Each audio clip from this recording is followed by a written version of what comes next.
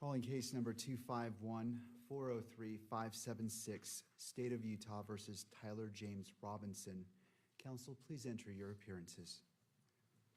Chad Grunander, Ryan McBride, David Sturgill, Lauren Hunt for the state, Jeff Gray, the county attorney, as well as Chris Miller are also present. Good morning. Good morning, Judge. Good morning, Your Honor. Good morning, Your Honor. Good morning, Your Honor. All right. Kathy Nestor, Michael Burt, Richard Novak, Stacy Visser here for Mr. Robinson, who's seated to my right.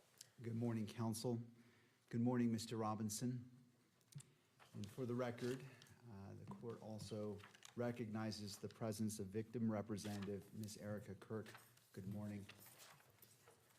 First, with respect to courtroom protocol, to maintain security and decorum, any individual who exits the courtroom during proceedings will not be permitted to re-enter until recess. All counsel are expected to take reasonable measures to safeguard confidential communication. Such measures may include the use of screen protections on electronic devices. All right, is it the audio working? All right, well, let's just take a brief moment.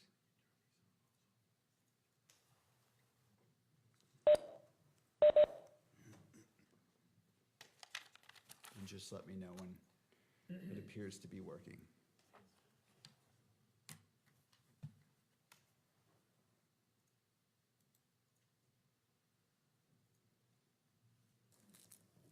And while we're waiting, if you have any water bottles or such, feel free to drink them. It is a little bit warm in here today, so I will be drinking from my water, so don't hesitate to use that if you need to.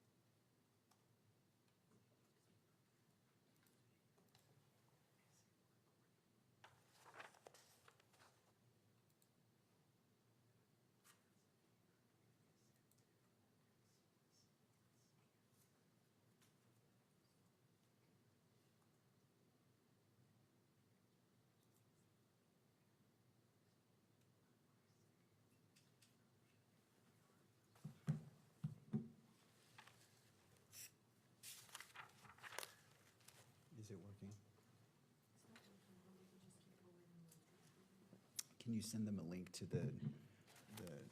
where this is being streamed so they have something to look at? I see. All right. All right, let's go ahead and continue. And let me repeat it just because the audio may have cut out. All counsel are expected to take reasonable measures to safeguard confidential communication. Such measures may include the use of screen protections on electronic devices and care to avoid the inadvertent capture of privileged or private discussions by recording equipment or by those present in the courtroom. Second, the court will address the camera operator and still photographer, and I will invite you to come forward.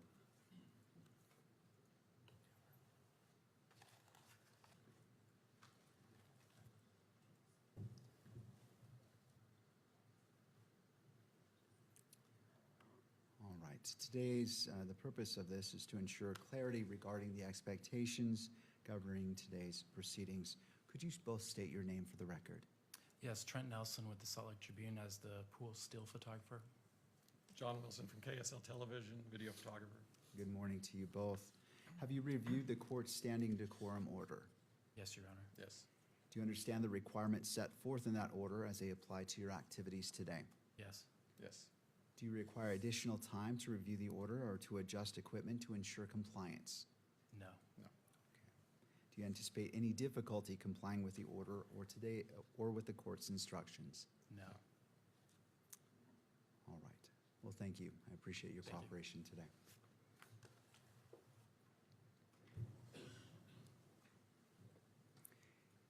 As we begin this morning, the court wishes to acknowledge the importance of the safety, dignity, and well-being of all those who are present or who may be present during these proceedings, including the parties, counsel, witnesses, court staff, and members of the public.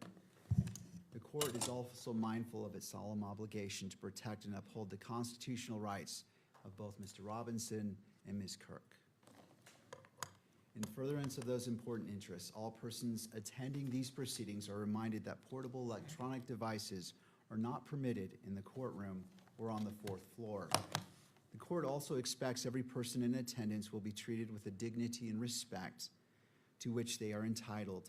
Consistent with the court's standing decorum order, all spectators shall remain quiet, civil, and orderly during all times. Spectators shall not engage in conduct that is distracting, disruptive, provocative, disrespectful, uncivil, or threatening in any manner. Spectators shall not make audible comments of any kind, shall not shake or nod their heads, and shall not make gestures or other visible reactions during today's hearing.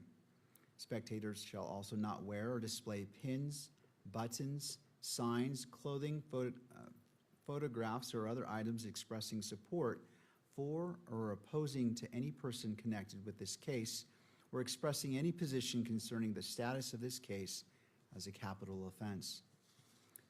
The court appreciates the cooperation of all present in maintaining a courtroom environment that is safe, respectful, orderly, and faithful to the rights and dignity of every person involved. Turning now to counsel. Before we begin, I wish to acknowledge the professionalism, civility, and competence demonstrated by counsel for both the defense and prosecution during yesterday's proceedings. It is evident to the court that each of you approach this matter with seriousness, preparation, and a deep commitment to your respected responsibilities. The court appreciates the care which you have taken in advocating for your positions and the respectful manner in which you have done so. Thank you. Do either party require the benefit of the record before we proceed? The state does, Your Honor. Mr. McBride will address the court. All right, and just as a reminder, the microphones at council table are turned off to prevent the inadvertent capture of any communication. So if you would like to come forward, thank you. And turning to Mr. McBride. Thank you, Your Honor. Before this hearing, the defense moved to find Article 1, Section 12 of the Utah Constitution, Rule 7B, and Rule 1102 unconstitutional as it relates to the admissibility of hearsay and reliable hearsay at this hearing. The issue was extensively briefed and argued. The court denied the defense motion to exclude the use of reliable hearsay at the preliminary hearing. That ruling is at docket number 631. In addition, defense counsel filed a standing objection on July 3rd. That's docket 678.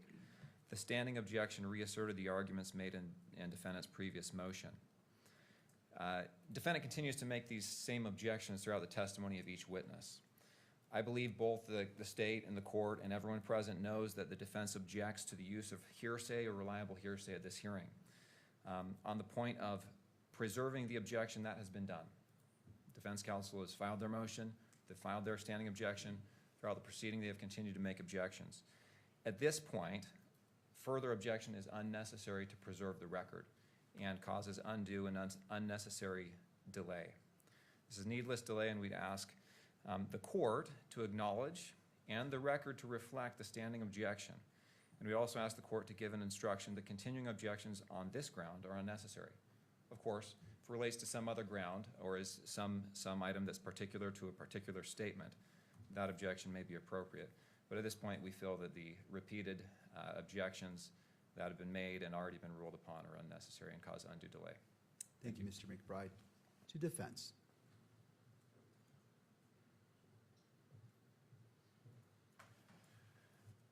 Good morning, Your Honor. Michael Burt for Good Mr. morning, sir. Robinson.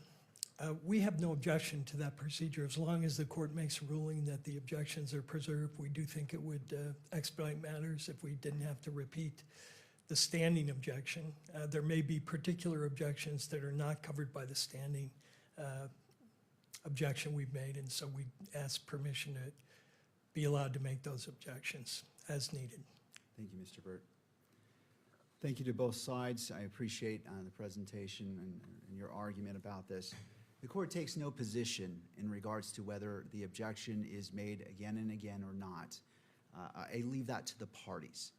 I recognize the need to expedite this, and if both sides stipulate, I will adopt the request that the standing objection as it relates to 1102, Article 1, Section 12 of the Utah Constitution, and all relevant authorities that have been cited have been noted, and the standing objection by defense is in place.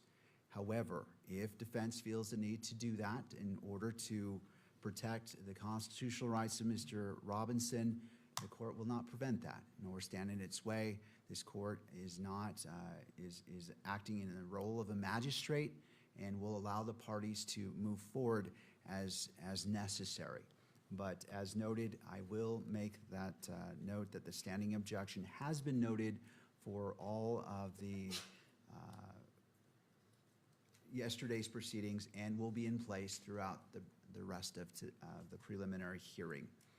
Anything further or any need for the record given the court's statement? Not from the state. No, Your Honor. All right, thank you. All right, the court acknowledges that the exclusionary rule is in effect. At this time, any witness who is subject to exclusion should be excused from the courtroom. And again, I will leave it to the parties to monitor the courtroom to ensure that if a witness has come in, and they shouldn't be, that they are redirected. I invite Agent Hull to return to the stand to resume direct examination. And Agent Hull, you are still under oath. Mr. Sturgill? Thank you, Judge. And before we begin, is there a way to dim these lights just a tad like we did yesterday?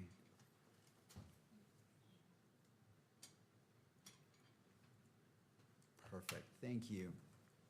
All right, as of yesterday, there is also a water bottle to your left.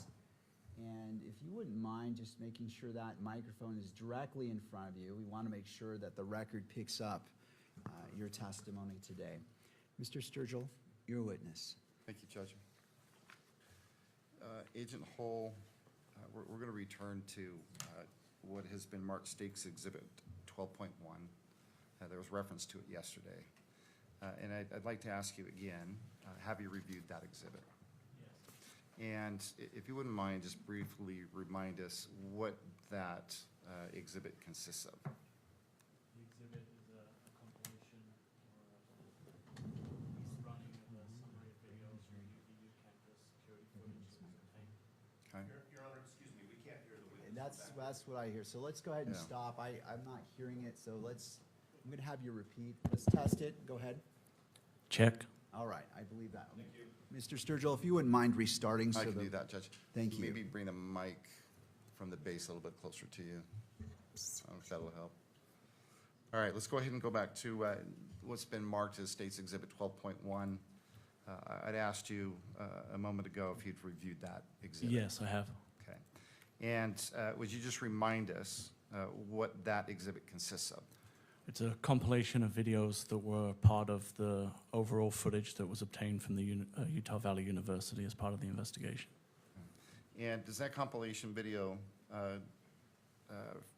from your point of view, capture Mr. Robinson arriving to and visiting the UVU campus It does, yes. on September 10th through the 11th, 2025?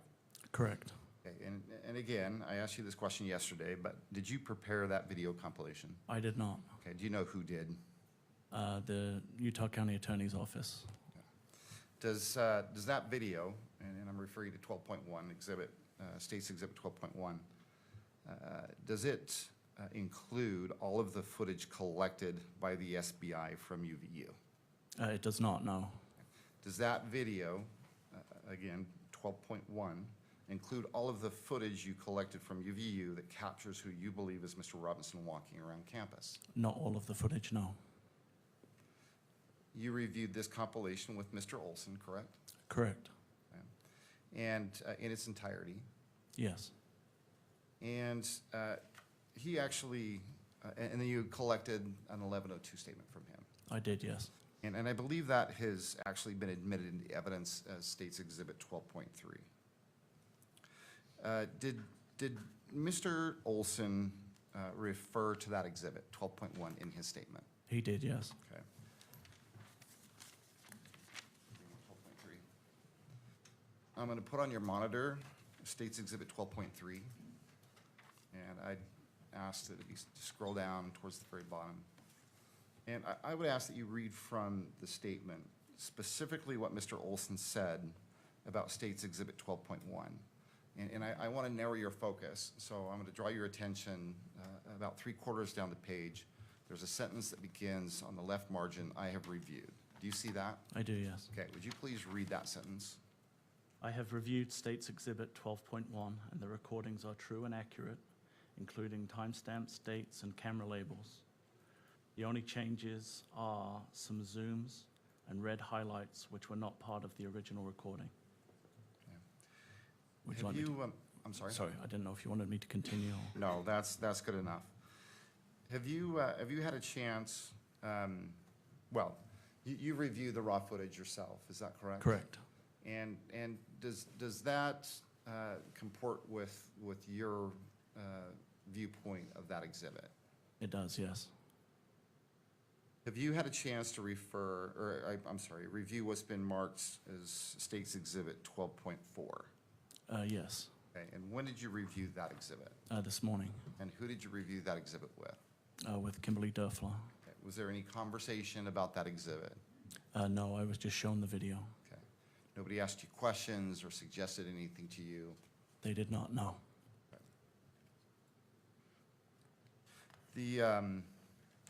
Did you prepare that exhibit? I did not. Do you know who did? The Utah County Attorney's Office. All right. And I'm referring specifically to what's been marked State's Exhibit 12.4. What is depicted in that video? That video is, again, a compilation of videos from the overall footage that was obtained from Utah Valley University for September 11th and September 12th. And how does it compare to what's been marked as State's Exhibit 12.1? It appears to be the same footage. However, on this particular version, there were no circles or blurs that had been made to the video. How about zooming in and zooming out? No, there was no zooming or zooming out. Does it appear to be identical to the raw footage that you've seen that portrays this particular part of the UVU surveillance video? It does, yes. Judge, the state would move to admit what's been marked State's Exhibit 12.4. And Your Honor, we just object to the publication of this for all the reasons we argued yesterday. We think this video is going to play a big role in the trial, and to allow the public to see it now would seriously impact our ability to get a fair trial, and we're asking the court not to publish it. thank you. And Mr. Sturgill, and to all counsel, as it will apply to all counsel, when you are moving a piece of evidence, it's the three parts, whether admissibility into the record, Right. to be published in the courtroom, to be published in the courtroom and captured by the media. So, Mr. Sturgill, as it's your request, what are you requesting? Judge, first of all, clearly I'd move to admit the exhibit. I'd ask, and Judge, the presumption is that this is a public record and should be published. And so the state's position is that it should be published here in the courtroom, and it should be published in such a way that the media can capture it on video. All right. Your Honor, can I be heard on that very briefly? You may, if you would approach the lectern, please, and state your name. I'm David Ryman. I represent the news media. I didn't make an appearance because the news media technically aren't parties, but as you know, they do have the right to be heard on issues like this, and I've tried to keep that to a minimum. But since this is the first one coming up today, I thought it might be helpful to just address it again. There is a presumption not just that it be published in the courtroom, as we talked about yesterday, because the participants or the spectators in the courtroom have a right to know what the court is viewing so that they can understand how you're making your decision. This seems like a very important piece of evidence. It doesn't seem like there is a basis to keep the people who are in the courtroom today from understanding why it's being introduced. It is not like the videos yesterday, and my understanding at least is, and you can correct me if I'm wrong, but we didn't object to the videos that weren't published yesterday that were graphic. We didn't object to the non-publication of the autopsy report. The argument here that Ms. Nestor just made is this seems really relevant, and that is precisely why it needs to be public. With the last thing I'll address is just EMC. There is a presumption, it's a rule presumption, not a constitutional one, that EMC is allowed. And I think that for all of the reasons that we've briefed this for your honor several different ways, there needs to be a really good reason why. You know, if it's being published in a public proceeding in the courtroom, it should not also be it should not also be allowed to be published to the media. So, Thank you. thank you. Mr. Sturgill, did you wish to respond or perhaps give a little bit more detail on what this video purports to show? Well, do you want me to proffer that, Judge, or have the witness? I'll defer to you. Okay. Well, first of all, if I could take one step back. Let me ask you, I may have misheard, but let's just be clear about this video, the compilation video. It includes video surveillance from UVU campus from what dates? September 10th, 2025 into the morning of the 11th, 2025. And if you wouldn't mind just describing in a bit more detail what this compilation includes. The compilation shows the movements of the individual believed to be Mr. Robinson on Utah Valley University campus, arriving and leaving in a vehicle, arriving and leaving on foot, and then returning and leaving, and then attempting to gain access again in a vehicle. And his movements throughout the day are included in the videos also. Is there any footage of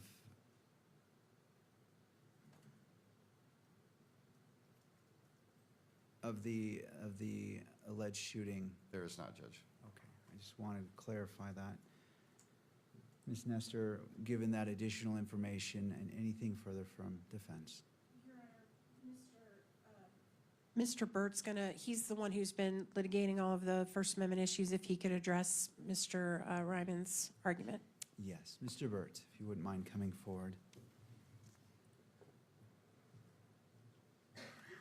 Judge, I wanted to clarify one argument that was made by counsel for the media yesterday, and that was the rules, the Rule 4-202.02 does not apply to the situation we're in right now, and that is wrong.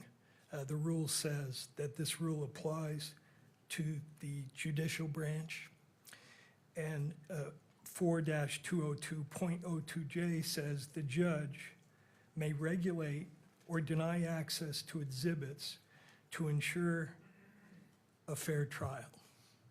So I think that rule does apply to our situation, and the Supreme Court in the Algier, ALLGIER case, 258 Pacific 3rd, 589, applied the rule in the context of an evidentiary exhibit.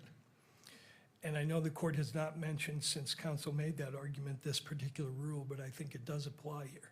And also applicable is the Supreme Court's decision in the Kearns case, which we talked about when we argued the motion for denying access to the cameras. And that case, Kearns versus Tribune Corporation, 685 Pacific 2nd, 515, says that the standard the court ought to apply in determining whether an exhibit at a preliminary hearing should be sealed is one of a, quote, realistic likelihood of prejudice. And we rely on the evidentiary showing we've made in connection with our motion to exclude cameras, that there is a realistic likelihood of prejudice in this way.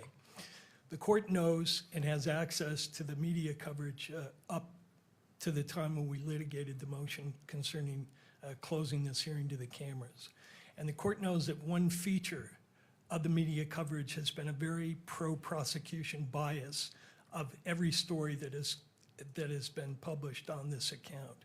The court also knows from that coverage that information is being widely disseminated, and you have found in connection with the shackling issue that the publicity in this case is likely to reach jurors who will be part of our jury pool. And we've also submitted to the court a public opinion survey which shows that the prejudicial publicity that the media has already generated in this case has affected the jury pool. And so those are all factors the court can point to and rely on and conclude that publication of this particular exhibit should not be allowed because there is a realistic likelihood of prejudice to Mr. Robinson's right to a fair trial. So under that standard and under the rule, the court ought to deny publication. Thank you, Mr. Burt. Thank you. Any final argument from the parties before the court issues its ruling? Your Honor, can I be heard on that briefly? Yes, you may. Thank you, Your Honor. David Ryman. I just wanted to clarify. I don't know that Mr. Burt and I necessarily disagree about what he said about the rule. What we were talking about yesterday was something different. That is the portion of the rule that classifies records that are in the court file. You know, it's not the same as what happens in a public hearing. And Mr. Burt referenced the portion of the rule that essentially just tracks the constitutional standard, which of course, you know, controls here as to whether in this public proceeding it can be closed in any way, and non-publication of exhibits as a form of closure. So I don't necessarily disagree. I would just underscore a lot of what Mr. Burt just said has been briefed ad nauseum at this point.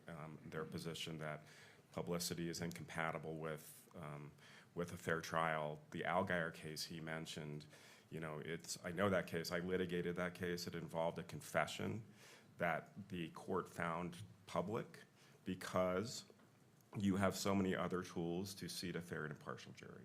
And we have cited that case repeatedly, and so has Your Honor, I think, recognized it in your ruling, saying pretrial publicity can coexist with the defendant's right to a fair trial.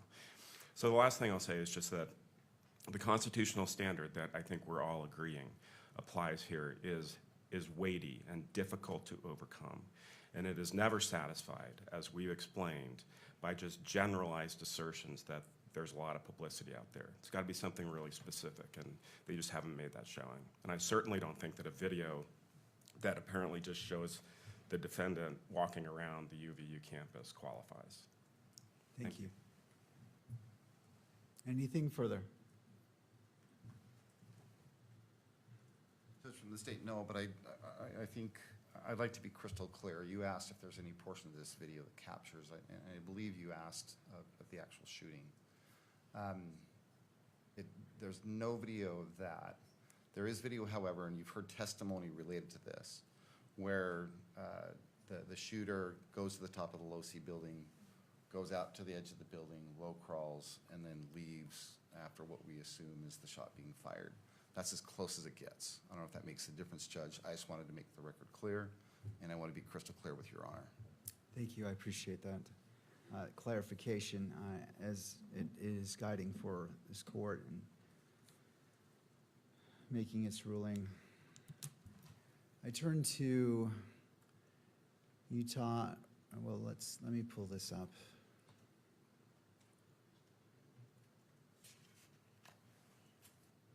So Rule 4-202.02.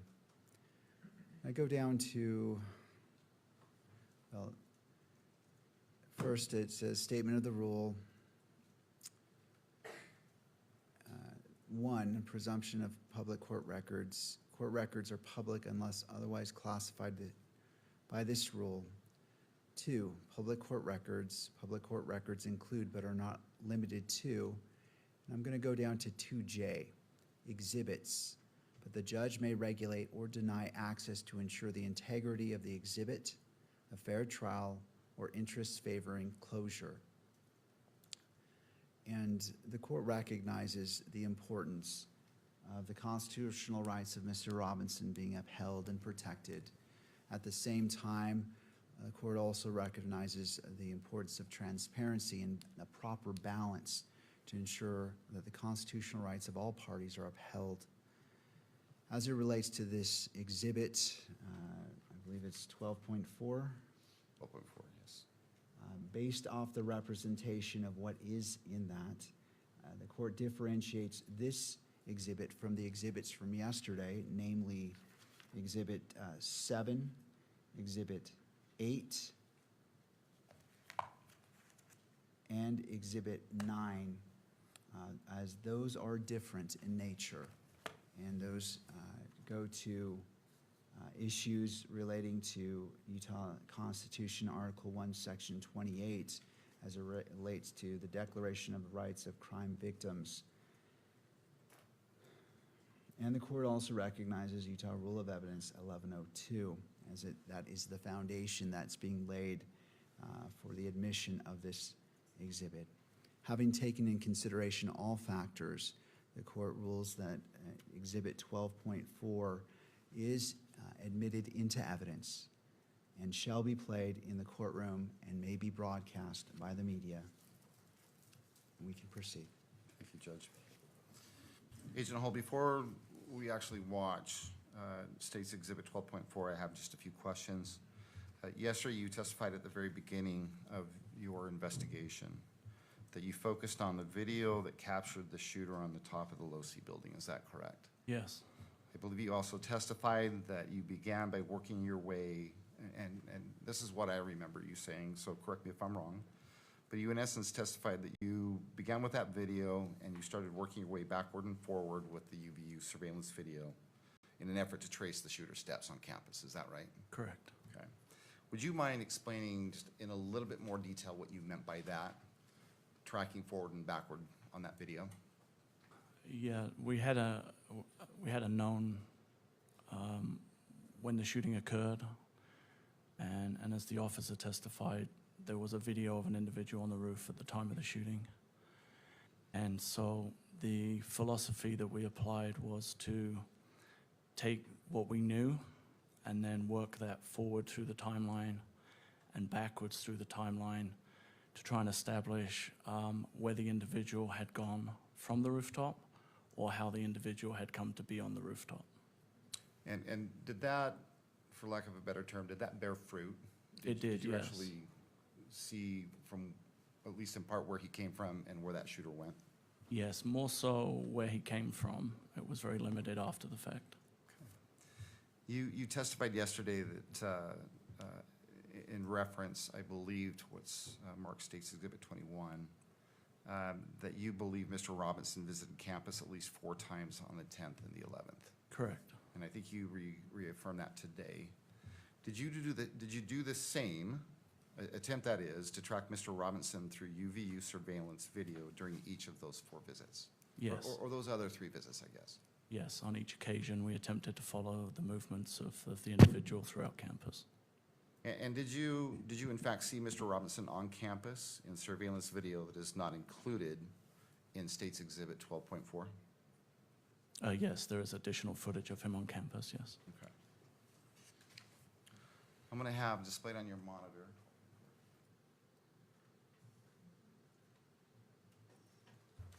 What you're going to see is a paused or a still image.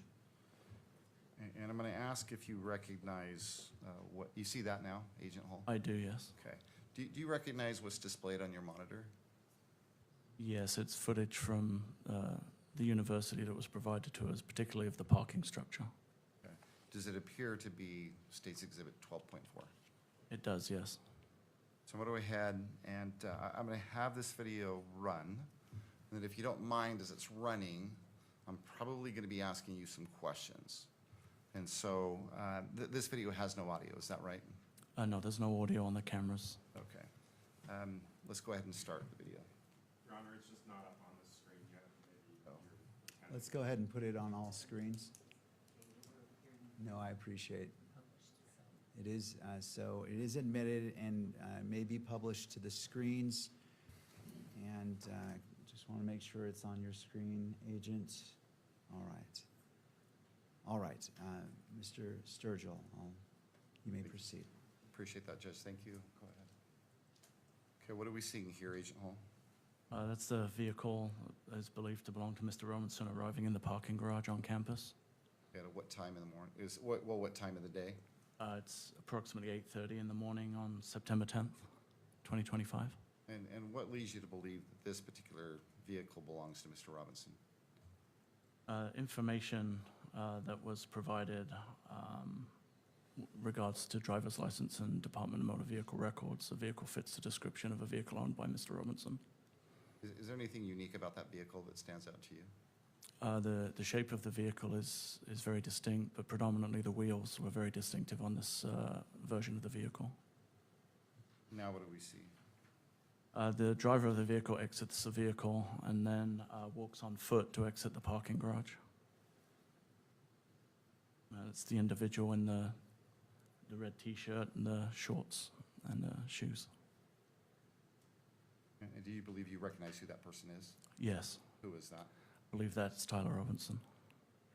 All right, and where does he go from there? He heads out of the parking garage on foot into the campus and actually goes to the quad area of the campus. At that time, he makes contact with some representatives from TPUSA. By quad area? Sorry, the amphitheater is what I previously referred it to. All right. So he goes up onto campus, visits the amphitheater area, the courtyard or quad. Correct.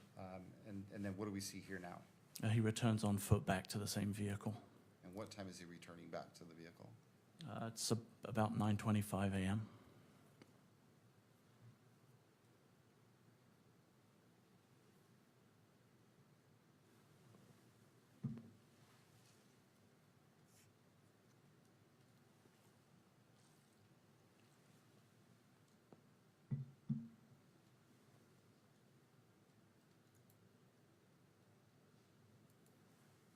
And where is this parking structure located on campus?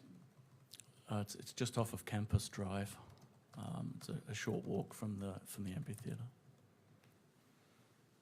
What do we see now? That's the vehicle exiting with Mr. Robinson driving the vehicle.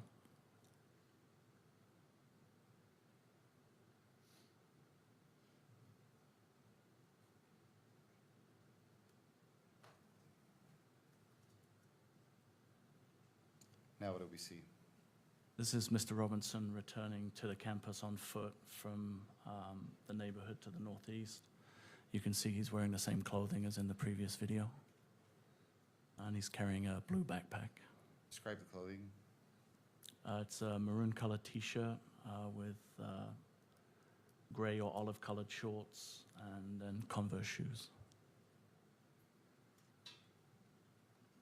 And what time did he return to campus? Just after 10 a.m. And does he leave the parking structure eventually? He does, yes. Okay. And during this visit, do you know where he goes after he leaves the parking structure? Yes, we were able to track his movements on campus. He went to Chick-fil-A in the Sorensen building and purchased some food, sat and ate the food. Then, And I'm sorry, Where did he purchase the food from? Chick-fil-A in the Sorensen Center. And where is that in relation to the amphitheater or the courtyard? It's kind of on the northeast side of the amphitheater. It would be on the upper back edge of the amphitheater, furthest away from where the tent was that Mr. Kirk was in. And from there, where does he go? From there, he moves across campus, out across Campus Drive into a wooded area on what would be kind of the northeast side of Campus Drive. Then returns back onto campus. We noticed at this point that he's no longer carrying the backpack that he was originally wearing. He moves through the Gunther building and the computer science building And goes where? then, I'm sorry? And then goes where? Then goes across to the railing that gives access to the roof of the Losi building. From there? From there, he comes back down the stairs and walks off campus from that point. And about what time was that he left campus that second time? Do you know? I believe it was approximately 11 a.m. or just after, if I recall. I could verify from my notes if you need an exact time. Yeah, if you don't mind. That'll help you remember, refer to it. Don't read it out loud. Just let me know when you've had a chance to look at that, would you?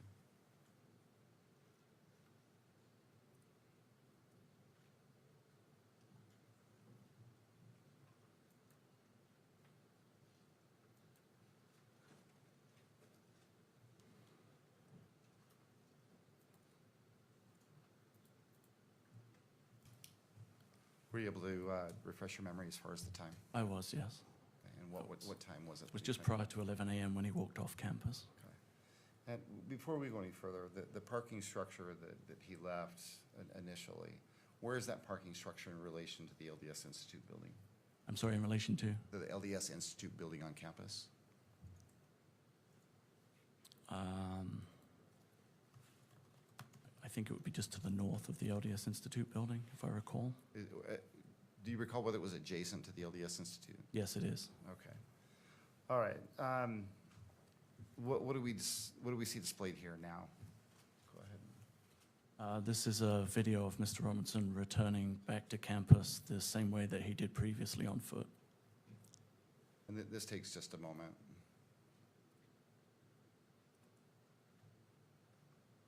And why, well, let me ask you this. You believe this is Mr. Robinson returning to campus? I do, yes. Okay. And why do you believe it's Mr. Robinson? The shoes are the same, and the images that we have are from my viewing and seeing Mr. Robinson on the video, it's the same person. He's noticeably wearing different clothing. He is wearing different clothing, and he also is walking with a gait or a limp in this video. With a gait or what? A limp. Okay.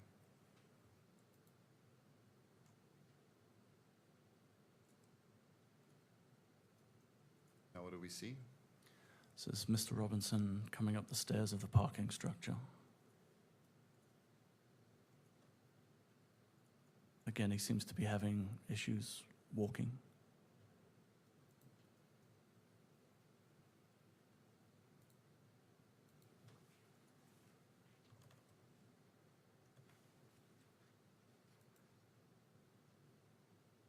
And again, were you able to track Mr. Robinson when he leaves this parking structure? Yes, we were able to. Okay. So when he leaves the parking structure, where does he go? He comes up around Campus Drive. As you can see on the video here, there is a cut through there north of the Losi building, and that's Mr. Robinson coming up the sidewalk. He has the noticeable gait or limp in his walk. And then he moves south across the front of the Losi building. On the sidewalk? Yes, correct. Okay. He would be the rear of the two individuals in this particular video. So right now, if you were to break this picture into quadrants, where would he be? He'd be in the top left quadrant, walking to the left of the image. Now what do we see? This is an image looking across the parking lot to the Losi building, and Mr. Robinson is appearing on the exterior staircase, which gives access to the Losi building roof and the area where the railing was. And again, let's break that image into quadrants. Where would he be located if you broke it into quadrants? It's in the top right, and the individual can be seen moving under the notations that are on the video.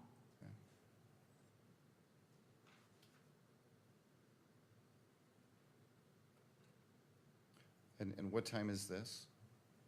It's just after noon, about 12:15 On what day? on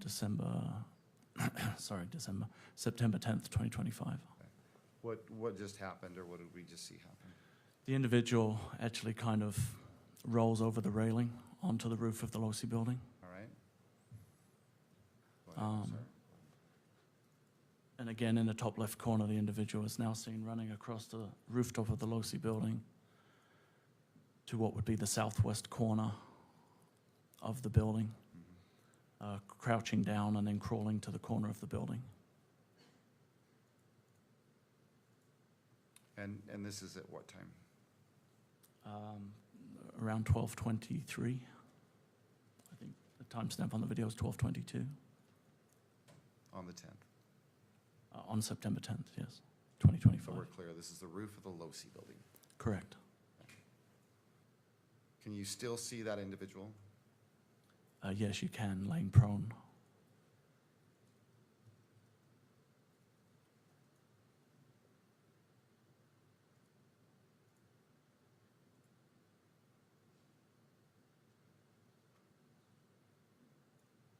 You believe this to be Mr. Robinson?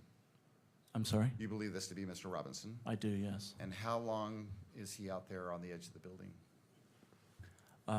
Just until the reported shot was fired at 12:23 and 28. The individual then stands up and then moves across the building to the north. Is that what we're seeing happening right now? It is, yes. They move behind the atrium area on the rooftop to the northeast corner where the white triangle is.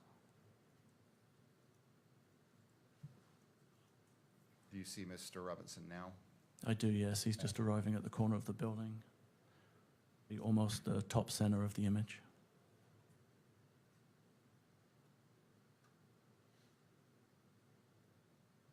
What are we seeing now?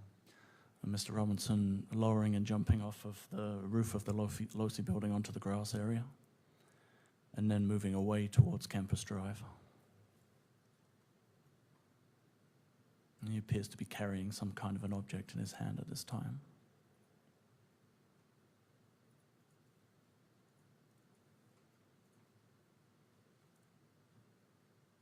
So he's approaching, Campus Drive, and again, broken into quadrants. Where is he currently? be in the top right quadrant. And the time? It's 12:24 and 42 on the timestamp. What do we see now? He then crosses Campus Drive and drops down into the wooded area on the far side of Campus Drive. And that is located in what part of the video? What quadrant? It would have been just off center on the top left side. What do we see now? This is the intersection of Campus Drive and 800 South. There's a vehicle attempting to turn right onto Campus Drive. That's the vehicle that's driven by Mr. Robinson. And on the screen, where is that vehicle that you're referring to located, if you broke it into quadrants? It's on the left side, on the upper side, the upper quadrant. Now what do we see? That vehicle's now pulling away and heading east on 800 South. And why do you believe that that vehicle is Mr. Robinson's vehicle?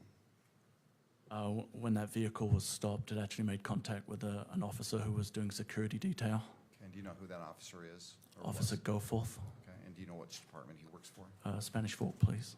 And did you have a conversation with Mr. Goforth regarding this interaction at that intersection? I did, yes. Okay, and what time was that interaction? I'm sorry, did I ask you that? It was approximately 12:30 a.m. On the 11th? on September 11th, 2025. So you talked to Officer Goforth about that contact on the corner on that, during the early morning hours of the 11th. Correct. And what did Officer Goforth tell you about that interaction? It was an interaction that, I guess cop intuition, but there was something about the interaction that made him make a note of the license plate of the vehicle. And then subsequently, when information was available that that vehicle, or a vehicle matching the description of that, was involved in the incident, he ran the information that he had obtained from the stop and was able to identify that it was registered to Mr. Robinson, and he had in fact had contact with Mr. Robinson on the morning of September 11th, 2025. The information that he ran, Do you know what information when you say that, he ran information, Yes, he ran a partial plate, okay, a license plate? correct. And based on that partial license plate, he was able to identify the owner of that vehicle? Yes, And did he tell you who the owner of that vehicle was? he did, yes. Okay, and who did he tell you that it belonged to? Said there were 2 registered owners of the vehicle, Tyler Robinson and an Amber Robinson. Did he say anything about the person that he actually interacted with? Yes, it was a male that he believed to be Tyler Robinson.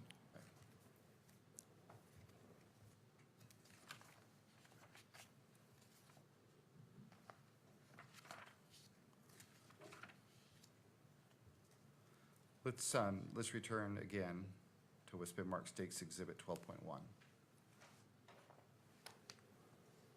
Again, you've reviewed that video. Yes, And the difference between 12.1, or what's been marked as State's Exhibit 12.1, and 12.4 are, if I understand you correctly, are these enhancements that we've been talking about? yes. And specifically, be specific about the enhancements, and let's go one at a time. Okay, I think there's a reference to either red circles or red highlights. I think Correct. That's how Mr. Olson described it, red highlights. yes. Do you know what he's, or what is he referencing by the red highlights, or what do you believe he's referencing?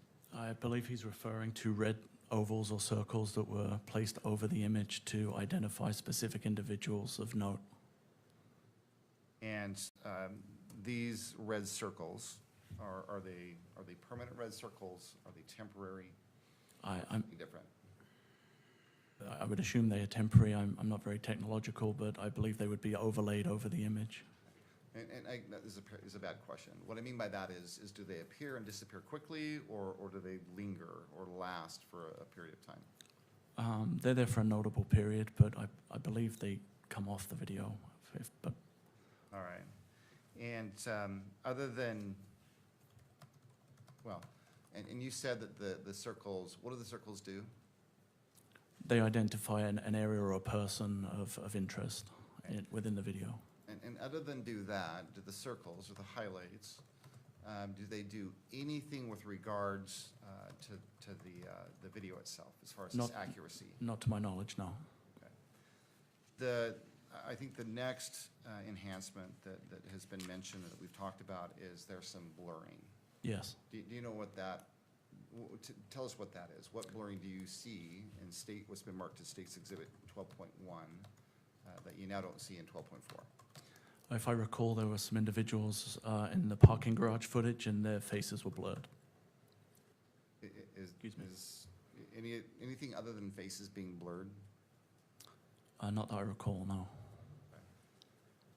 And how often do you see the blurring throughout the video? I believe it's just in the original sequence in the parking garage. The other than the blurring,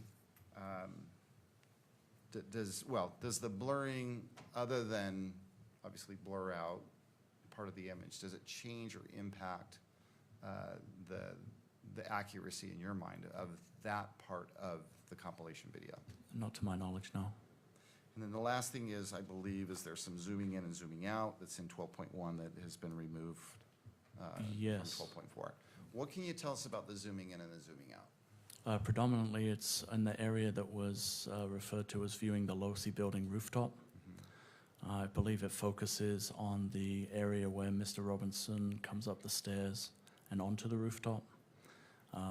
Those portions of that particular footage were zoomed in for clarity. Other than zooming in and zooming out, does at least that enhancement to the video, does it change the content of the video, No, the accuracy of the video in your mind? no. Okay.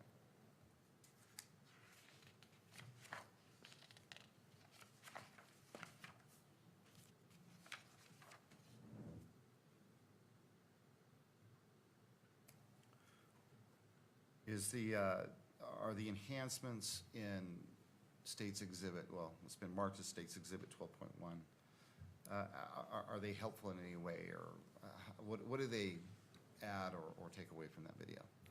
I think for people who are not familiar with the area and what's trying to be shown, they allow an opportunity for people to look at an individual who we believe to be Tyler Robinson, and also specific movements with more clarity than the original focal point gives.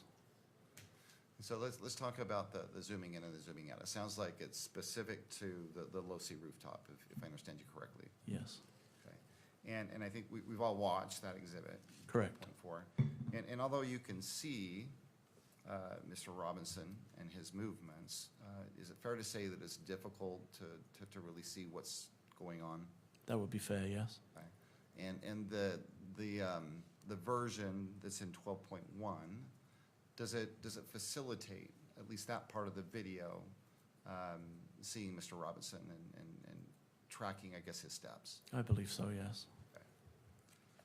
Judge, at this point, I think in combination with yesterday, the foundation that was laid yesterday, including the written statement from Mr. Olson, which has been admitted into evidence and is, well, it's already been admitted into evidence.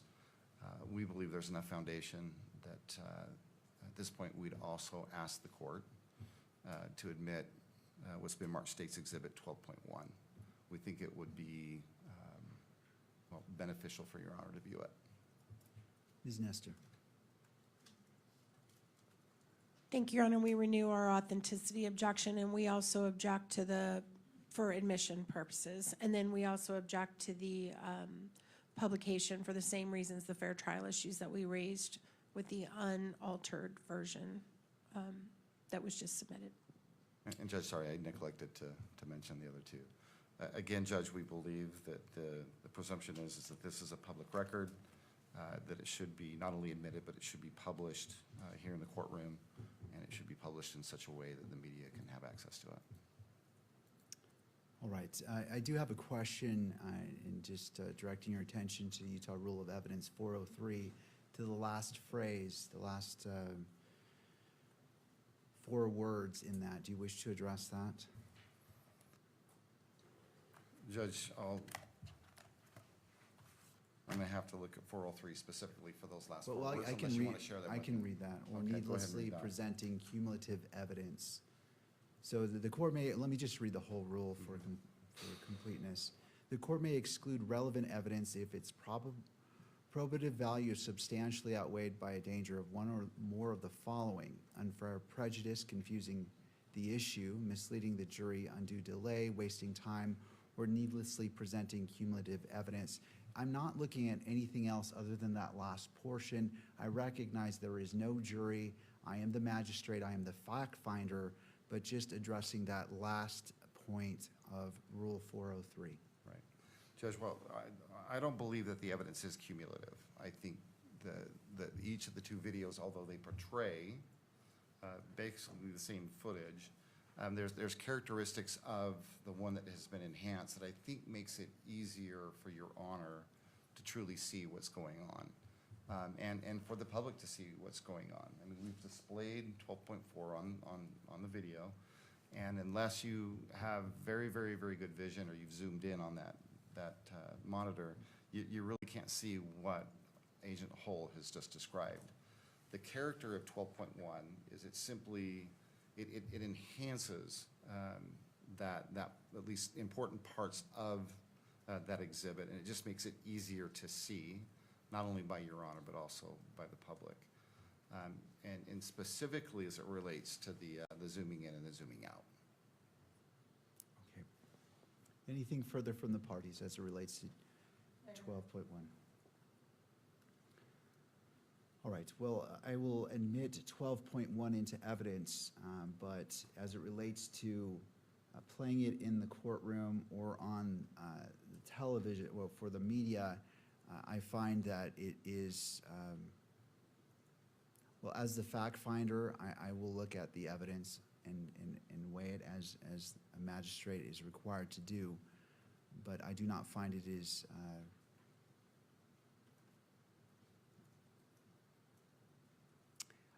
I don't find it's necessary to replay this video, given the representation that's the exact same video, the difference being enhancements made. If it was different in any way, or if it added to or subtracted from, that would be one factor. But because it's simply the same video, simply zooming in with circles or notations, the court does not find that the interest of justice requires it being played again.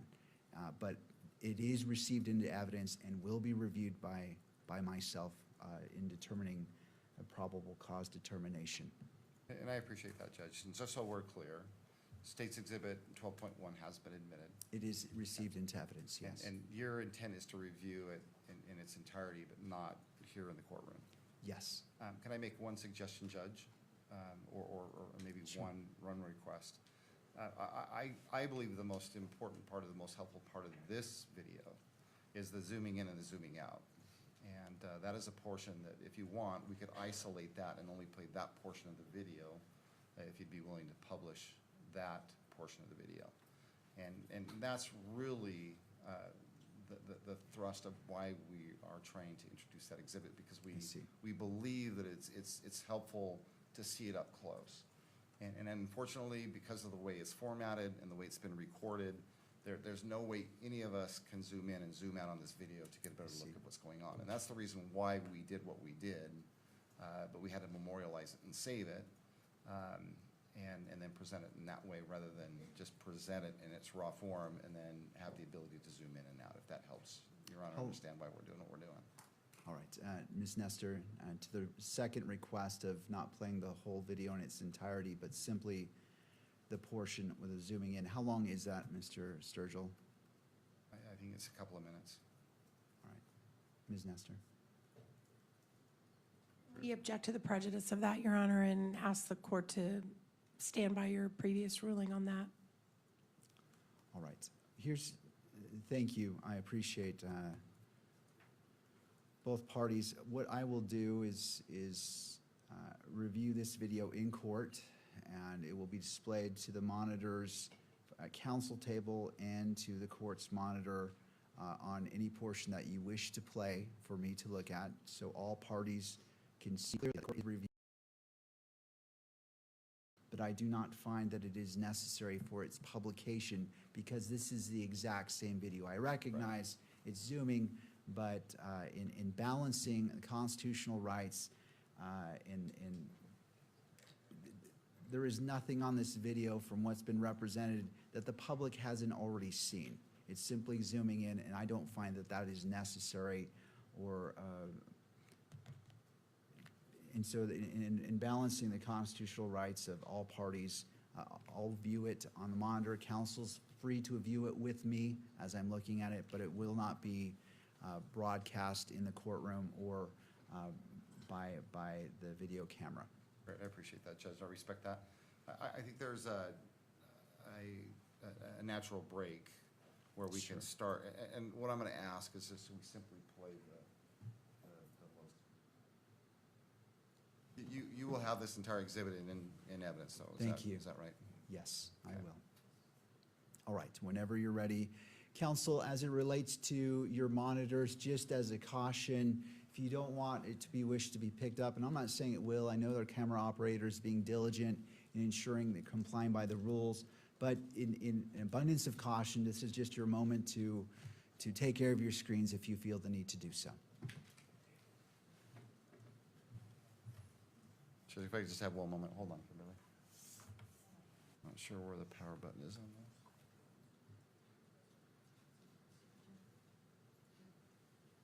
There we go. All right, counsel for defense, are we prepared? And for the state? Yes, Judge.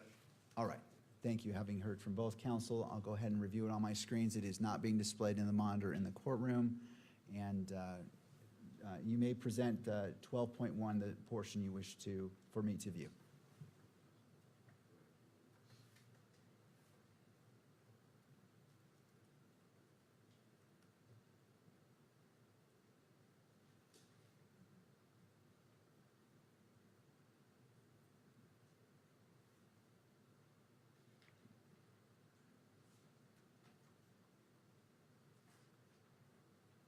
And just for the benefit of the record, do you want to put on the record the timestamp of what you're playing, at what point you're starting and stopping? As we go, or when we finish is fine. I just want the record to be complete.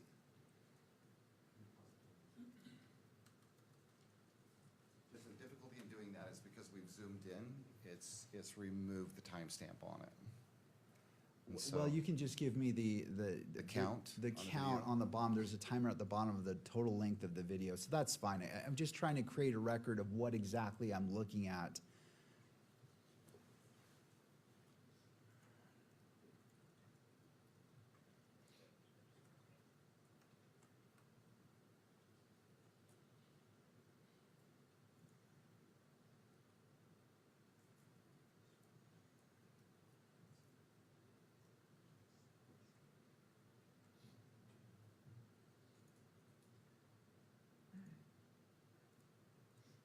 Whenever we pause on the court system, Oh, I see. No, it's limitations of technology sometimes. Thank you for letting me know.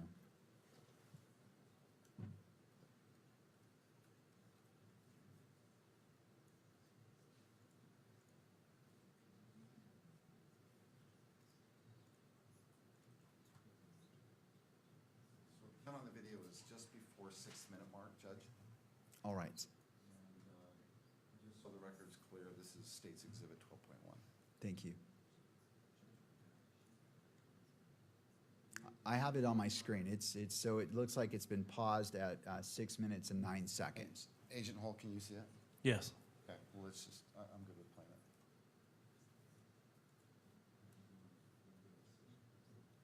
Judge, it's fine, we'll play it. Go ahead, Kimberly. It's playing.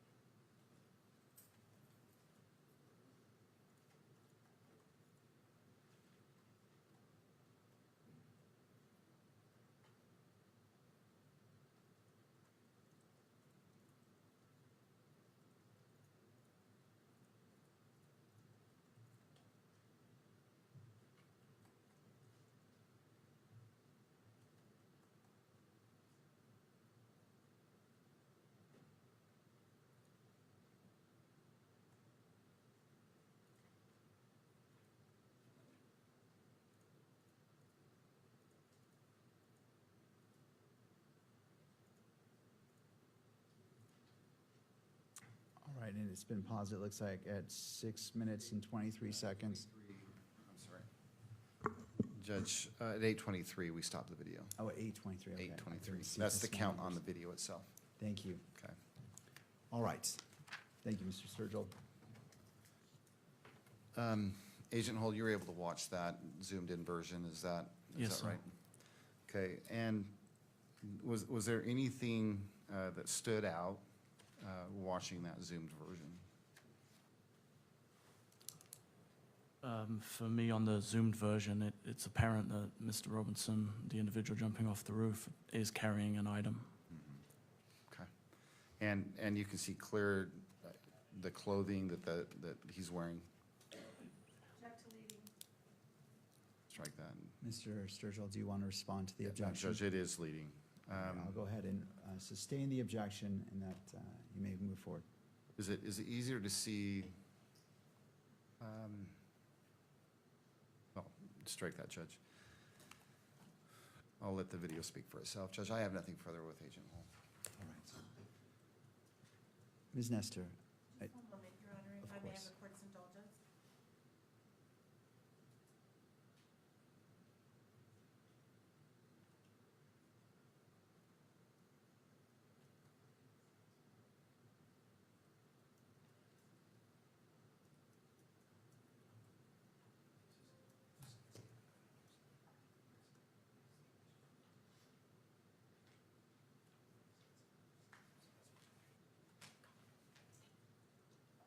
Thank you.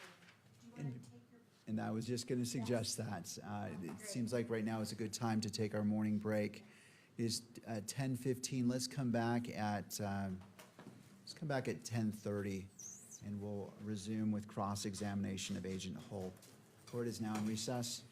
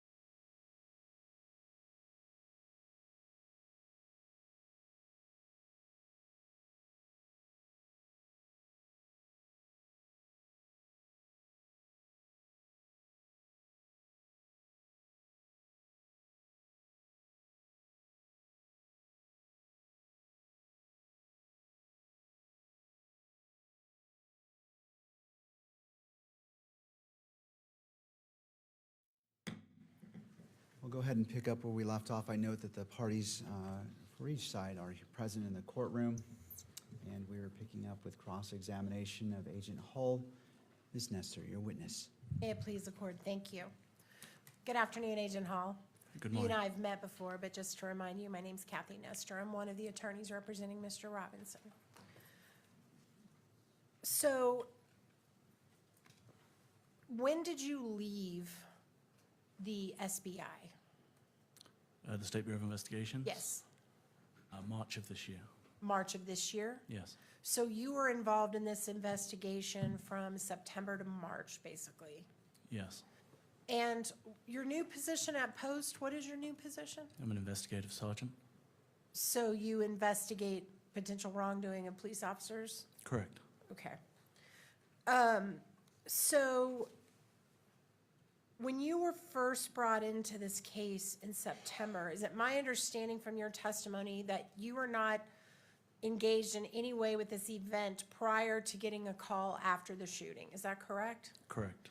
Does the SBI on occasion assist other agencies with preparing for big events like this or not? Is that not typically something you do? Not something that I've ever been involved with, no. Okay. And what time did you arrive on campus that day? I believe it was shortly after 1:30. So approximately an hour after Mr. Kirk had already been removed from the... Approximately, yes. Okay.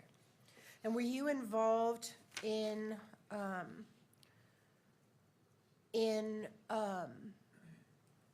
putting up any drones into the air? Were you part of that, or were you not It's involved? not, no. So how quickly after you arrived on scene did you become aware that you were actually going to be in charge of the scene? I believe it was approximately an hour after, so what would have been approximately 2:30. So for the first 2 hours, you were not in charge? For the first 2 hours, I didn't arrive till 1:30, so no. Okay. And once you came from on high that you were basically going to be in charge of the scene, what was your first priority? What were you focused on? We were focused on, through our major crimes team and our lieutenant, putting together an investigative team and developing initial assignments and a plan as to what we were going to do moving forward. And part of that is protecting any potential forensic evidence that may be found on the scene. That's clearly important, right? Correct. Preserving the scene, right? Correct. But it sounds like that's not really your area. That was more maybe Agent Falmina's area? Agent Falmina was assigned to process and document the crime scenes. It was my understanding that the known scenes at that time, amid the chaos, had been contained and had been secured by the on-campus officers who were already on scene. And what's your understanding of what the known scenes were? In other words, the area where there might potentially be evidence that you needed to process? I know that the amphitheater area was cordoned off and managed as best it could with the number of people that were there. I was also made aware that there was a rooftop area that had been secured, and also an area off of the side of that building that had been secured by an officer. And that building was the Losi building? Correct. Wasn't there also a bullet found on another building? I believe an unfired bullet had been found on another building at some point during my time there on September 10th, yes. Which building was that, sir? I don't recall. Was that considered a scene that was worth preserving? It was not. My recollection is that that was accounted for as an ejected cartridge from an officer who had cycled his rifle. Okay, I thought you said it was an unfired bullet, and now you're saying it was a That's correct. cartridge? When a weapon is cleared, an officer would make his rifle ready, which would chamber around. Oh, I got you. And my understanding was that that's how that was accounted for. So an officer claimed that bullet belonged to him or her? That's my recollection, is that was how it was accounted for. And when was that accounted for? I don't know specifically. Do you remember what type of bullet that was? I don't. Was it a 30-06? Do you remember? I don't. Okay. Do you know where that bullet is now? I don't. Okay. So you had the amphitheater area that had to be preserved. And how far out did that stretch? The entire amphitheater or just the area around the tent or what? My understanding was the entire amphitheater area was cordoned off, and there were attempts to secure the campus itself with a perimeter of officers who were monitoring or preventing people coming and going. When you arrived on the scene, were you aware that an individual had been taken into custody? I had heard that, yes. Did you ever have any interaction with that individual? I did not.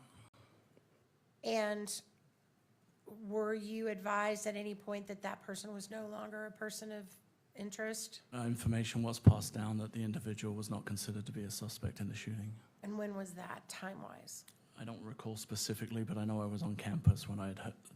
So whoever arrested him as a potential suspect got that wrong. He wasn't the actual suspect, right? Sorry, got what wrong? That he was the shooter. The person I believe to be the shooter was not the individual who was taken into custody, correct? And then was there anybody else taken into custody as a person of interest? There were several people who were detained for questioning and who were interviewed throughout the investigation. And none of those people were they were all ultimately cleared by you or somebody connected with you? Correct. And were there any other guns confiscated on the scene that day? There were other firearms that were located on the scene, yes. How many guns were confiscated that day? I don't know specifically confiscated, but I know that there was a firearm found in a backpack that was accounted for during the day. What type of firearm was that? It was a handgun, Any other guns that were found on the scene? not that I recall.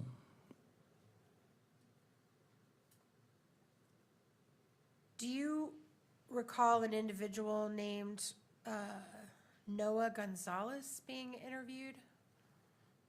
I don't recall that name specifically. Let me see if it refreshes your memory that he was an off-duty, I think maybe trooper that was on the scene that day and that was involved in recovering the holster? Does that refresh your memory? I know that a trooper was interviewed having been on scene. I don't recall if it was Gonzalez. I don't recall the name, but I do know there was a trooper that was interviewed, yes. Okay, and just a moment, Your Honor. And do you recall the trooper that was interviewed saying that there was actually a gun found in that holster? I do not. You do not? No. Okay. Can we pull up?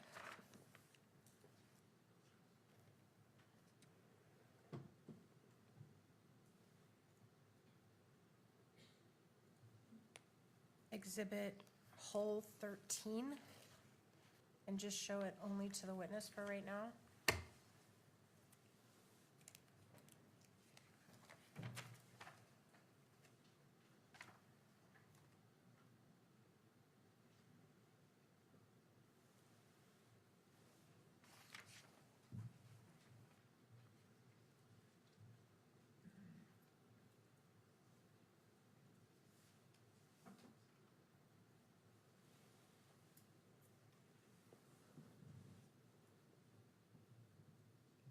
All right, can we go to page 2 of that report? Do you recognize this report? Have you reviewed it as part of your investigation duties? I do recognize the report now, yes. Okay, and this is a report prepared by actually Mr. Davis, who's going to testify later in this matter. Is that right? Correct. Okay, and on page 2, this is the interview of Noah Gonzalez. Is that right? That's what it stated on page 1, yes. And he's an off-duty trooper who happened to be there that day? Correct. And do you see on the second paragraph, does that refresh your memory about whether Trooper Gonzalez believed there was a gun found in a holster in that area of the amphitheater? Trooper Gonzalez included in his report that there was a gun, yes. Okay. Thank you.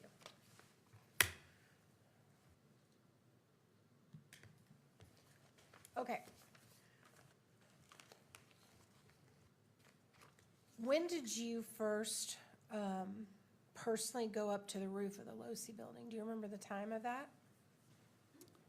I don't recall. I know it was dark when I went up to the roof, so it would have been later that evening. And at the time you went up there, there was already crime scene tape that had been placed around it? There was an officer standing security. Right. And to your knowledge, as the head of the investigation, did they ever find any bullets or casings anywhere on the low-C roof? Not to my knowledge, no. Did they ever find any bullets or casings anywhere around the low-C building? When you say around the Low-C building, do you mean how close? Like immediately around the Low-C building? Correct. Not to my knowledge, no. Okay.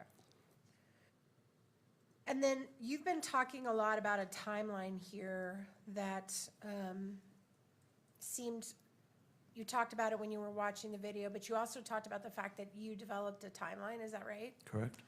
And can you pull up hole 1, please? I'm pulling up on your screen your report that you prepared. Do you recognize that? I do, yes. And what's the date that you drafted that report? Looks like September 14th. It says date created. And that's the place where, if you could go to page 2, please.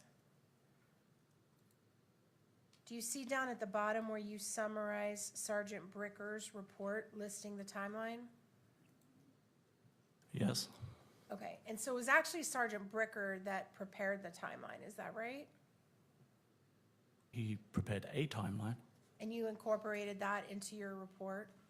No, I created a timeline. You created your own timeline? Yes. Separate from the one that's in this report? Yes, using information obtained in the investigation. And when did you create that timeline? Over the course of the investigation, over a long period of time, after a lot of reviewing video and investigative time. So, as of September 14th, Tyler Robinson had already turned himself in to the authorities, is that right? Yes, I believe he turned himself in on September 11th. So, prior to the time that Tyler Robinson turned himself in, had you all prepared a timeline? A documented written timeline? Yes. Not to my knowledge. I don't know when Sergeant Bricker produced his specifically. And isn't it fair to say that as of the moment that Tyler Robinson voluntarily surrendered to authorities in Washington County, as of that moment, you all did not know who the shooter was, is that right? We had identified a person of interest, but we did not specifically know who the shooter was at that time. Okay. And you became aware that Mr. Robinson was voluntarily surrendering how? How did you become aware of that? That information came originally, I believe, from the Washington County Sheriff to the administration at the control center at the university on the evening of the investigation, Okay. or the second evening of the investigation. All right, we're going to get back to that in a minute, but I just wanted to get the timeline down. All right, now I want to go back to the videos that we've seen and the question that I just asked before, which is it fair to say that nothing about the video of the individual on the roof revealed to you, you couldn't see facial features, you couldn't see what they were wearing, correct? Of the individual on the roof? Correct. I know that there was a meeting to discuss perhaps a pattern on the front of the shirt that was observed when the individual was jumping off of the roof. Okay, that's fair. But at that time, as of the 11th, before Mr. Robinson turned himself in, you all had not been able to determine that, is that right? Excuse me. Determine who he was, or No. determine distinguishing features? Determine distinguishing features of the video Yeah. of the person on the roof. Yes, we had a person of interest, and those images were released to the press. You're talking about the ones in the stairwell from the Correct, from the parking garage. correct. But the video on the roof was not distinguishable, fair? That video as a standalone Yes, was not, no. okay. And in fact, the video on the roof, well, strike that.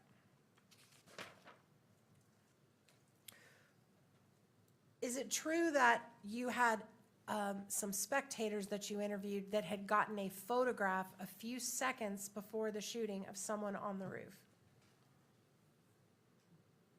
Sorry, I'm not sure I understand the question.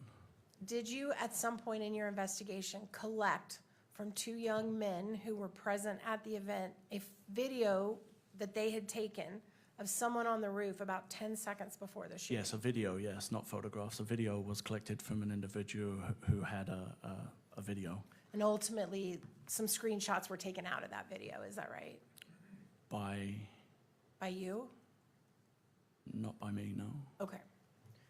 That's fine. It could have been someone else. Okay. But did you see the video that those young men took? If you're referring to the video that is looking north and shows an individual dressed in dark clothing on the corner of the roof, Yes. if that is the video, I have seen that video, yes. Did you review the interview of those young men? I did not. Do you know how they described the person on the roof? I don't know if I read it or if I heard it, but my understanding was they believed it was Overwatch or some kind of a police Overwatch for the event, Okay. if that's my recollection. And do you remember anything specific about the person's build that they discussed when they described the person on the roof? I do not know. Okay.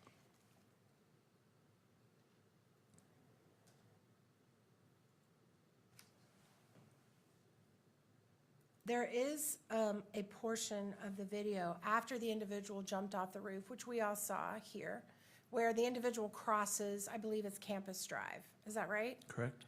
And there's a moment where the individual waits and there's two cars that pass in front of him, right in front of him. Correct? And is this the moment where you are submitting that he was holding a gun in his hand? As you cross the road? Yes. From my observations, would show that he's carrying an object in his hand that's concealed or in a bag, and it is long and has the appearance, based on my training and experience, it could be a firearm. But do you see a gun anywhere? The actual gun? In the video? Yeah, No. all right. And did anybody that was driving by on Campus Drive that day report to you or any other investigative entity, hey, we just drove by a guy with a gun who was leaving campus and he was standing right by my car? We did not receive any reports to that effect, no. Okay. Also, when you were revealing the timeline, exactly how long was there between when the person was prone on the roof and when the shot was taken? Do you recall? If you would like to replay the video, I can time it for you, but I don't recall. It was, my guess, I would estimate between 15 and 30 seconds. So between 15 and 30 seconds to lay flat, take a shot, and get up and run off, right? I think you asked how long he was prone. I Right. think it took longer for him to crawl into position Okay, and then establish a position Oh. and then take the shot. He appeared to be in prone for approximately 15 to 30 seconds, but the video would verify that. okay, thank you.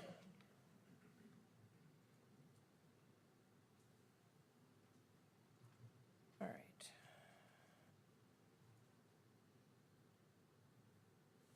I want to talk to you for just a minute about the video that was taken. And I'm not going to get into I'm not going to show it, just so that in case anybody's concerned about leaving the courtroom, I'm not going to show it. But there was a video that was taken by Mr. Ty Phillips from behind the individual that was speaking to Mr. Kirk. Correct? And it showed like a dead-on view of Mr. Kirk and parts of his security team, is that right? And then you also have video that you described that shows the back of the tent at the moment the shot happened, is that right? Behind Mr. Kirk? You're referring to the UVU video in the breezeway? Yes, We have that video, yes. okay. And can we pull up the last video, the last clip, 49? I want to show you, just you, this clip. That is a little clip from that video under the breezeway that's behind the tent, right? Correct. And just to be clear, this area behind the tent would not have been visible to anybody that was on the Losi building. Is that fair? I can't answer that question. Yeah, sure.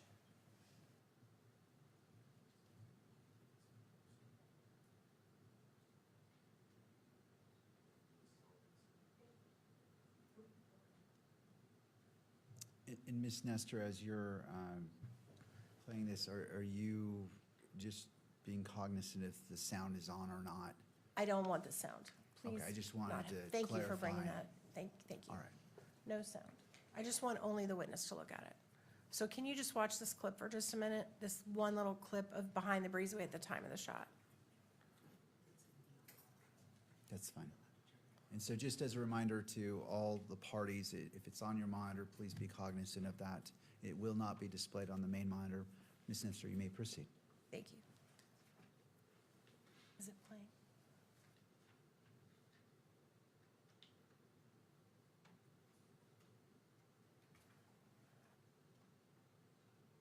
Okay. Do you remember that? Does that refresh your memory of what's in that clip? Yes. And having reviewed that, at the time the shot was fired, there was no one standing directly behind the tent. Is that correct? You'd have to show me it again. I wasn't specifically looking for that. Okay, But I can answer that question if I can view the video again. okay. And just before you do that, I think you testified before that Mr. Kirk would have been dead center behind that banner. Is that right? Approximately. Okay, so what I'm asking is if anyone behind that banner, dead center behind Mr. Kirk, if there was any people standing there. Go ahead.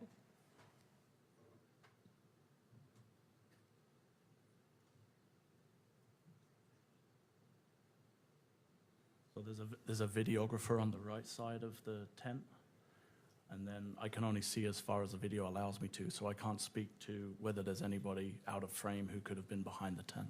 But what you can see, is there anyone directly behind the middle of the tent? Yes, there's a videographer stood behind the tent. To the right? Yes, behind the tent. Correct. But directly in the middle of the tent, is there anyone standing? There's no one stood in the middle behind the tent, no. Thank you. All right, I want to talk now about the TP, you can take it down off of the screen, thank you.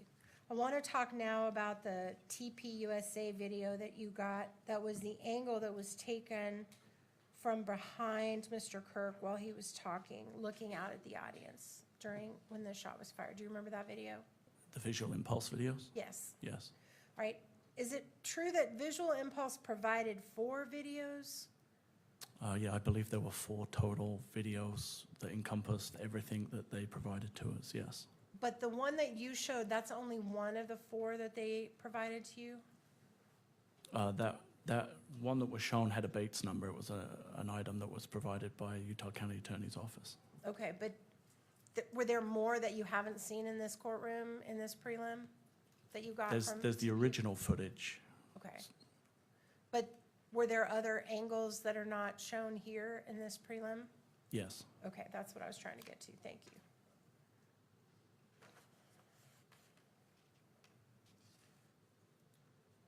All right. Were you involved when the gun was located in the forest area? I was not involved in the search for the gun, no. Did you get notice when it was located? From the footage that we reviewed, we identified an area that we believed could be potentially of evidentiary value, and then it was secured, and then I was notified that as a result of that search, a gun had been located, yes. Were you involved in the processing of that gun? In other words, I was not. boxing it, shipping it, sending it wherever it was going to go to be I analyzed? was not, no. Okay, thank you. All right, now I want to shift to the autopsy for just a moment. You were not present at the autopsy, is that right? I was not. Okay. So anything you know about the autopsy was not from personal observation? No, other than from my meeting with the medical examiner and his report, no, I was not present. Did you meet with the medical examiner after he had conducted the autopsy? I did, yes. And when you met with him, did you provide him information about what you all had learned in your investigation so far?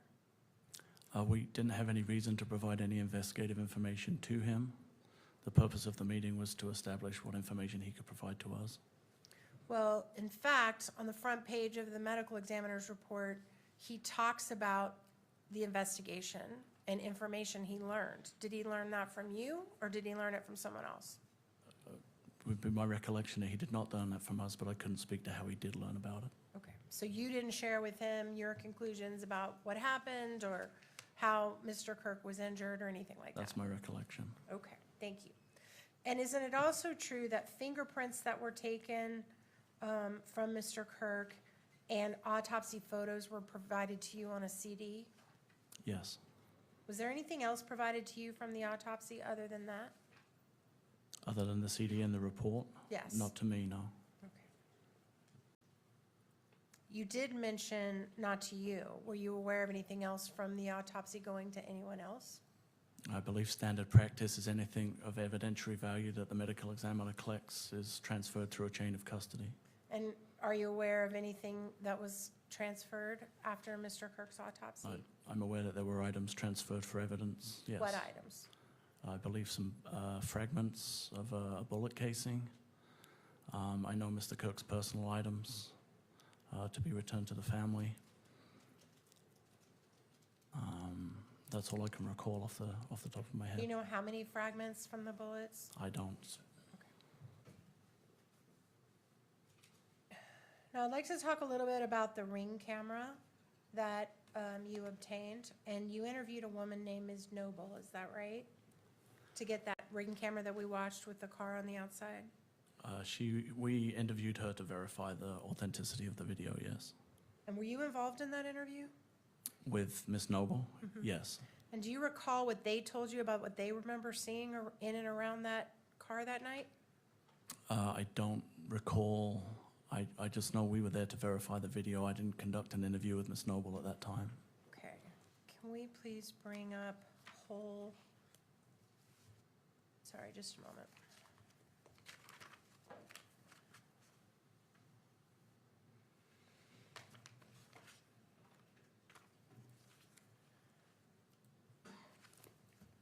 Let's see.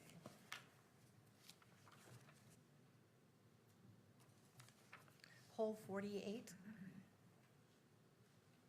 This is Miss Noble's interview. Do you have it?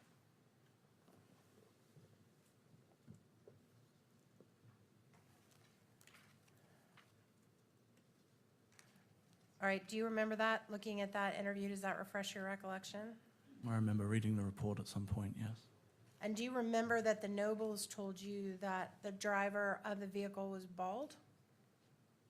I do remember that being in the report, yes. And you didn't mention that today when you were talking about that Ring camera, did you? I did not. And did they also tell you there were 3 other people in the car? Yes, I believe they thought that was the case. Okay.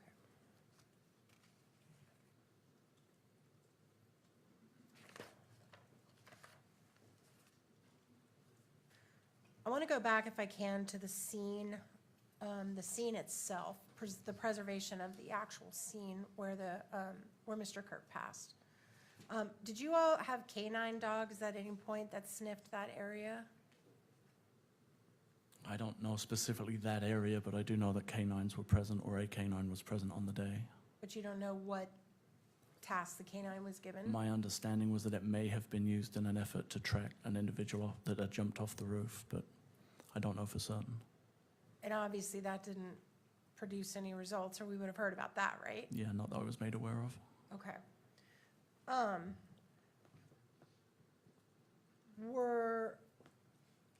Do you know when the tent and the stuff was actually removed from the scene? I don't. I would imagine it had been at least a couple of days, if not longer than that, before anything was removed from the scene. You didn't have to give permission to remove the tent? Me, personally? Right. No. So you're not sure when it was removed? No. And were you involved in the decision to pave over the dirt that was under the tent? At UVU? Uh-huh. No. Did you know that happened? Only because it was in the news. All right. But you don't know when or who ordered that?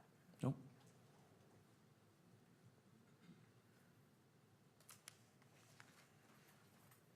And it's true that during the time before Mr. Robinson turned himself in, you all received lots and lots of tips from the public. Is that fair? Correct?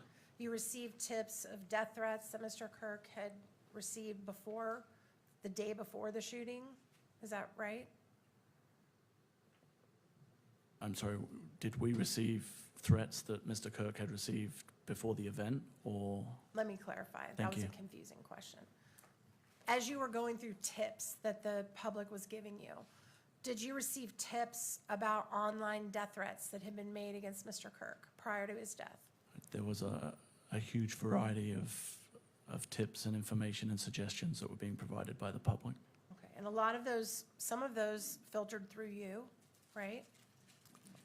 Some of them filtered their way down to us, but predominantly that was being handled by our State Information and Analysis Center that had been set up. And you also got multiple tips about potential suspects, people who thought they recognized people in the picture, right? Yes, there were different calls and information provided by the public. And you had quite a few of those. Correct. And then Mr. Robinson turned himself in, right? Yes. And is it your understanding that the individual they used to facilitate Mr. Robinson turning himself in was someone known to Mr. Robinson personally that had been connected to law enforcement? I know he was known to the family. I don't know his connection specifically with Mr. Robinson, but I am aware that someone was used to facilitate Mr. Robinson turning himself in. And were you aware that he was one of his Boy Scout leaders? Did you know that? I think I had heard that at some point. There was a connection. I didn't recall specifically what it was. And Mr. Robinson, in fact, no police went to go arrest him. He drove himself, or he was driven with his parents to the Washington County Sheriff's Department, correct? That's my understanding, yes. And he voluntarily walked in. That's also my understanding, yes. And that was the first moment you ever knew his name connected with this case. Yeah, aside from the image that we had, that was the first time that we had a name of an individual who had taken responsibility, yes. And did you personally ever meet with Mr. Robinson? I did not.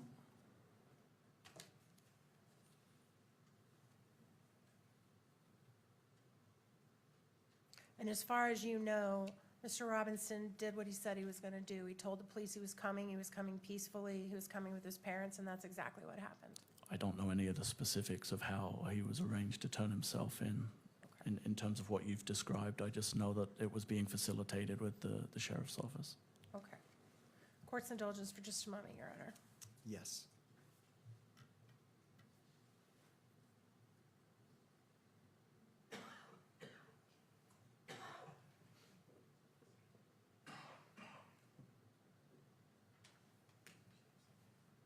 Thank you, Agent Hall. I tender the witness, Your Honor. Thank you. Redirect by the state.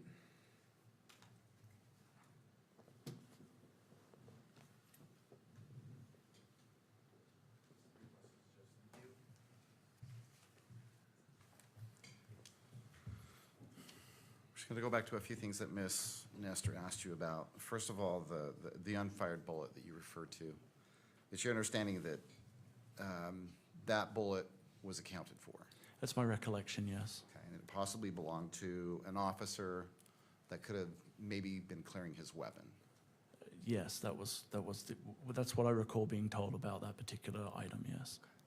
Are you aware of, if on the 10th, there were police officers present that were actually securing buildings and securing rooms there at UVU? I know prior to my arrival, it was a dynamic and active scene that I believe was originally being treated that there was an active shooter on campus. Mm-hmm. So there was a large, rapid response of law enforcement who were actively trying to clear, secure, and ensure that the campus was safe, if that answers the question. The entire campus? Yes, correct. Okay. And what types of officers were there clearing the campus? Originally, there would have been probably local units who would have responded, but subsequently specialty teams would have been deployed to do a more methodical search of the campus and what we would call a clearing of the campus. And those specialty teams and any other officers, how were they equipped? Like what type of equipment were they I carrying? believe most officers carry a sidearm, a handgun, and most officers in this day and age are equipped with a rifle platform as well.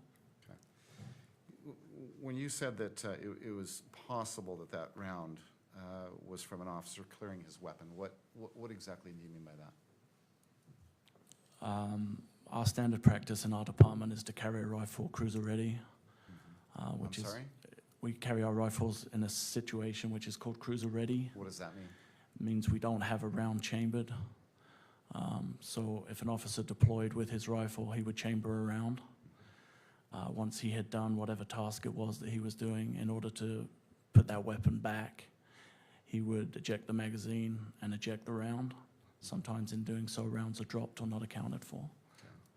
Have you personally done that yourself? We do that at training, and I've done that in the field as well, yes. And you're aware of, is that something that's common among police officers in this situation? I believe for most agencies, that's how they carry their weapons, but I can't speak specifically to agencies outside my own.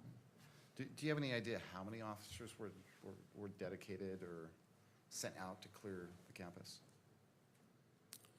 I can tell you I had to park on University Avenue and walk all the way onto campus between hundreds of police cars, so I would say hundreds, if not 1,000 officers, high hundreds would have responded to the campus that day. Now I'm going to ask you about, Ms. Nestor asked you about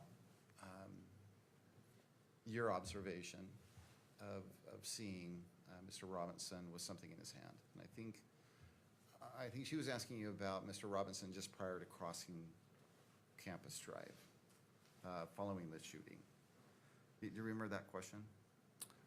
Yes, I think I was asked whether he had a gun in, or I had seen a gun in his hand in the video. And you said that you did see something in his hand? Correct. Okay, I want you to go back as far as you can remember. At what point, after Mr. Robinson stood up on top of the Losi building and ran across, I believe to the northeast corner, when did you first notice in that video something in his hand?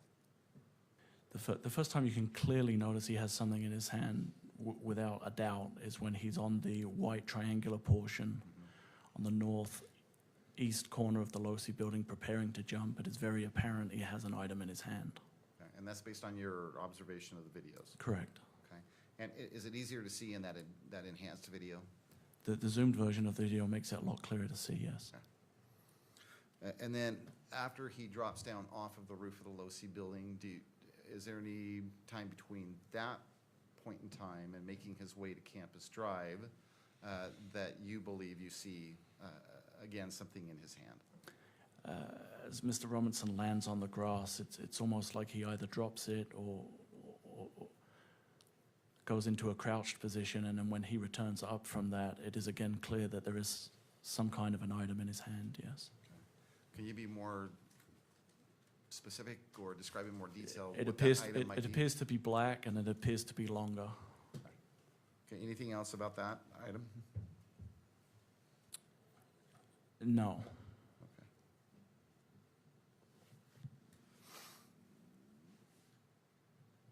I believe it was Exhibit 9, State's Exhibit 9 that Ms. Nestor pulled up on the screen, and she had you look at that.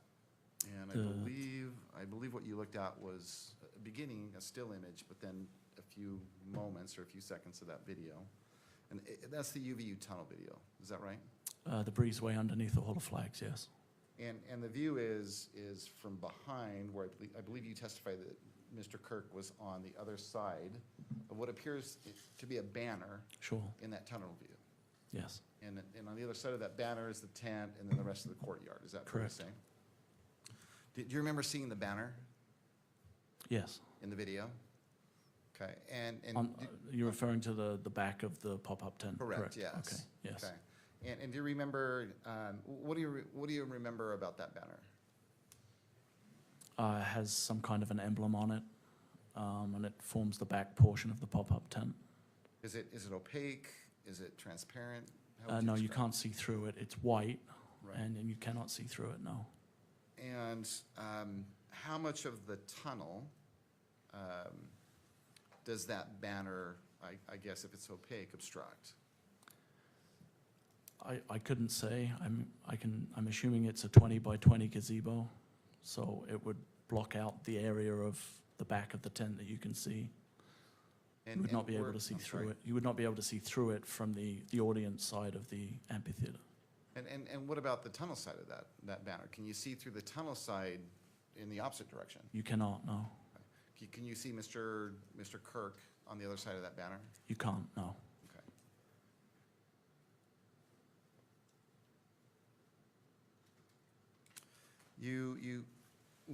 Well, we exhibited, or Ms. Nestor had you watch just, I believe, just a brief few seconds of that video.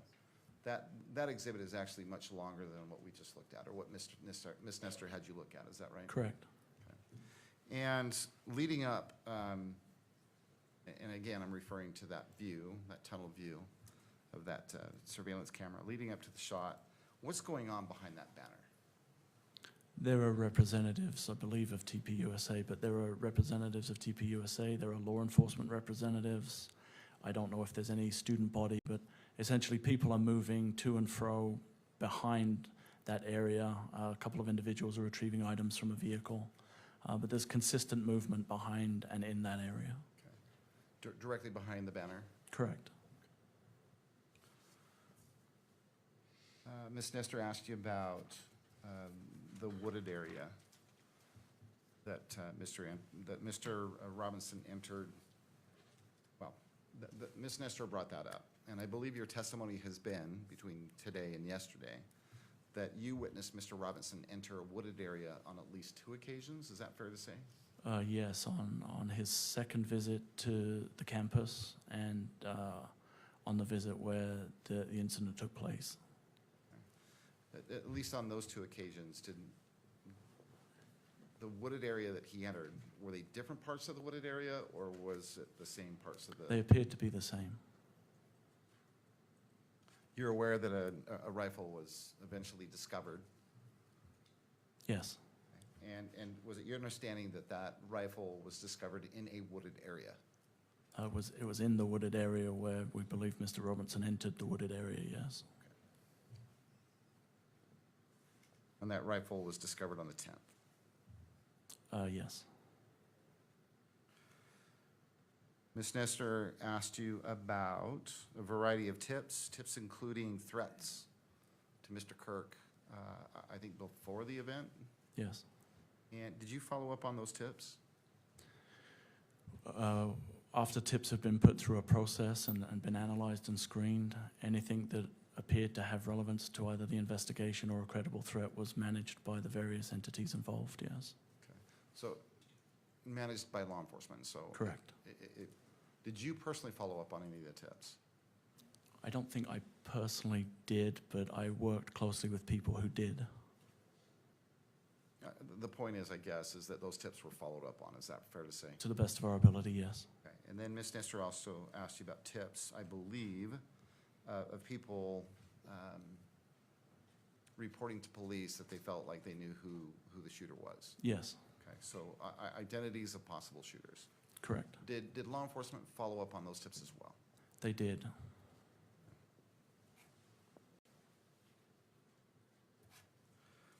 Ms. Nestor, finally, Ms. Nestor asked you,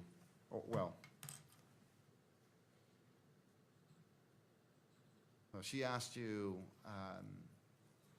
whether Mr. Robinson voluntarily went to the sheriff's office down in southern Utah, is that right? Yes. Okay, and that was a Washington County Sheriff's Office? Yes. Okay, you understood that he turned him, well, he showed up there voluntarily, is that right? Correct. What was your understanding as to why he was showing up there voluntarily? He had informed, I believe, his immediate family that he had been involved in the shooting and that he wanted to turn himself in. Okay. Nothing further.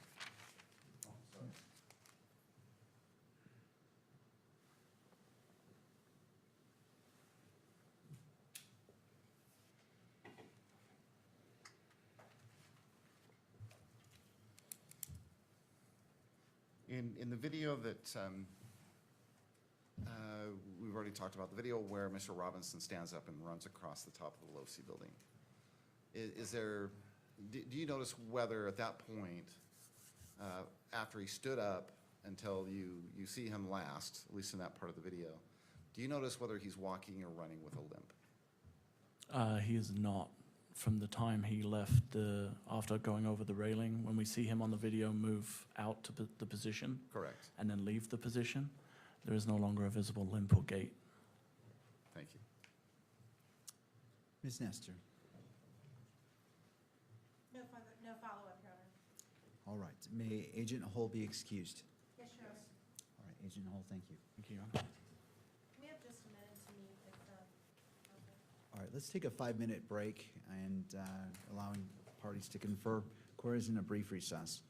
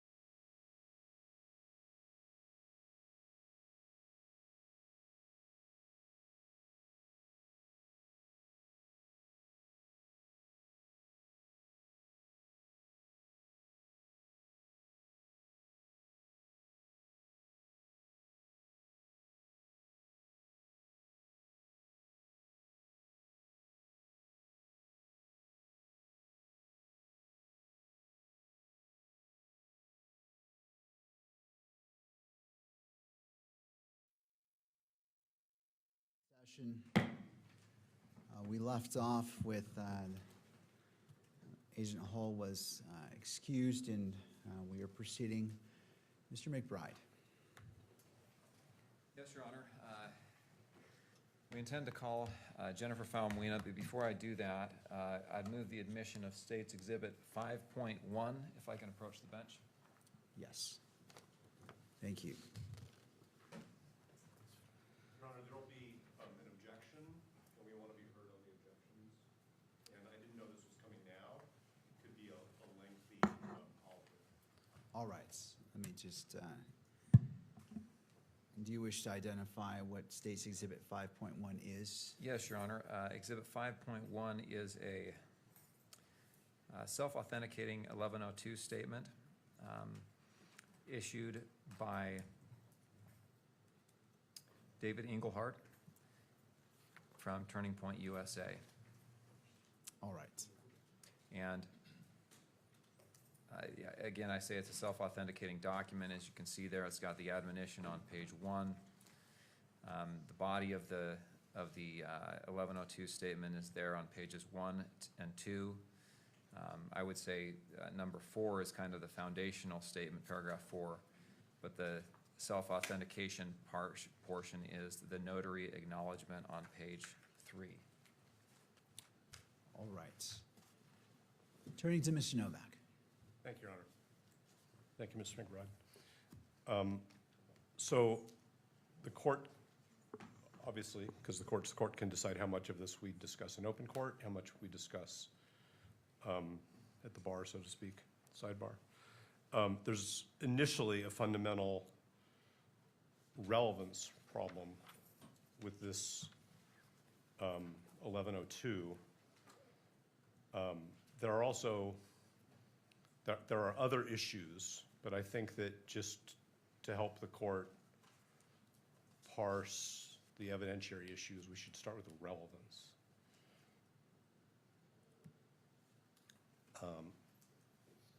There are sub-issues. There's also a problem under 1102, because if the court looks at the last paragraph of this, Mr. Engelhardt, who is the purported author, refers to himself in the third person, so it's not clear to me who actually wrote this report. And as Your Honor knows, 1102 says that prosecutors are not to assist witnesses in writing their own 1102 reports. That's not my primary concern, although I think it is an important issue because that's what the rules require. But the real question is relevance. And I guess the question is, does the court want me to do the speaking objection, because the court said no speaking objections? Should we approach sidebar? How does the court want to handle it? The people can move their exhibits into evidence whenever they wish. I wasn't aware we were going to do it at this moment. I'm ready to proceed, but the question is how the court wants to handle these objections. I'm prepared to keep going in open court, but it's what the court referred to as a speaking objection. No, I appreciate that. As it relates to, well, so here's my question for you, Mr. Novak, as you're, and again, I appreciate your discretion in highlighting that point. Do you anticipate your argument being of the nature that would defeat the purpose of, if the court does not admit this, that you've already let the cat out of the bag with your argument, or do you feel that you can make your argument without compromising what is in the 1102, so the purpose of if excluding it is still preserved? I'll go as far as I think we can go, and then we'll just see. I mean, I do think, I am not trying to conceal from anybody in the courtroom or the public our concerns about relevance. So why don't I, taking the court's lead, go forward publicly with my concerns about relevance. And if we reach a moment where it feels like further argument may deprive Mr. Robinson of his fair trial rights, we can approach. All right, we'll proceed. Okay, so then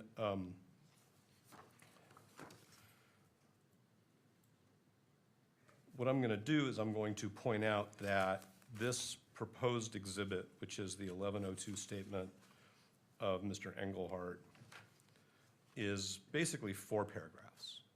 The 4th paragraph identifies Mr. Engelhardt, although I say in the 3rd person, as a pastor and as an attorney who was a friend and a counselor to Mr. Kirk and was involved in leadership of Turning Point USA. So that identifies who the author is.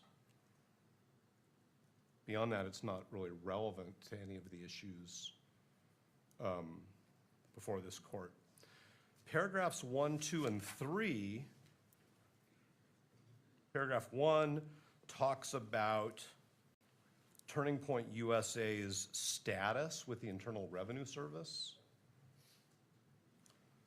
the purposes of Turning Point USA, within the context of the Internal Revenue Code, and sort of what I'll just refer to generically as the goals and objectives of Turning Point USA. And it also then talks in the 2nd paragraph about Mr. Kirk's relationship with TPUSA. None of this is unknown information, that he was a founder, that he was the chief executive officer, that he was the president of the board until his death. So I'm still not sure what the relevance is, and I guess actually what I should say is I don't believe there is any relevance of any of this information. Paragraphs 2 and 3 are, and actually I'm going to preface this. My discussion of this is within the context of the rules of evidence, and there's nothing that I'm going to say here that is meant to derogate, criticize, question Mr. Engelhardt's beliefs, what he says were Mr. Kirk's beliefs, what Mr. Engelhardt says he believes are tenets of Christianity. That's not what we're talking about. What we're talking about is whether this document is admissible in this proceeding under the rules of evidence. Okay. So paragraphs 2 and 3 include not only Mr. Engelhardt's opinions, and now I'm going from relevance to opinion evidence. It's not clear to me whether it's lay opinion evidence, whether it's expert opinion evidence, but it's Mr. Engelhardt's opinions about a branch of Christianity, his opinions about a portion of the Bible. He quotes the Bible, and he talks about Mr. Kirk's religious beliefs. And I could go into more detail, but the court has the exhibit in front of it itself. So none of this is relevant. If the court looks at the information, that is the document which lays out the allegations against Mr. Robinson, when I use the word information, I'm talking about the court document. There are, with respect to certain counts, what Utah Code refers to as a victim targeting enhancement. That is alleged with respect to count 1. It is alleged with respect to count 2. It is alleged with respect to count 7. And may I step away just to get my laptop? You may.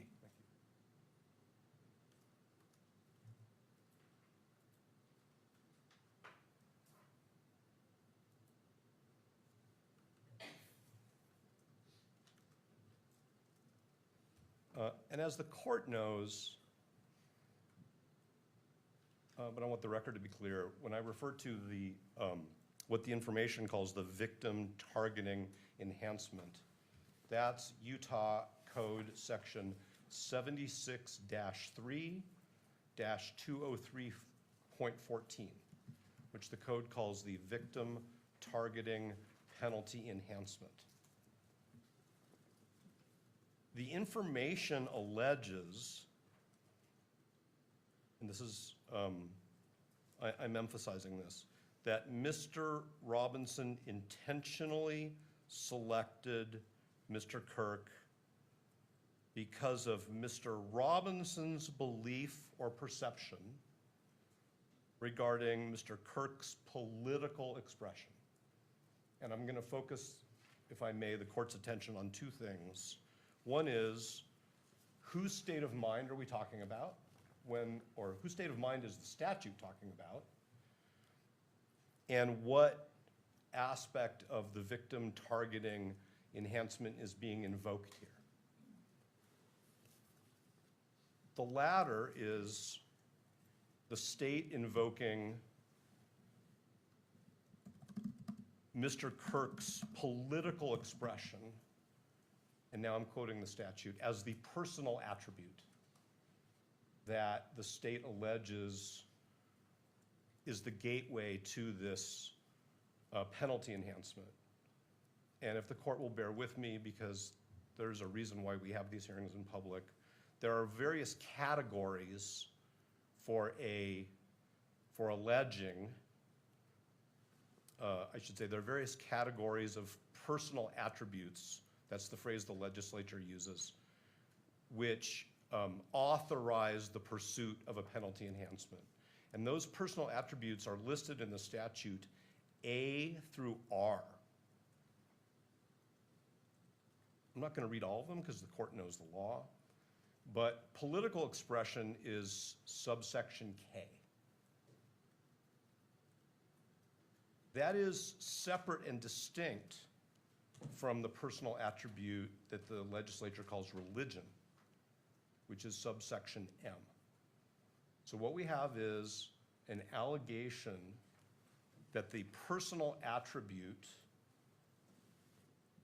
which is one of the elements of this enhancement, the allegation that Mr. Robinson selected Mr. Kirk was based on his political expression. That's actually the exact same phrase, political expression, as is in the statute subsection K.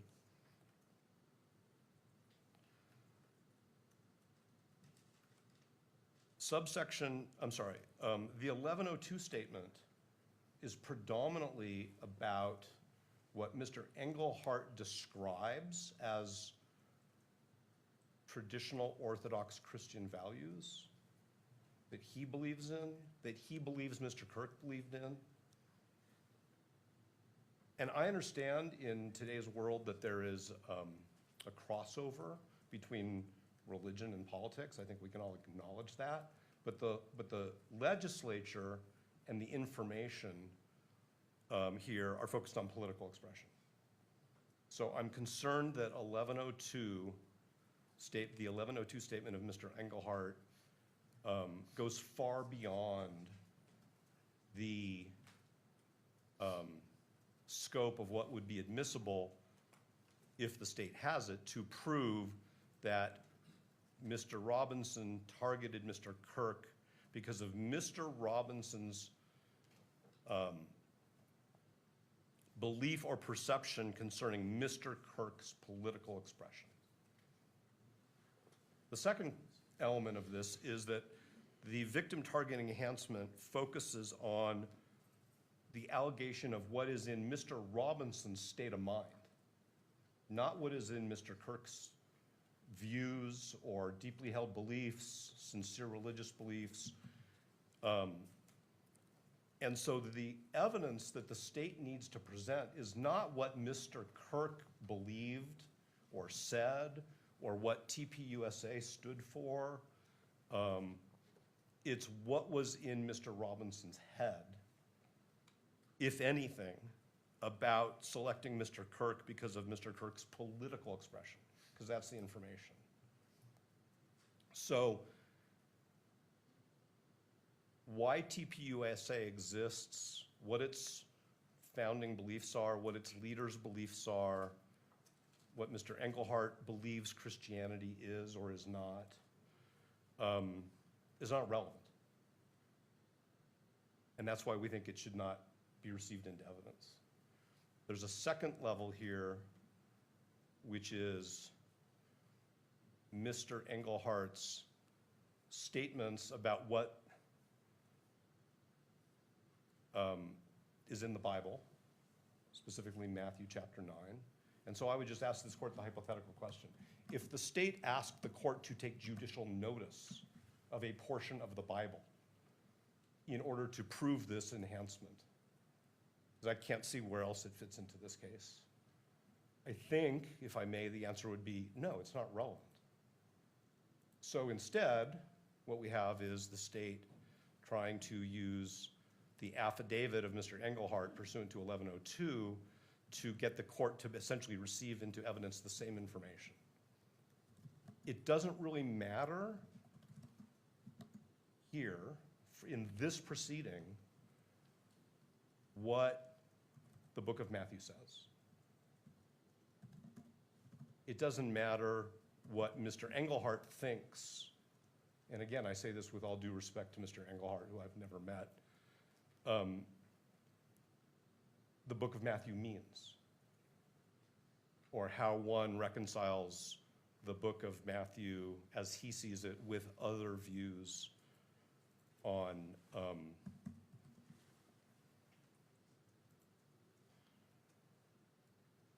the topics that are there. I mean, I want to be careful and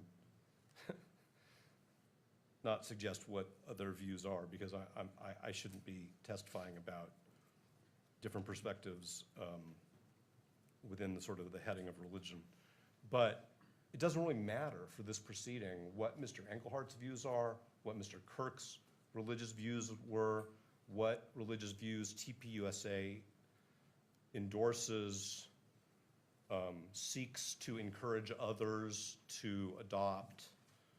None of that really matters. There are multiple opinions in this 1102 from Mr. Engelhardt, and it's not clear whether the state has thought about whether it's expert opinion or lay opinion. I happen to think that it's expert opinion that is not helpful to the trier of fact in this proceeding. That's your honor. There is nothing in this that helps the court resolve, with respect to the victim targeting enhancement, whether Mr. Robinson intentionally selected Mr. Kirk because of Mr. Robinson's beliefs or perceptions regarding Mr. Kirk's political expression. If the state comes back up here and says, no, it's lay opinion, we still have the question of whether it's helpful to this court, because the court has to decide whether there is evidence of the targeting enhancement in the way I think I've structured it. So it's not relevant. It's not admissible lay opinion. It's not admissible expert opinion. There are two aspects of Rule 403, one of which I'm prepared to talk about publicly, and one of which I think is appropriately discussed at sidebar, because it does get into undue prejudice. The 403 here is that receiving this document into evidence is going to create confusion. It's going to create chaos, not by the trier of fact, but by the future jury pool in this case. For this court to make a ruling that Mr. Engelhardt's opinions about religion, about TPUSA's views on religious matters, that Mr. Kirk's views on religious matters are in any way what this case is about, is going to create significant confusion. And even if this court doesn't show the 1102 in open court, or the reporters who are here don't get to see it, or if the public doesn't get to see it, receiving it into evidence in light of the victim targeting enhancement that the state drafted and charged is just going to create confusion. There may be, outside of this case,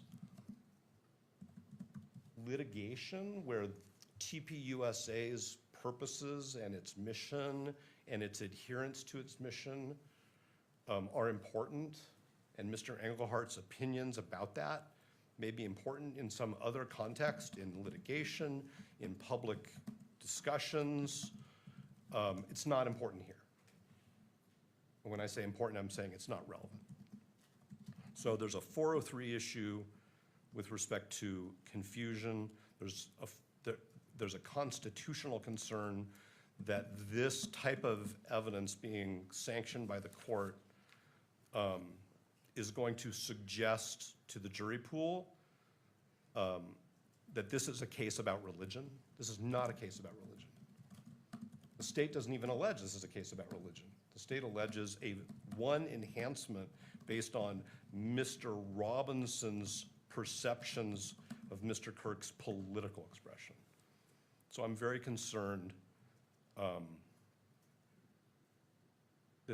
that this document, even being sanctioned by the court as admissible for any purpose in this proceeding, is going to interfere with Mr. Robinson's constitutional right to a fair trial, which I think is sort of an umbrella over parts of Rule 403.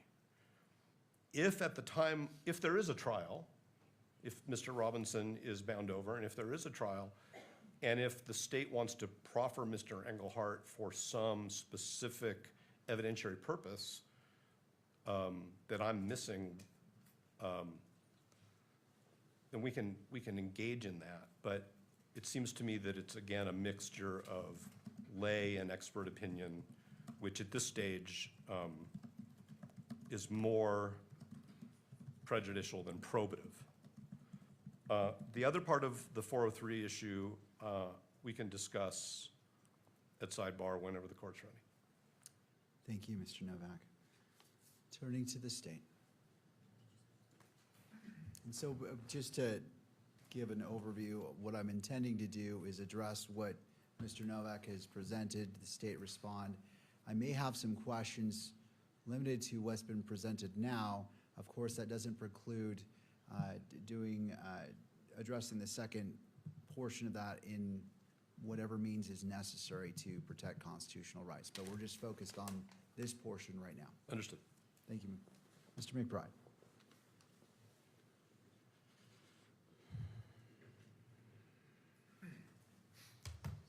Your Honor, the evidence is relevant to 2 points. One is to the defendant's motive, which is not an element of the offense, but nonetheless is powerful evidence, persuasive evidence. And 2, it is relevant to the victim targeting enhancement, which has been described and appears in the information. The statement clarifies what Turning Point USA, what Charlie Kirk's business was. And I think as you read this statement, it's clear that Charlie Kirk presented both religious and political arguments and positions in his presentations. And that is what paragraph 3 says, that he engaged others in debate, discussion of traditional family values, Orthodox Christian views on sexuality, marriage, gender, sex, America's founding principles, political doctrines, and so forth. He often spoke specifically and attempted to persuade attendees to follow a mindset rooted in Orthodox Christian and politically conservative values. Excuse me, Your Honor, can I lodge an objection to Mr. McBride reading the exhibit which we are discussing the admissibility of? And I'd ask the court to strike his statements and admonish him. All right. So as it relates to reading from the actual 1102, because it's not admitted into evidence, I will, well, before I do that, let me turn to you about the objection to make sure that you are heard as well. Yes, Rule 104 requires the court to consider evidence before determining its admissibility.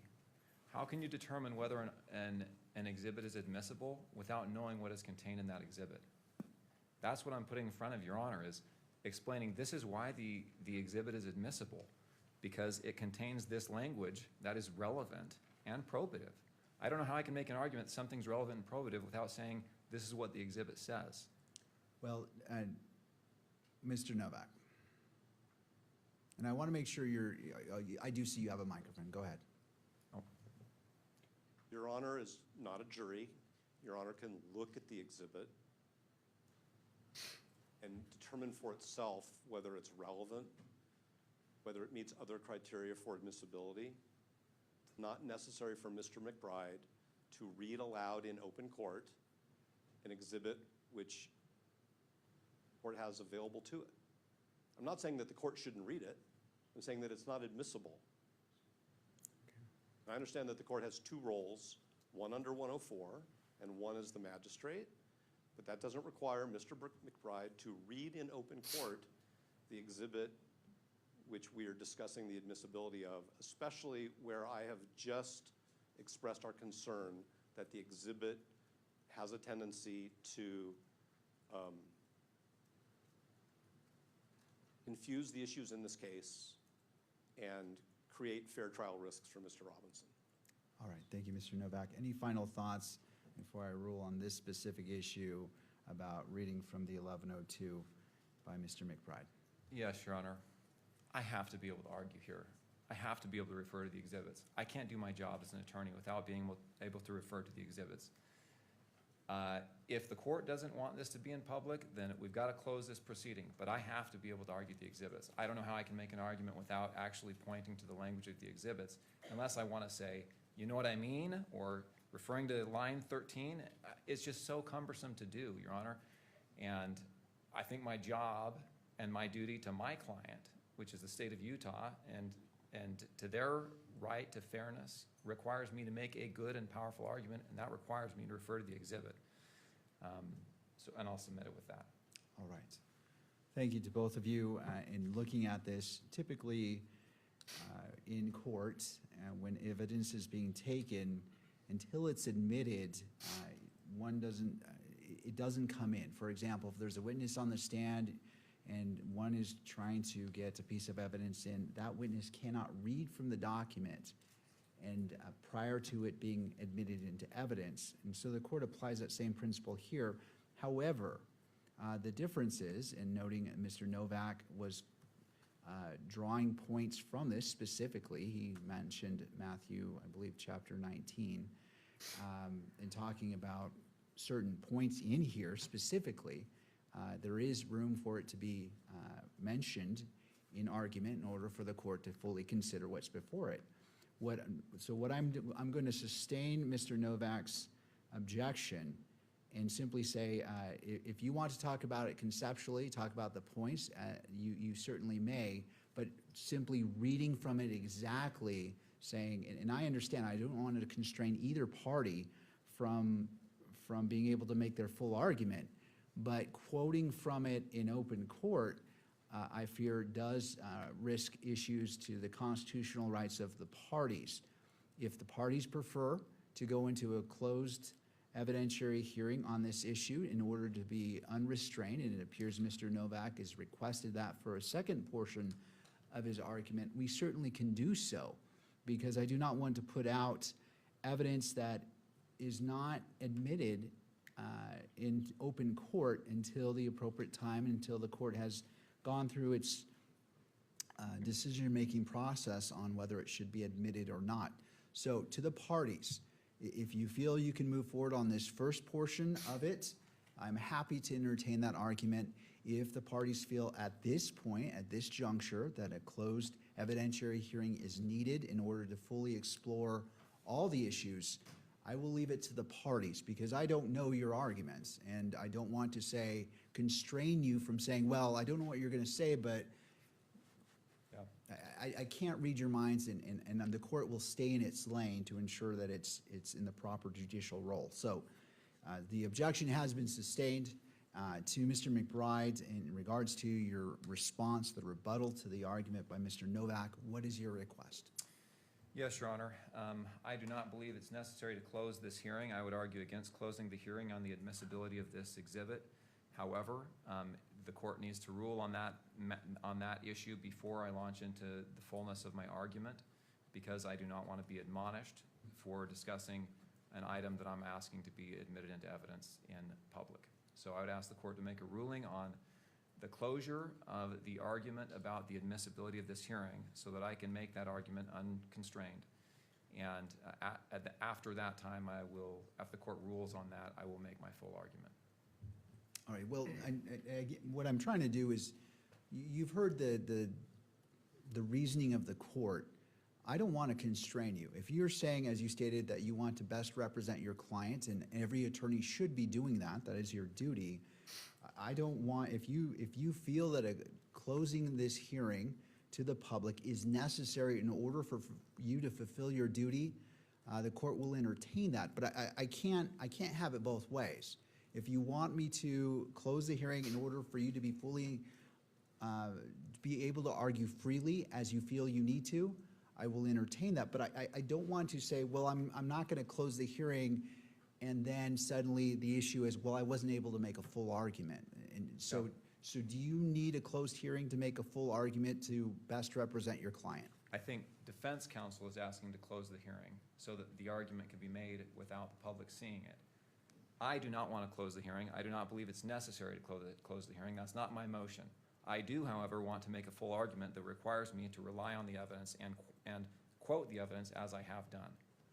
That's my position. If I am not permitted to quote the evidence in my argument, then we need to decide whether or not this hearing should be closed. I would oppose closing it, but I do think it's necessary for me to quote the evidence. All right. Are you able to make your full argument to the best of your ability to best represent your client by simply referring to the paragraphs and to the lines so it is clear to the court what you're talking about? There's no ambiguity without quoting it verbatim in open court.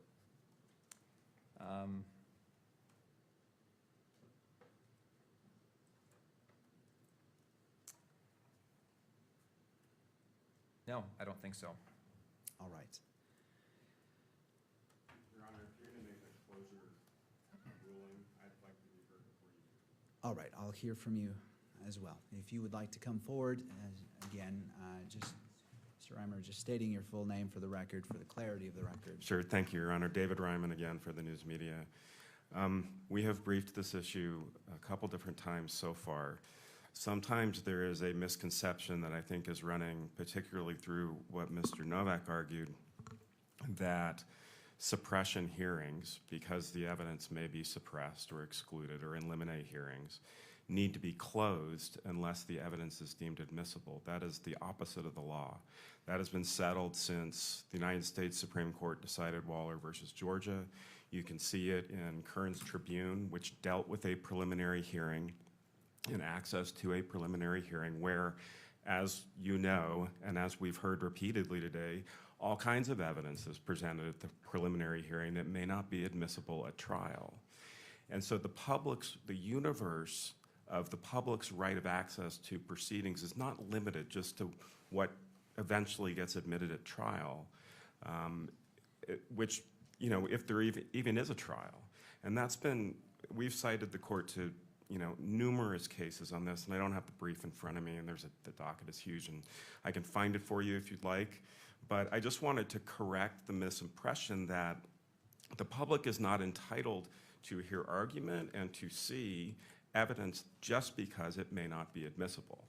Otherwise, we would never have admissibility arguments in public. And I do want to I'll just make one other point. Kern's Tribune also speaks to this. And that is that if you do decide that there's and so let me just make two quick points. To the 403 point, just because evidence isn't admissible is not a basis to close the hearing. There may be a 403 argument. I haven't seen this document. I don't know what's in it. Maybe there is something incredibly prejudicial. You would have to make that decision. I'm at a loss. I haven't seen it.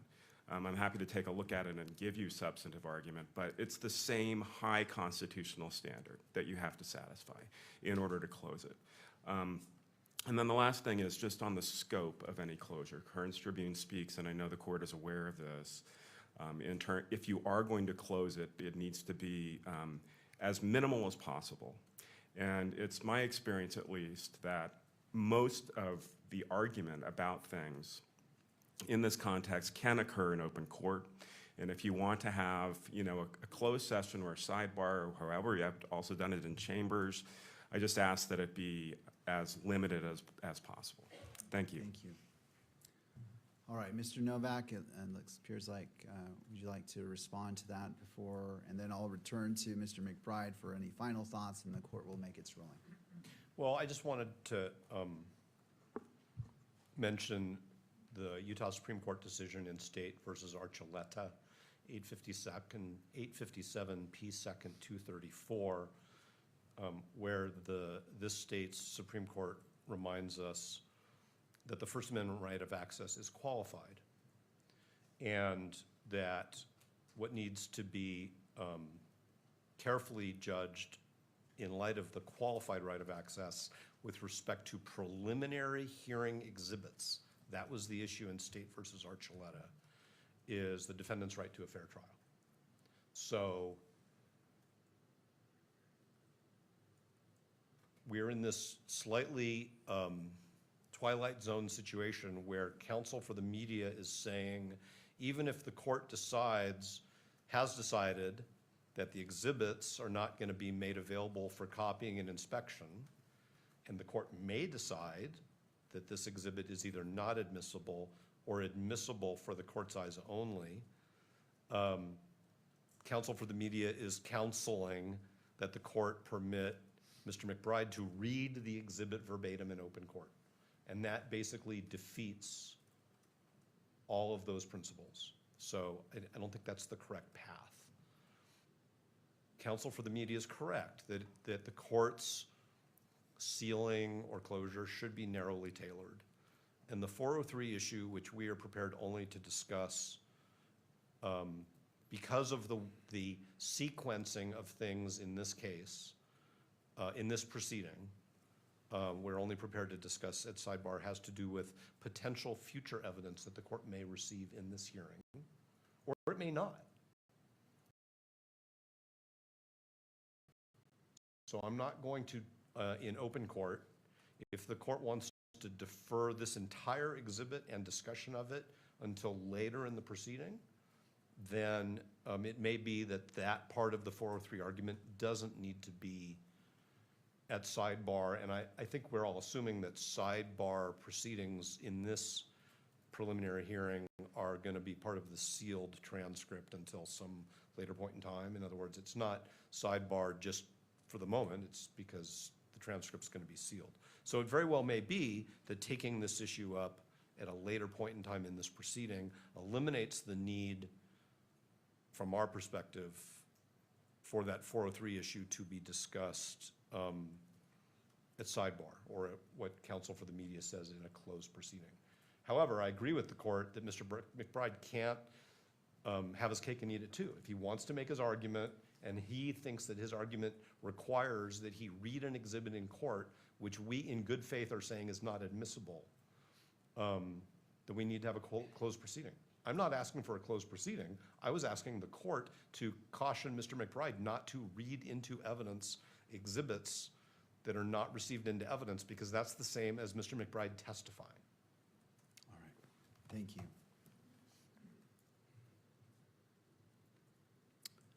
Anything further, Mr. McBride? Just to note, I have not made my full argument on admissibility, that's all. All right. All right, I appreciate the arguments by the parties. This is clearly something that's very important to you all and is important for this case, as is every piece of potential evidence. I note that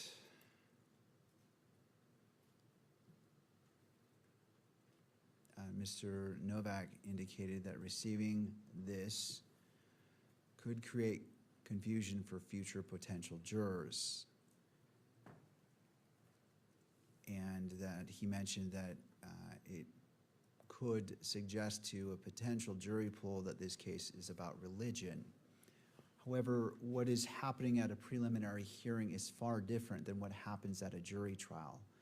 The magistrate, myself, is the fact finder.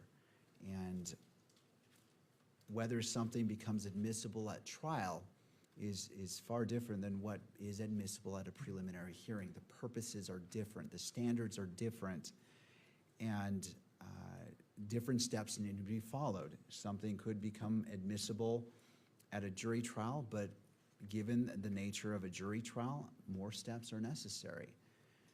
Under Rule 1102, one of the major differences is that reliable hearsay is allowed in a preliminary hearing under the Utah Constitution and under the Rules of Evidence 1102. That is far different than what would happen at a jury trial.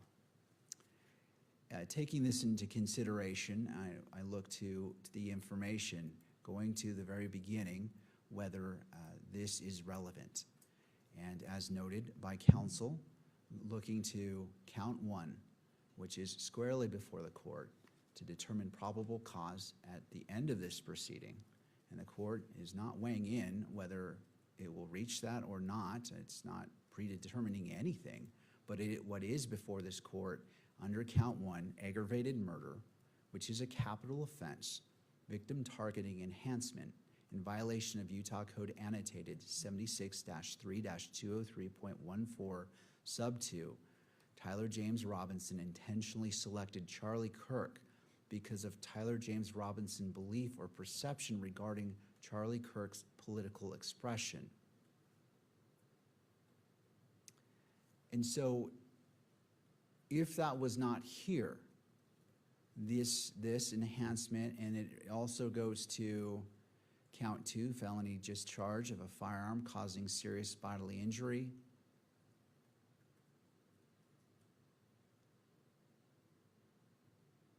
And I'm just reviewing. And then finally, count 7, violent offense committed in the presence of a child, where the victim targeting enhancement also is in play. Because that is part of the information that's squarely before the court, this becomes relevant. Now, trying to determine what is political expression versus religious expression, that goes into different grounds, but at this point, the court finds it is relevant for consideration, and if for the very least for argument. What the court is going to rule is that the need for a closed hearing is not been met at this point, because what needs to be shown is prejudice, or that the exhibit contains inflammatory information that would prejudice the jury pool. That begins the path where we can consider closing the hearing from the public. However, that's not what's before the court, nor has the court heard that. And so the ruling of the court is, previously I sustained Mr. Novak's objection, and the court will expound upon that Mr. McBride in his argument cannot read the entirety of State's Exhibit 5.1. Can he reference points of it and specifically quote certain points?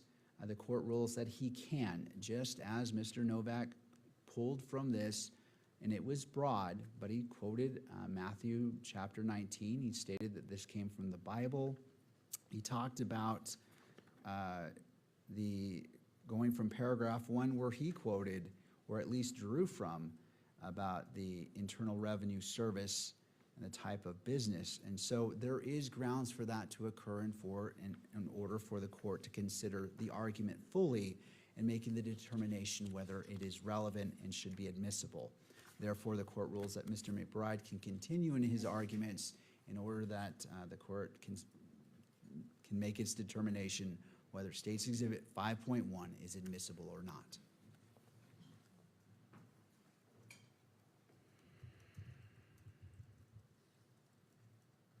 Thank you. 5.1 is a general explanation of what Turning Point USA, Charlie Kirk's organization, is and was on September 10th. The exhibit describes the events that Turning Point USA holds, talking about at least 200 plus of these events featuring Charlie Kirk as a headline speaker had taken place by that time. That's in paragraph 3. That these events discussed political issues as well as religious issues. Those political issues in the portion I previously quoted talked about gender issues in particular, gender, sexuality issues, the difference, or the Christian and political view regarding marriage and families and gender identity. And that information is relevant to the motive that we are alleging in this case. And it's also relevant to the victim targeting enhancement, which is in part a motive type enhancement. And the evidence will be introduced through, or we will offer evidence through other witnesses that talks about some of the defendant's statements that indicate his gender persuasion, and that he falls into some of these political and gender views that Charlie Kirk argued against. That's the relevance of this statement, is it shows Charlie Kirk publicly in front of large gatherings of people debated and presented his views, his political views, which were tied to his religious views about gender identity, LGBTQ rights type issues. And the relevance to that is the defendant's motive is that he was on the other side of those views. And you'll see evidence that talks about that through other witnesses, that talks about that being the inference and the motive that he had, or the inference from that evidence supports that motive, which supports the victim targeting enhancement, and frankly, motive in general, which goes to identity. For that reason, Your Honor, this exhibit is relevant. I don't see the prejudicial effect, unfair prejudicial effect this would have on the fact finder. Whether or not it has, some capability of prejudicing the potential jury pool, I think that's a completely different question. I don't think it does. I think this case has already highlighted the political issues that we're talking about here, and but my job here is to present this case to the court, to you, Your Honor, for you to make a decision. This evidence is admissible for that purpose. Whether or not it's public or published for the public to see is a different question, which I'll submit. The media is very capably represented, and I'll let them make the argument on that point. But I would ask the court to admit this exhibit. Mr. Novak.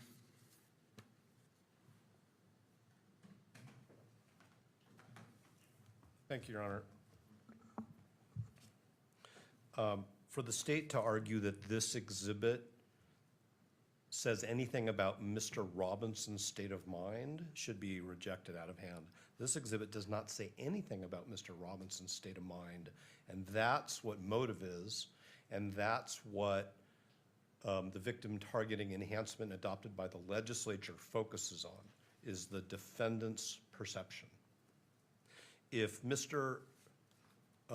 McBride wants to propose significant redactions to this exhibit so that Your Honor, acting as a magistrate, can consider things that are narrowly tailored to what the information alleges, which is the allegation is that Mr. Robinson perceived that Mr. Kirk had certain political views, that's one thing. But this document talks, and now Mr. McBride, not to be colloquial, has sort of thrown down the gauntlet. This document talks about foreign affairs, political doctrines, America's founding principles, cultural trends, and what Mr. Engelhardt refers to as Orthodox Christian views on sexuality, marriage, and gender/sex. So this document goes way beyond what the state just flagged for the entire world is their view of Mr. Robinson's motive, which has something to do with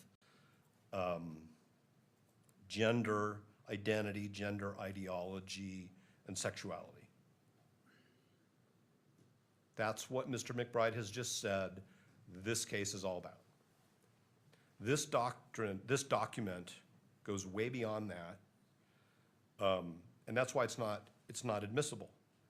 There may, as I said, be other evidence which Mr. McBride and the state want to rely upon, which they haven't presented yet, and Mr. McBride hinted at that. So I think that it's not admissible at this point in time.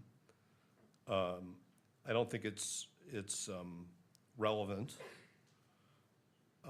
in the sense of has a tendency to make a fact of consequence more or less true. That's the definition of relevance. So how does this court go from what the state has to establish, which is motive, or well, actually, the state doesn't have to establish motive. Motive is not an element of the offense. But at least with respect to the victim enhancement, according to the legislature, the question is, what is in Mr. Robinson's state of mind? The other thing I want to say is that Mr. McBride did not address the admissibility of these opinions. Now, the court talked about 1102, but 1102 doesn't resolve all of the other rules of evidence. It's just a gateway for an affidavit. So what we have in this document are what I think are purport to be untested expert opinions, or at least lay opinions. And the question is, under the rules of evidence, is whether this document is helpful to the court when it makes a determination about whether Mr. Robinson perceived that Mr. Kirk had certain political views. So where is the evidence that Mr. Robinson, in this document, that Mr. Robinson was aware of Mr. Kirk's political views? Where is the evidence in this document that Mr. Robinson had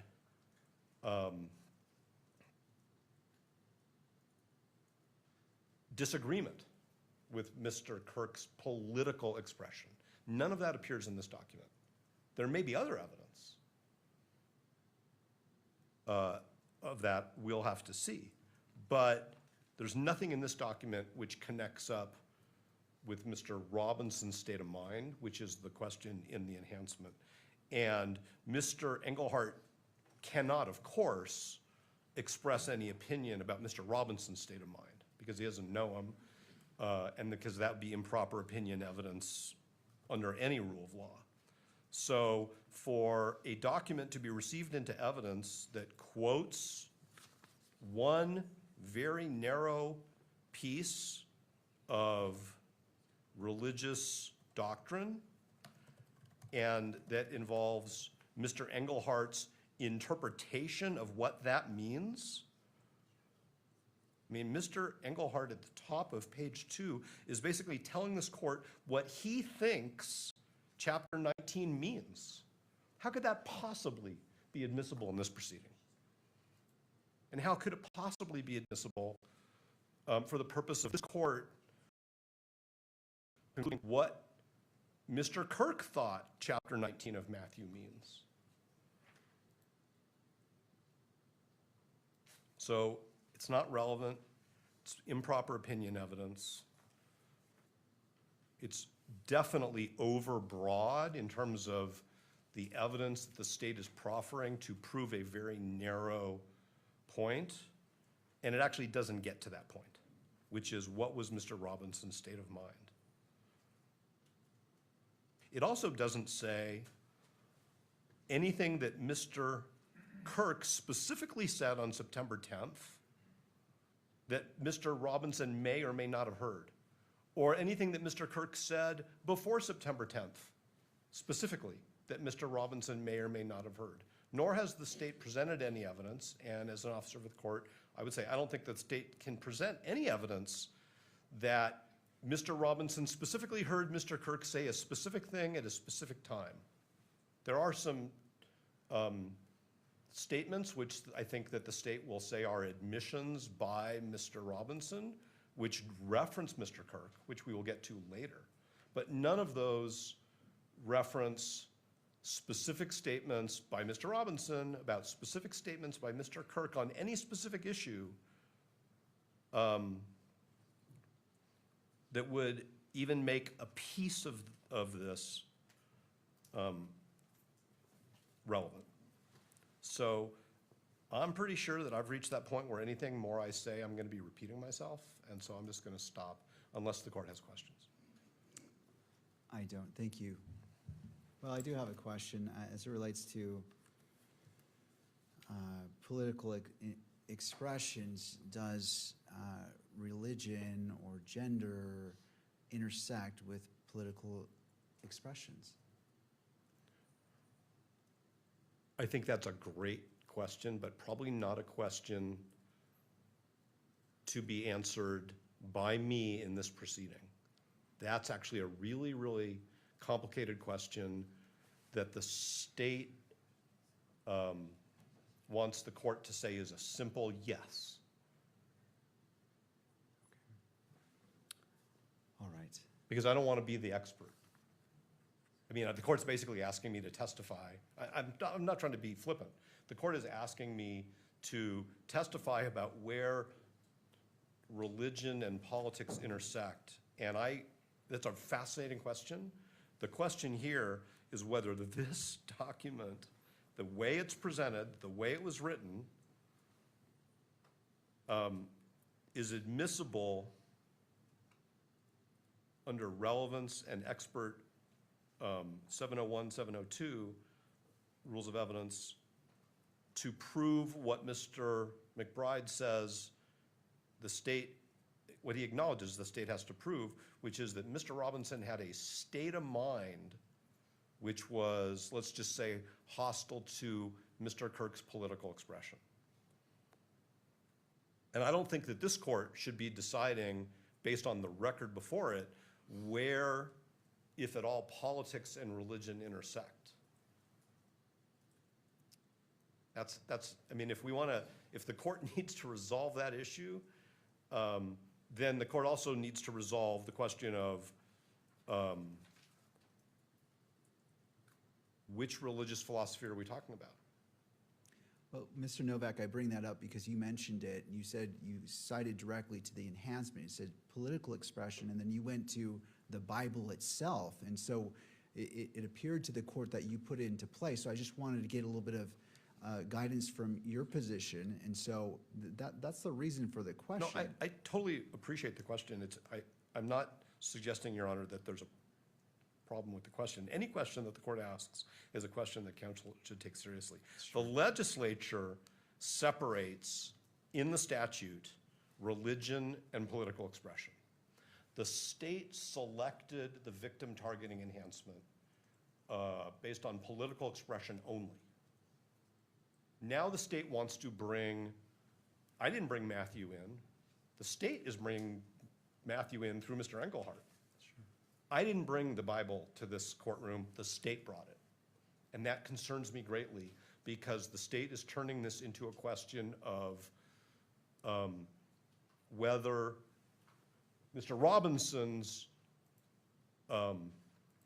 views, identity, life are anti-Christian.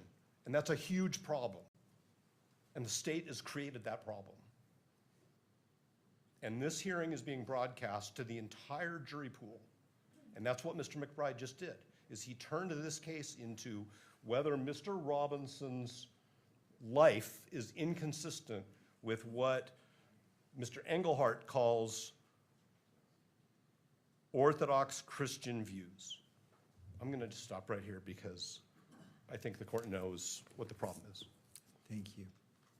All right, anything further before the court makes its ruling? I appreciate the in-depth argument and the passion behind the argument. You are advocating for your clients, and I respect that. Yeah, Your Honor, I'd just say it provides context for the defendant's state of mind. That's all. All right, in making this determination whether it's admissible or not, I'm going to start at the beginning, which is this. This is a preliminary hearing. The purpose is to determine whether the state has established probable cause to believe a crime was committed and that Mr. Robinson committed it. As it relates to this case, as I turn to relevance, I turn to the information as previously stated, and is this relevant, what is before me? And without indicating my decision on probable cause, because I am not at that point, I'm withholding all decision-making until all evidence is properly before me. And so in this ruling, it is not indicating either direction that the court is heading. However, the court finds that it is relevant as it relates to the victim targeting enhancement, as it relates to Charlie Kirk's political expression, and the court recognizes the argument made by defense in regards to state of mind. And it is because of both arguments that the court finds that the court is ruling that it is provisionally admitted into evidence. And at such point, when it becomes relevant, based off what Mr. Novak has talked about Mr. Robinson's state of mind about Mr. Kirk's political beliefs, then at that point, whether it is admitted or not into evidence will be decided upon. So as of right now, it is provisionally admitted.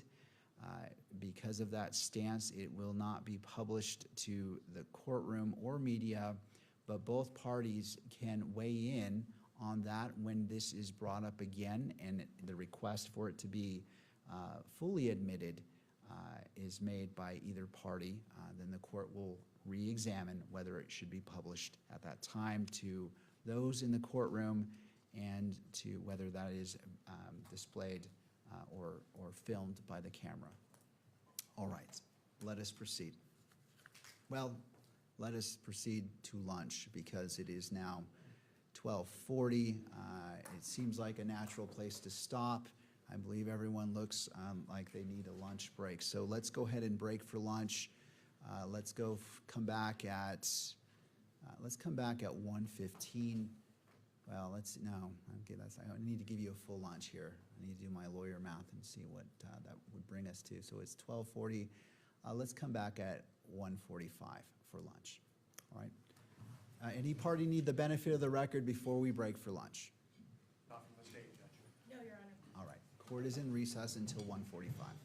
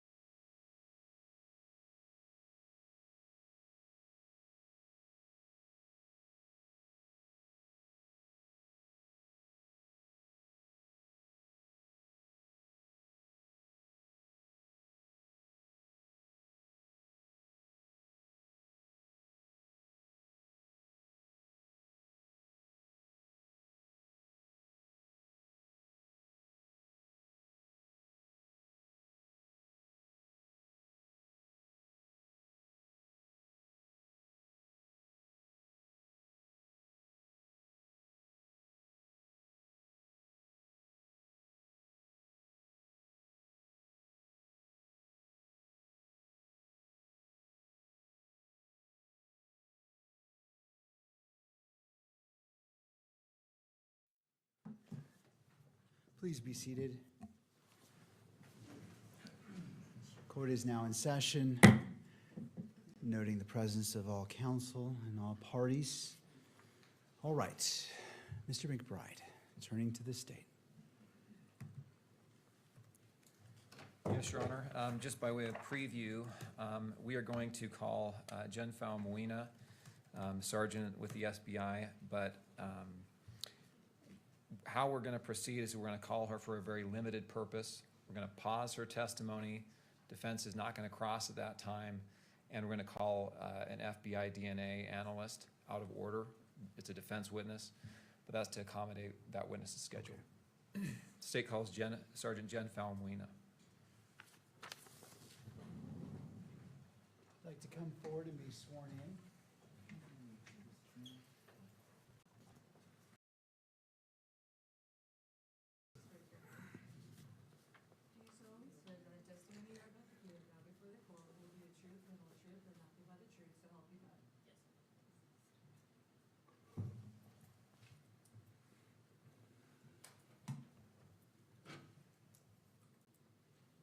All right.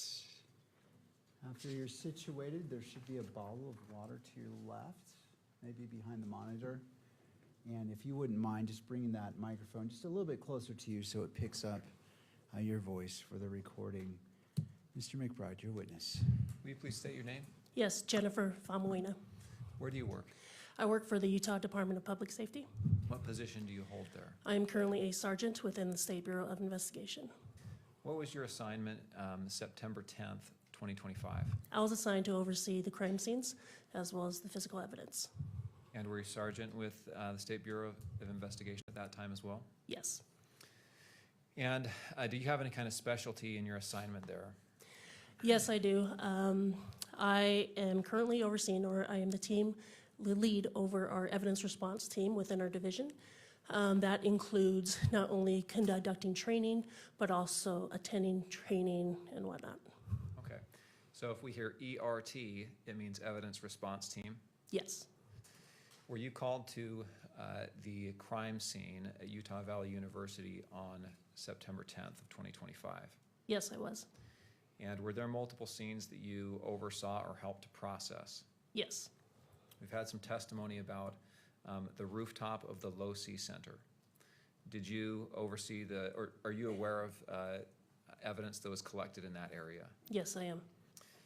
Was there a screwdriver that was collected from that rooftop? Yes. And do you know how that was collected and what happened to that screwdriver? Yes, that was collected by the Utah Bureau of Forensic Services Crime Scene Response Team, or also known as our State Crime Lab. And do you know what happened to that? Yes, it was packaged, and then that evening there was discussion on who would take custody of the evidence, and I was there along with FBI. Then it was decided that FBI would take custody. And did that evidence actually go to the FBI? Yes, it did. And was it sent for testing? Yes, it was. Where was it sent, do you know? It was sent back to their, I guess, their equivalent of our crime lab. Okay. Are there other areas there at Utah Valley University that were also processed for the presence of evidence? Yes, there was. Is there a wooded area that's northeast of campus? Yes. What was found in that wooded area? What was found there was a long gun that was wrapped in a dark colored towel. And you say a long gun. What does that mean, a long gun? Sorry, that would be a rifle.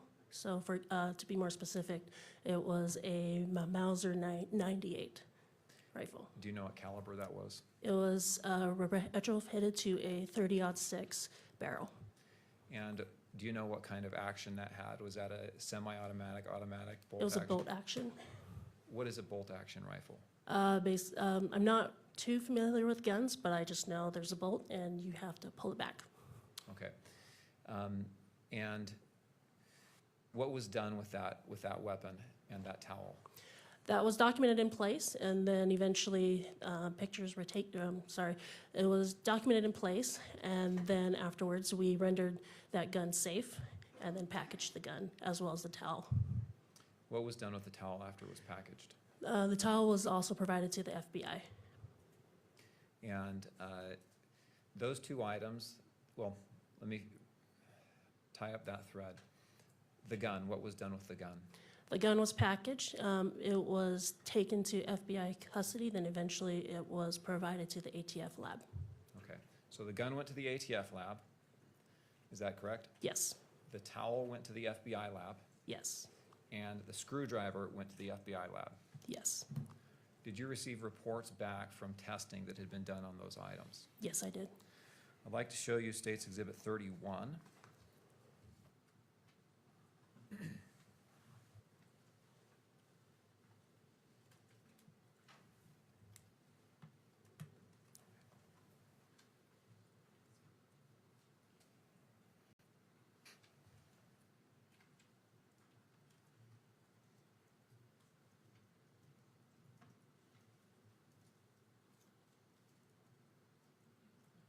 I think that's connected to the defense computer right now.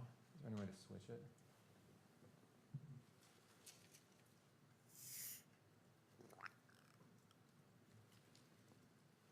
Thank you. Okay, I'm showing you here on the screen, State's Exhibit 31. Do you recognize that? Yes, I do. What is that? This is the FBI report that was provided to me by the FBI that documents DNA testing. And does that include testing that was done on the screwdriver that we've spoken about and the towel that we have spoken about? Yes, it does. Okay, what I'd like you to do, Kimberly, if you'd please just scroll down so that Sergeant Falmuina can observe this exhibit.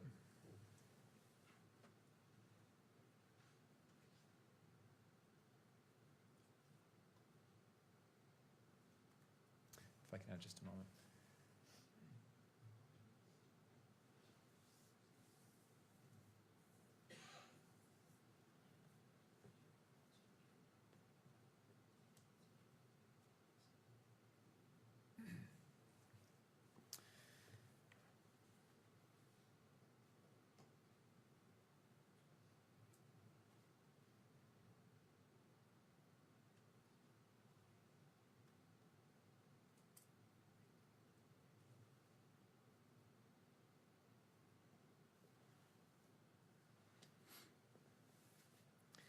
And can you see who that report is signed by?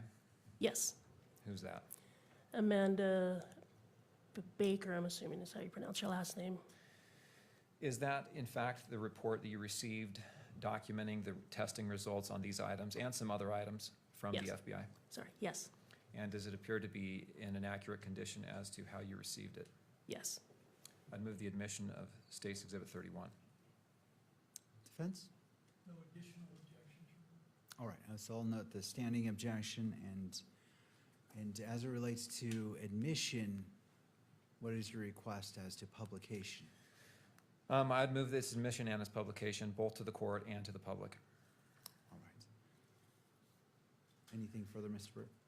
All right. The court will admit State's Exhibit 31 into evidence and allow publication of this exhibit to the gallery and to the monitor on screen in the courtroom and for the camera to broadcast. Okay, if you'll go to, Kimberly, if you'll scroll down to, still on page 1, where the screen will show items 7 and 8. Sergeant Falmuina, do you see the lines there that say item 7, that line? Yes. And will you read that portion of the report that describes what item 7 is? Item 7, towel from around Mauser rifle, serial number 8863. And there's also some other identification numbers. Is that the towel that you found with the rifle that day? Yes, it On is. September 10th? Yes. Item 8, will you read what that says is a description of item 8? Item 8, screwdriver from perch. And is that the screwdriver that you described that was collected from the rooftop? Yes. Okay. If we can go to page 3 of 6, please. Will you, item 7, sub 1, will you please read the result there from the title, item 7, until the word contributors.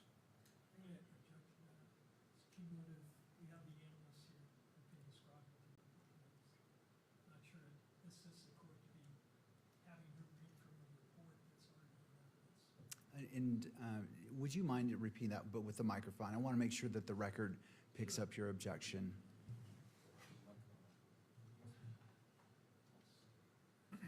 All right.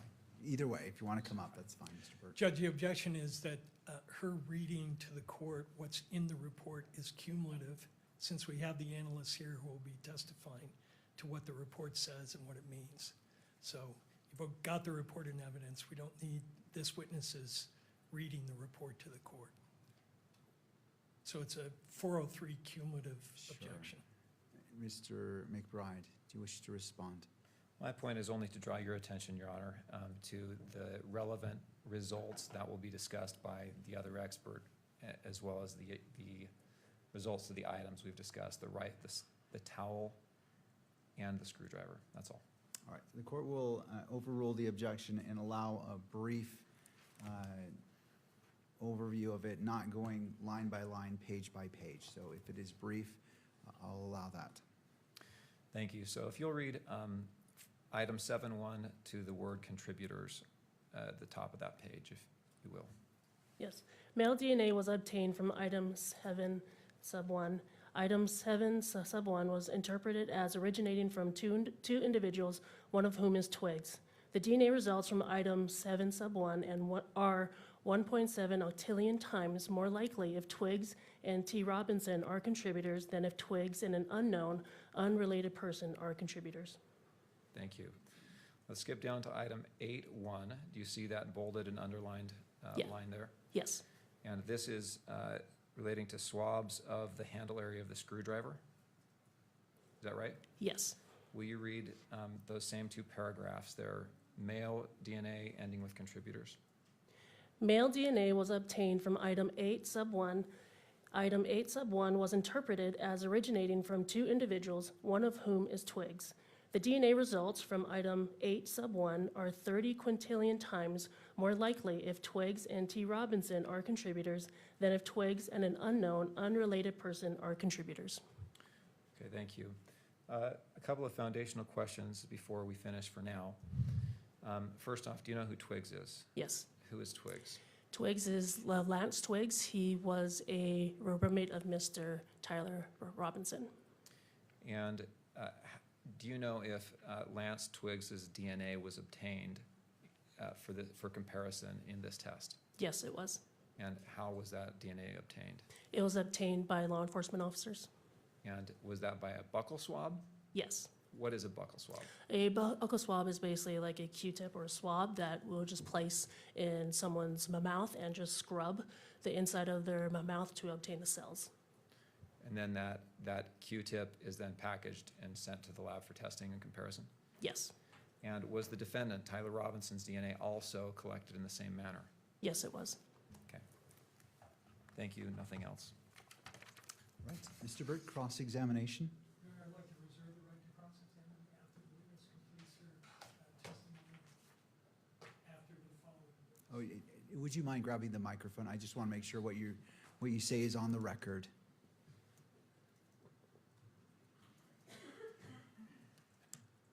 With the court's permission, I'd like to reserve the right to cross-examine on the area she testified about until she's completed her testimony. Okay, okay, I see what you're saying.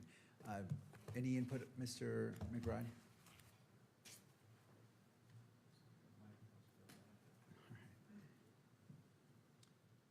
Your Honor, that's what we expected to happen. We discussed this beforehand. We stipulate. All right, that's fine.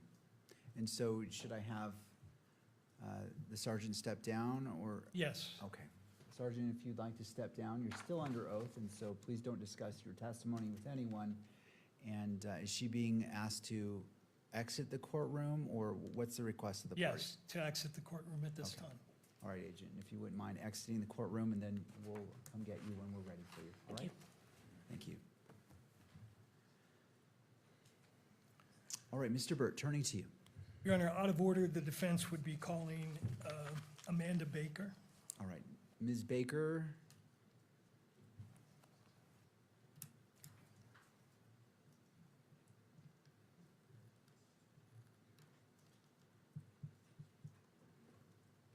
All right, Ms. Baker, if you wouldn't mind coming forward, right up here by the bailiff and being sworn in.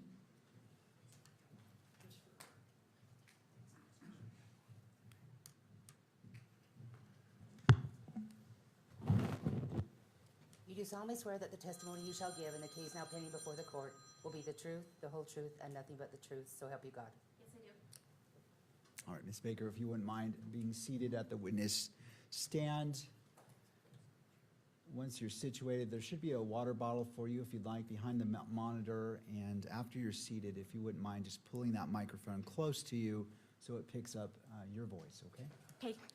Mr. Burt, your witness. Your Honor, we're going to need the monitor switched over to our side if we Okay. could. While we're doing that, good afternoon. Good afternoon. Tell us your name, please. Hi, good afternoon. My name is Amanda Baker. My last name is spelled B-A-K-K-E-R. Ms. Baker, what do you do for a living? I am a forensic examiner in the DNA casework unit of the FBI laboratory located in Quantico, Virginia. And how long have you been a DNA analyst at that location? A little more than 10 years. And just in general, what are your duties? My duties are to manage a case. When a case comes into the DNA casework unit, I will review any information associated with that case. I will review any evidence that is submitted for that case, determine which items of evidence need to be tested and which tests need to be performed. I will then create something called an exam plan. You can think of this like a to-do list to let the biologist know which items I need tested. Once that testing is complete, I will review all the data, draw conclusions in the form of a report, and then testify if needed. Ms. Baker, in this case, were you requested by the state of Utah to do certain testing? Yes, I was. And when were you called upon to do that testing? That was September of 2025. And do you recall when the case first came into your lab? I believe we received evidence the first time was September 11th of 2025. And just in general, when the FBI, your unit receives evidence for analysis, is it true that the turnaround time is about 200 days? It depends. We've wavered between 90 days and over 200 days. I would say on average, it's somewhere between 180 and 200 days. However, did this case come in on what's called a priority one level? Yes, it did. And what that means is we worked 24 hours a day, 7 days a week until examinations were complete. And is it true that you were conducting the analysis as the evidence was being inventoried? That is true. Because of the high-profile nature of this case, an item of evidence would be submitted to the lab. It would be inventoried by our evidence management group and then sent to the various units for testing, for example, the DNA casework unit. We would begin testing as additional evidence was being delivered to the FBI lab. Now, as a result of your analysis, do you produce case files?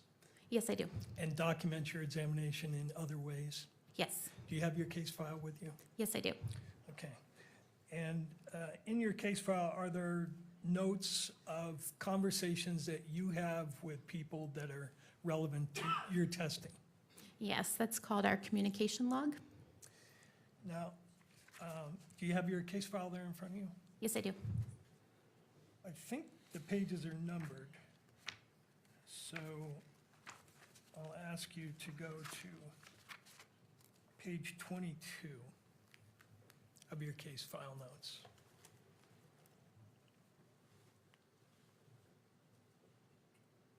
Okay. And if I could direct your attention to the bottom of that page, there is a communication log entry dated September 13th. Do you see what I'm referring to? Yes, I do. And would you read to the court what your entry is for that date? Yes. This is my communication communication entry on September 13th, 2025. All. Spoke with FBI Special Agent Folger and Utah SBI SA Dave Hull. Gave technically reviewed results that Robinson was included as a possible contributor to the DNA from the towel and the screwdriver. We discussed the additional examinations conducted by DCU, and they both agreed that no additional immediate comparisons are needed at this time. All remaining comparisons will be in the laboratory report. Is that an accurate reflection of what you told the agents at that time? Yes, it is. And you told them that, quote, Robinson was included as a possible contributor to the DNA from the towel and the screwdriver, correct? Yes. Was the language that you used in conformity with requirements that you have for reporting out test results? Yes. All right, I'd now like to direct your attention, if I could, to exhibit number, State's Exhibit 31, which is in evidence, and I think it's our tab 2. And that's in evidence, so if you could display that on the screen. Mr. Burt, are you requesting it to be displayed to just your screens or to all screens? No, since it's in evidence, Your Honor, I'd like it displayed to the public. Okay, let's go ahead and put it on the main monitor as well.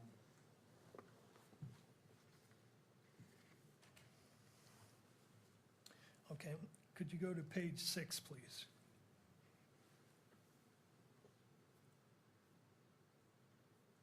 And highlight the third paragraph.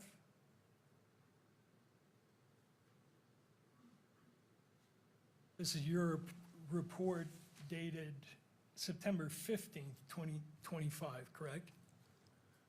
Yes, that is correct. So this is 2 days after you had the conversation with the agents as to what your results were.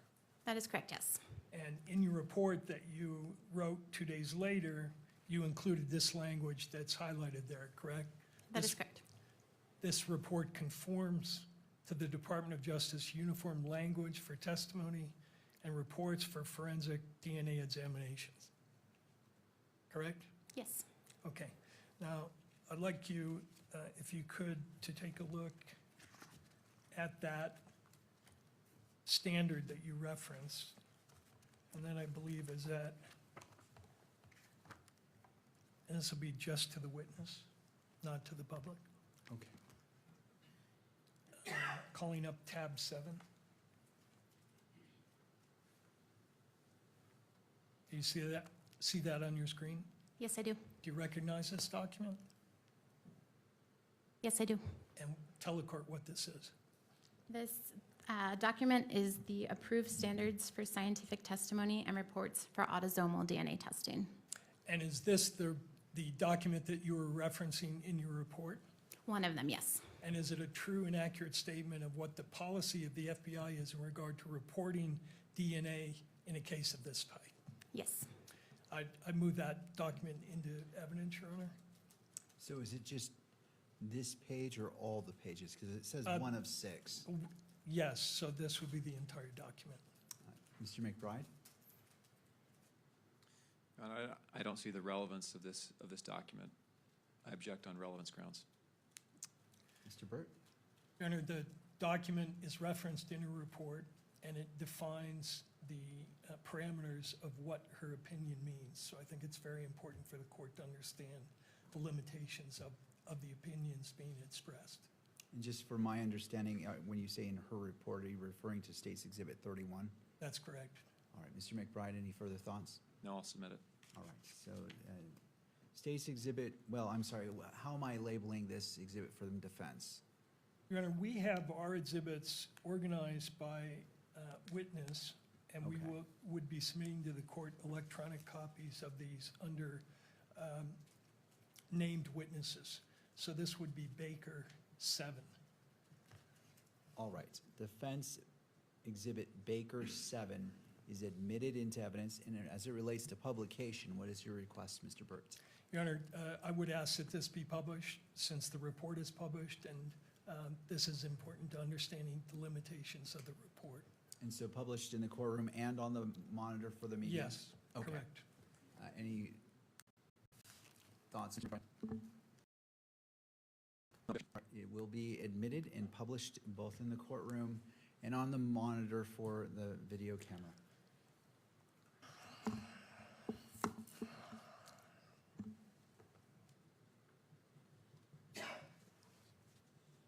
Okay, so this document has various subjects, correct?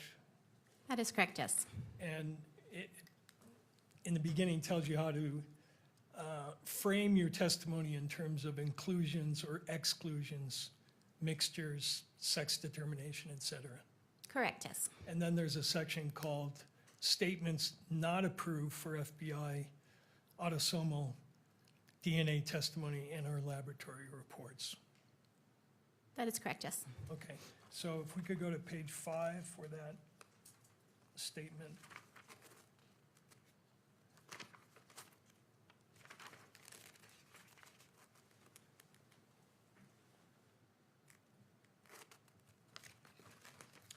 Okay.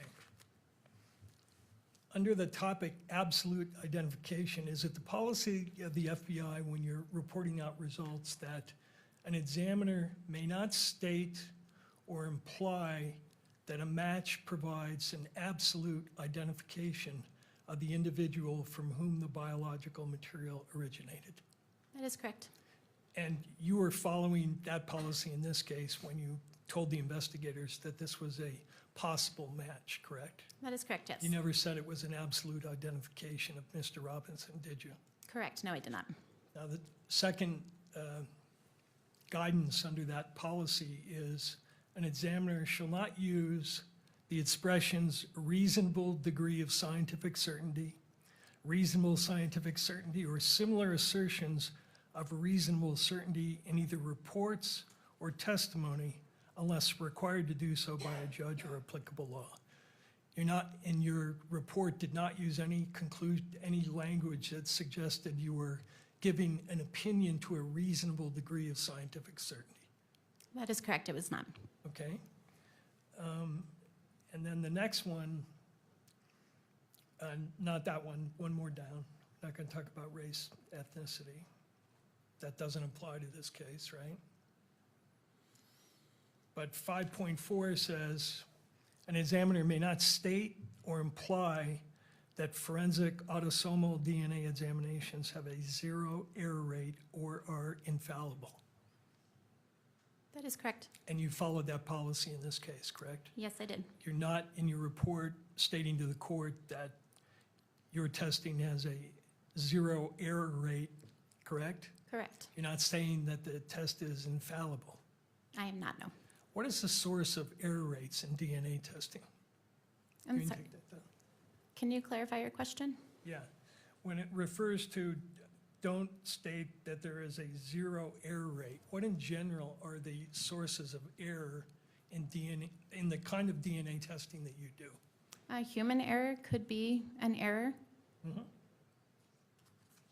Anything else?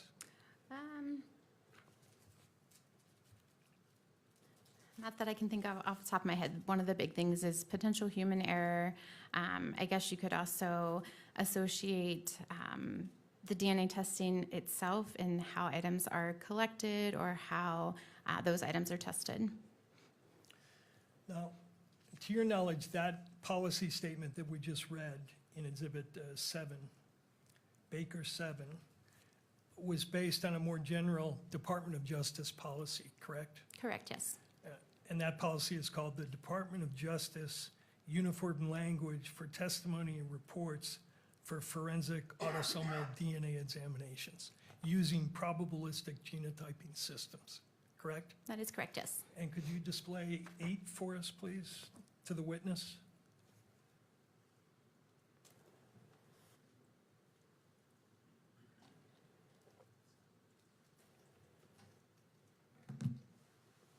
Let me know when it's on. No, not on the big screen. Okay, so not to go on to this main big screen. Correct, this is Thank just you. for the witness. And you're familiar with that policy, correct? Yes, I am. Okay.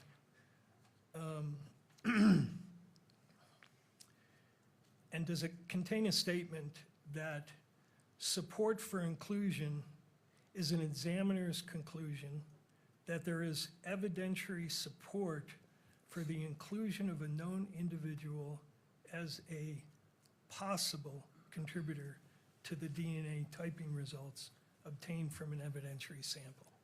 I believe it does, yes. And did you follow that procedure in this case? Yes, I did. All right. Does this same policy state at page 4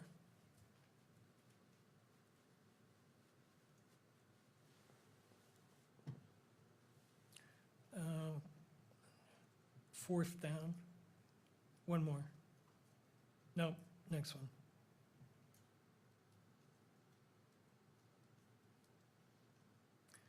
An examiner, does a policy state, an examiner shall not assert that a likelihood ratio of any magnitude provides an absolute identification or source attribution of an individual to an evidentiary sample?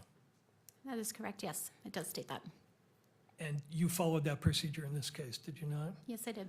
You're not implying that those numbers that a previous witness quoted in our stated in your report provides an absolute identification of Mr. Robinson or Mr. Twiggs? No, I'm not. Okay. Thank you. You can take that down.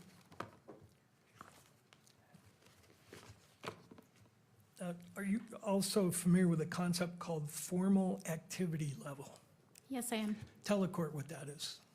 Formal activity level is determining an activity that causes DNA to be left behind on an object. And does your laboratory have a policy about whether you can express opinions about formal activity level? We do have a policy, and I cannot give an opinion as far as activity level goes. And why is that?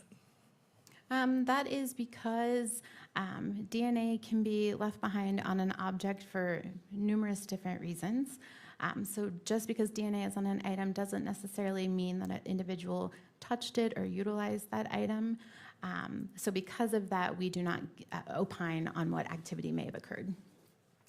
And consistent with that policy, you cannot tell, if you interpret a piece of DNA as being present on an item, you can't tell when that DNA was deposited, correct? I can't give an exact time, but there are some situations, if a piece of evidence has been buried for a long time or is in a river for a long time, it would be my expectation, based on my experience, that I probably won't get DNA off of an item that's been buried for 10 years, for example. However, I cannot give exact timing as to when DNA was deposited on an item. And I was talking more about a situation where you actually find DNA on an object, be it a gun or anything else. You can't say when that DNA was deposited, correct? Sure, that's correct. And how long, in general, does DNA persist on an item? Once you've made contact, how does DNA get deposited on an item in general? In general, DNA can be deposited a few different ways, via body fluids such as saliva or blood, or skin cells. So touching an item or wearing an item, DNA could be deposited. Once DNA is on an item, if it's subjected to ideal conditions, it's out of heat and high UV, it's not subjected to any kind of cleaning or chemicals, it can persist on an item rather indefinitely. It can degrade slowly over time, but we've certainly worked items of evidence that are 40 and 50 years old, and we've been able to recover DNA. Now, could you explain to the court the concept of degradation of DNA samples, what that means and what it suggests with your testing? Sure. So degradation of DNA is breaking up the DNA. So if you think of DNA like a long rope, it's essentially taking that rope and cutting it up into pieces. Seeing degradation in a sample could lend me to believe that there may be, that sample may have been subjected to cleaning or high heat an extended period of time. So I can't tell why an item is degraded, but looking at my data, I can tell if that sample is potentially degraded or broken down. And two of the items that you examined were referred to as items 7 and 8, correct? That is correct, yes. One was a towel and one was a screwdriver. That is correct, yes. Were both those samples degraded to a certain extent? May I refer to my Certainly. data?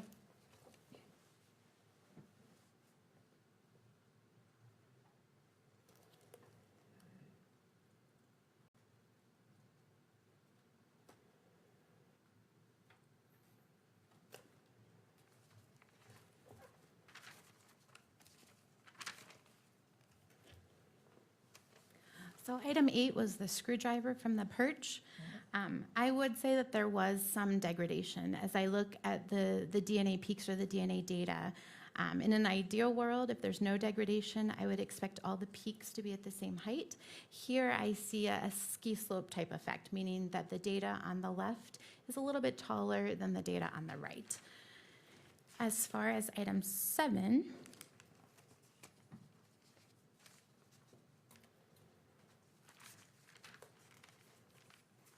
item 7 was the tau. There was a slight amount of degradation, but not as much as item 8. Okay. And what is the effect of degradation on production of the allele? First of all, what's an allele? An allele is an individual's DNA type. So we inherit half of our DNA from our mom and half of our DNA from our dad. We're looking at something called short tandem repeats, or STRs. These are small segments of DNA that repeat themselves over and over again. We all have those same sections of DNA, but what might differ amongst us is how many times it repeats, and that's actually what we inherit from our parents. So for example, at one particular location, my mom may give me 14 repeats and my dad may give me 15. So when I'm looking at the DNA types, I would say that I have 2 alleles at that location, a 14 and a 15. As far as degradation goes, it could cause some of those alleles to do something called drop out, meaning when I'm looking at the DNA chart or the DNA data, I do not see information. I do not obtain numbers at that particular section of DNA. And is it true that in the testing that you were doing in this case, STR testing, what you were looking at is the length of the, what I'll call, have you ever heard the boxcar analogy? I have, yes. Tell the court what that is. So the boxcar analogy is how many times that section of DNA repeats. So that section is essentially letters. So for example, A, C, T, G. So you may have A, C, T, G repeated 10 times or 12 times. Each of those sections of H, C, T, G would be considered one boxcar. And so when you're looking for alleles, you're essentially counting the boxcars. Could be 7 boxcars, and that person would be a 7. That is correct, yes. And from the mom and from the dad, he may have inherited 10 boxcars. That is correct, yes. And so that person at that particular location would be a 710. Yes. And what you're doing in your testing is comparing those numbers to what you get from a known sample to see if they match. That is correct, yes. Is that true? Yes. Now, is it true that what you mentioned the A, C, T, and G, correct? Correct, yes. Is it true that you are not measuring the sequence within the boxcars? You're just measuring the length of the boxcars?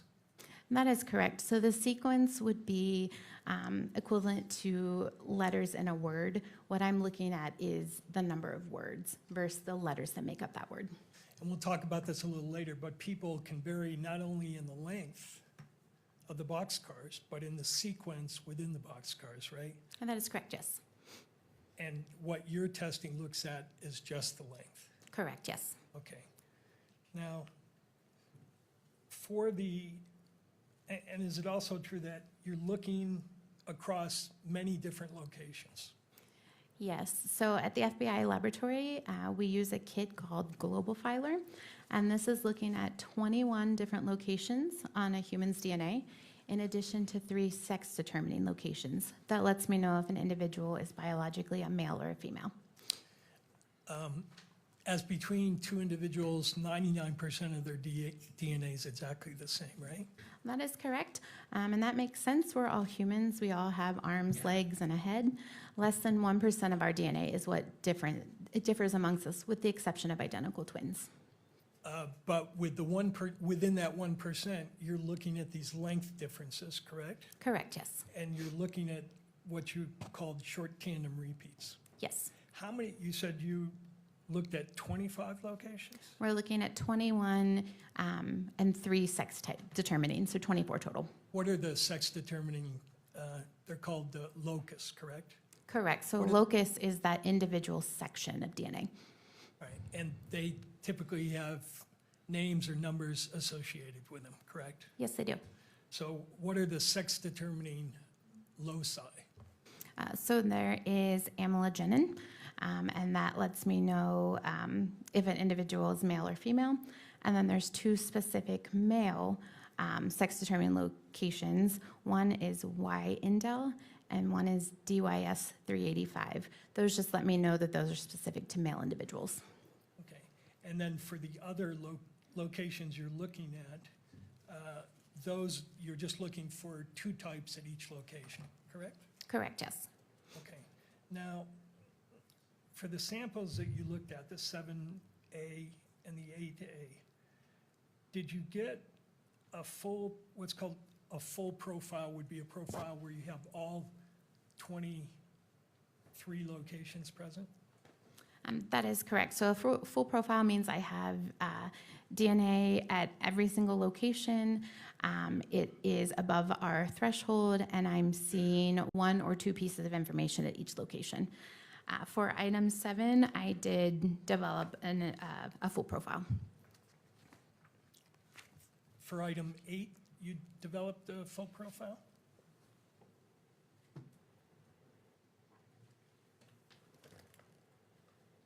Item 8 was a partial profile, so I did not develop DNA at every single location.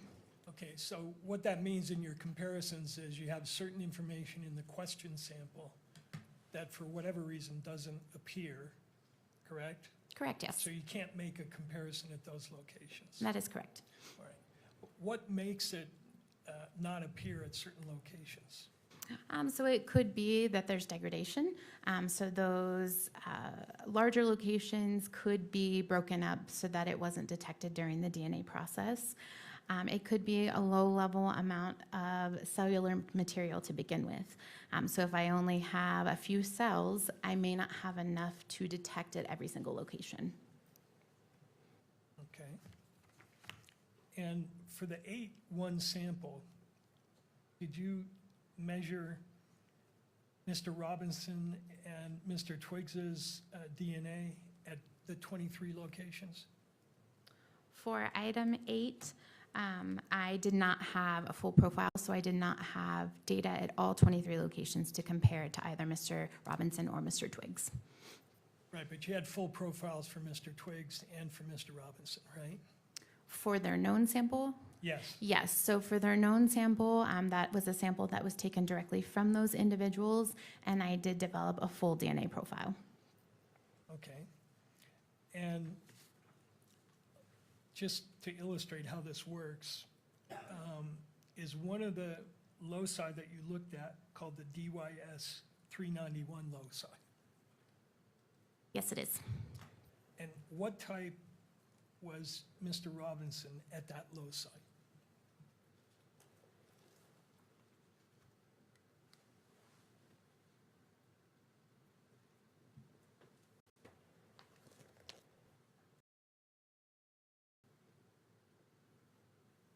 At that location, Mr. Robinson was an 11. And I think you said you inherit one from your mother, one from your father. But when you say he's an 11, technically he's what's called an 11-11, correct? So for this, so DYS 391 is actually that male location, so he would not have, or anybody would not have inherited anything from their mother. So at this location, I would only expect to see one piece of information, and I did see an 11 here. Okay. And for the D3S loci, what was his type? His type was a 17. Now for that loci, you'd expect two types, correct? That is correct. And when you say he's a 17, do you mean he's actually a 17-17? That is correct. He inherited 17 repeats of that location from mom and 17 from dad. Other locations, for instance, the VWA, he's type 18-19, correct? That is correct, yes. So you're looking at those, and what the machine produces are peaks, correct? Correct, yes. They're just spikes on a graph, similar to like spikes on a heart monitor.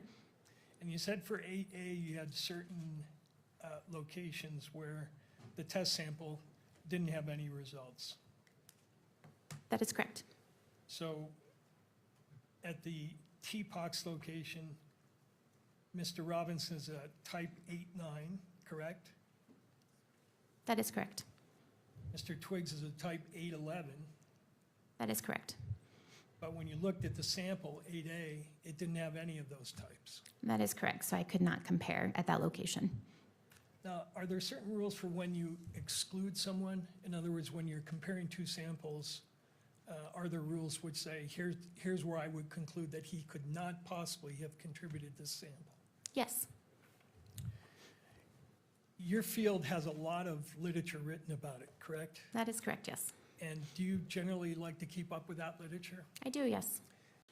And across time, there have been several books, publications that attempt to educate you and courts and lawyers on the technical aspects of DNA testing, right? Correct, yes.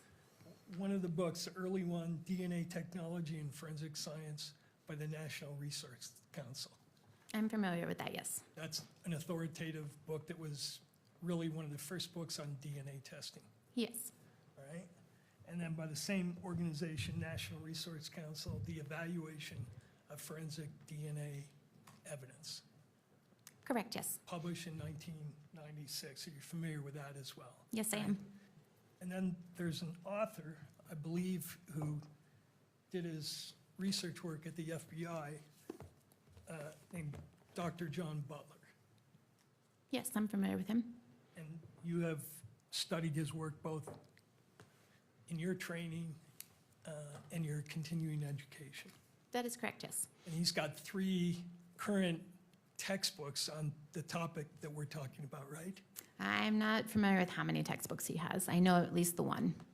Fundamentals of Forensic DNA Typing, Yes, familiar with that. Forensic DNA Typing Methodology, yes, I'm familiar with that one as well. and Forensic DNA Typing Interpretation. Yes, Everybody in your field relies on these publications and you use them as teaching tools. yes, I would agree with that. And then, in addition to those books, there have been studies that have been done on particular topics, correct? Yes, This case, we're dealing with mixtures, correct? yes, And mixtures present certain challenges that are not present when the samples are not mixed, correct? not necessarily. So first, to define a mixture, that simply means DNA from more than one individual in a sample. So if I were to take a sip from a coffee cup and my husband were to also take a sip, if I were to swab that coffee cup, I would get a mixture, his DNA and my DNA together. As far as it being difficult, you can have some mixtures where there's one contributor that donates a lot of DNA and the second contributor donates a little bit. For DNA interpretation, that is not challenging for me. Where it can become challenging is if you have 4 or 5 individuals within that sample all donating roughly around the same amount, it may be challenging for me to determine if a person is included or not. And would you also agree that that challenge exists in situations where you have what are called low quantities of DNA? Again, that could be possible, so I could have low quantities of multiple individuals, which is simply just saying that I can't determine which piece of DNA goes with which individual, so that's possible. What is drop-in? Drop-in is where you have environmental DNA that's not inherent to that sample that's detected during our DNA process. DNA testing is very sensitive, so it could be that we have a peak that's detected, like I said, from the environment. And what is dropout? Dropout is when you have an allele that is not detected or a piece of DNA information that is not detected. So in the DNA chart, there is no number associated with that particular location. And degradation can cause dropout? Yes. So if you have a person at a particular location that is a type 1415, and because of degradation, that 15 drops out, what you're seeing on your chart is just the 14, right? That is possible, yes. And that presents a certain challenge, does it not? Because if the 15 is not there, you could misinterpret that as a type 1414, correct? Not necessarily. So we have thresholds. We have something called the stochastic threshold. If that 14 is above that stochastic threshold, I'm confident, based on our validation, our testing, and my training, that the DNA type there is only a 14. If that 14 falls below that stochastic threshold, that could be indication that there is another peak. So when I'm interpreting, when I'm comparing, if that 14 is below threshold and someone is a 14, 15, I will not automatically exclude them. What is stochastic effects? Stochastic I'm effect, going to object at this point. I think we've gone beyond the scope of preliminary hearing. I think this is getting into 702 material that's not necessary for the probable cause determination. All I right. think it, Mr. Burt? I think it goes directly to the reliability of the testing results that the state introduced. I think the court has to understand the limitations and the potential sources of error in order to assess whether these results are reliable. And in regards to this line of questioning, how far are you going to go on this line of questioning? I have this one question, and then I'm moving on. All right, Mr. McBride. I'll hold them to that. All right, well, Mr. Burt, so the objection is overruled. You may proceed with that question. You can answer. could you repeat your question, please? Tell the court about stochastic effects. Stochastic effects, when you have low-level samples during the DNA copying process, based on how the DNA is copied, you could have alleles that are copied better than other alleles. Okay. Now, on another topic, I mentioned studies before. One of the studies that you're familiar with is called the PCAST report. Are you familiar with that report? Yes, I am. And tell the court what that is. PCAST report is, PCAST stands for the President's Council of Advisors on Science and Technology. And this was a committee that was found, I believe, under the Obama administration that gave guidance on different areas of forensics. Including how to deal with mixed samples and how to deal with samples that have low quantity of DNA. I don't know that I would agree that it's how to deal with them. They gave some of their concerns on low-level samples and mixtures. Right. And they also did a follow-up report to assess whether using the kind of software that you used in this case had been established as reliable, correct? That is correct. And what was the software that you used in this case to reach your statistical results? The software is called StarMix, S-T-R-M-I-X. And the PCAST report specifically addresses whether reliability has been established with respect to StarMix, correct? I don't believe reliability came into question. I think PCAST thought that there needed to be additional testing as far as mixtures and low-level samples go. Mixtures and low-level samples that had certain characteristics, right? That is correct, yes. Including mixtures where what's called the minor contributor was in the sample below 20%. That is correct. So the minor contributor would be an individual that donated less DNA to that sample. So PCAST called into question mixtures of 3 or more individuals with that minor or that low-level contributor making up 20% or less. 7 and 8 samples in this case were both mixtures, correct? Yes, that is correct. And did you determine what the proportion of mixture was between what I'll call the major contributor and the minor contributor? So I did not calculate that personally. Part of the StarMix software, it does a couple different things. One, it takes a mixture and it uses math and biological modeling to try to break that mixture into its individual contributors. And then it also calculates a likelihood ratio, which is the statistic that I report. During that process, it does give an estimate of the breakdown of those potential contributors. And what was, first of all, for the 7 sample, was the minor in there at less than 20%, according to StarMix?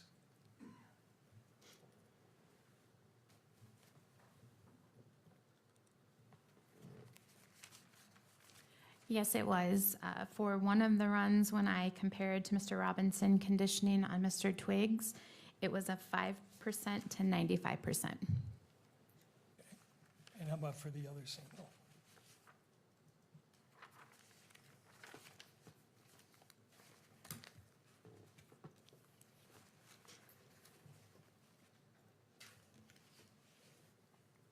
For item 8, one of the contributors was 11% and the other was approximately 89%. So below 20%, right? Correct, yes. And the concern expressed in this report, which was written by experts in your field, correct? No, that is not correct. The PCAST report was written by individuals that were not practitioners or any type of laboratory personnel. Right, but they list the experts who provided input into that report, do they not? Yes, they did. One of them was Bruce Bedoli, correct? Correct, yes. Who's Bruce Bedoli? He is a DNA expert within the field.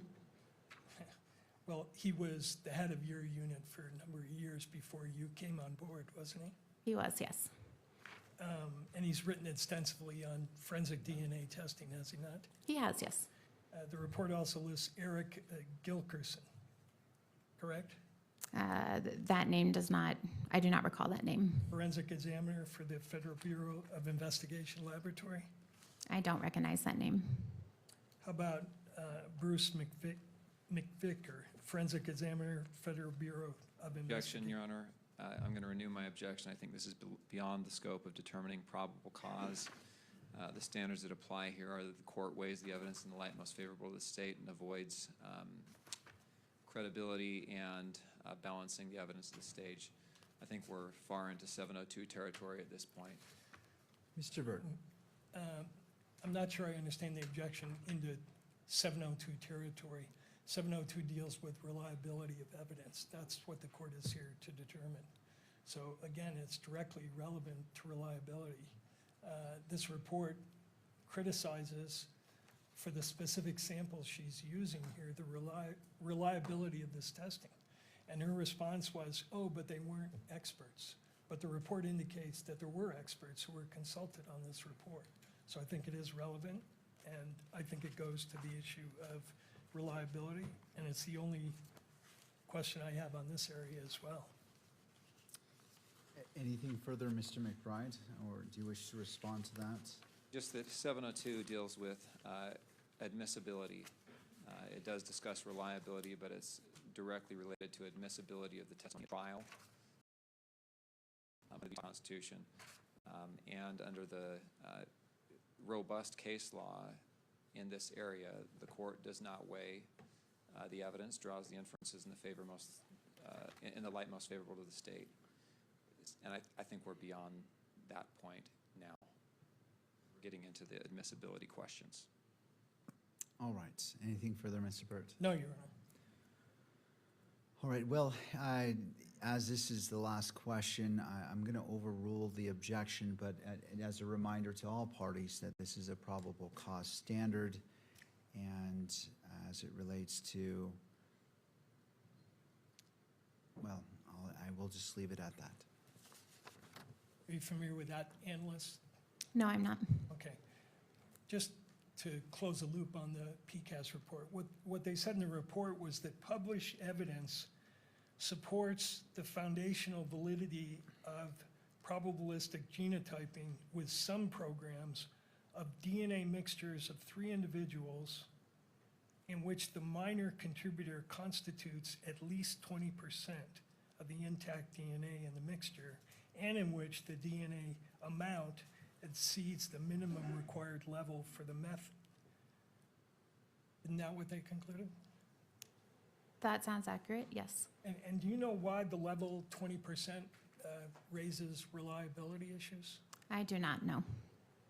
Okay. But you do know that in this case, both your samples had minor contributors below 20%. That is true, but in this case, it was also only a mixture of 2 individuals. All right. Now that's the next thing I was going to ask you about, which is what is NOC? NOC stands for number of contributors. And when you use this program, this genotyping program, StarMix, who decides what the number of contributors is? That's my determination based on my experience and training, looking at the data. That's something I input into StarMix. Right. And that's a complex determination, is it not? Not necessarily. But it can be in some cases, correct? It could be, if there's mixtures of a lot of individuals and a lot of the peak heights, the size of the spikes are relatively the same, it could cause,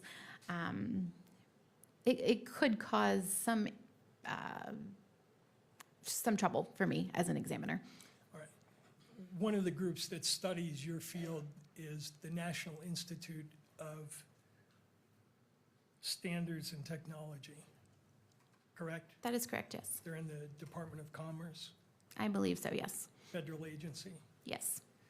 And they published a report in 2024 called Forensic DNA Interpretation and Human Factors, Improving Practice Through a Systems Approach. You're familiar with that publication, right? I am, yes.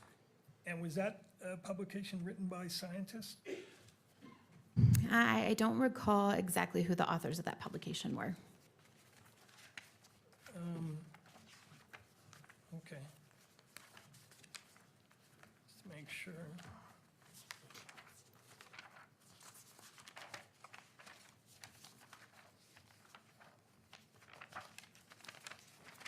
That the,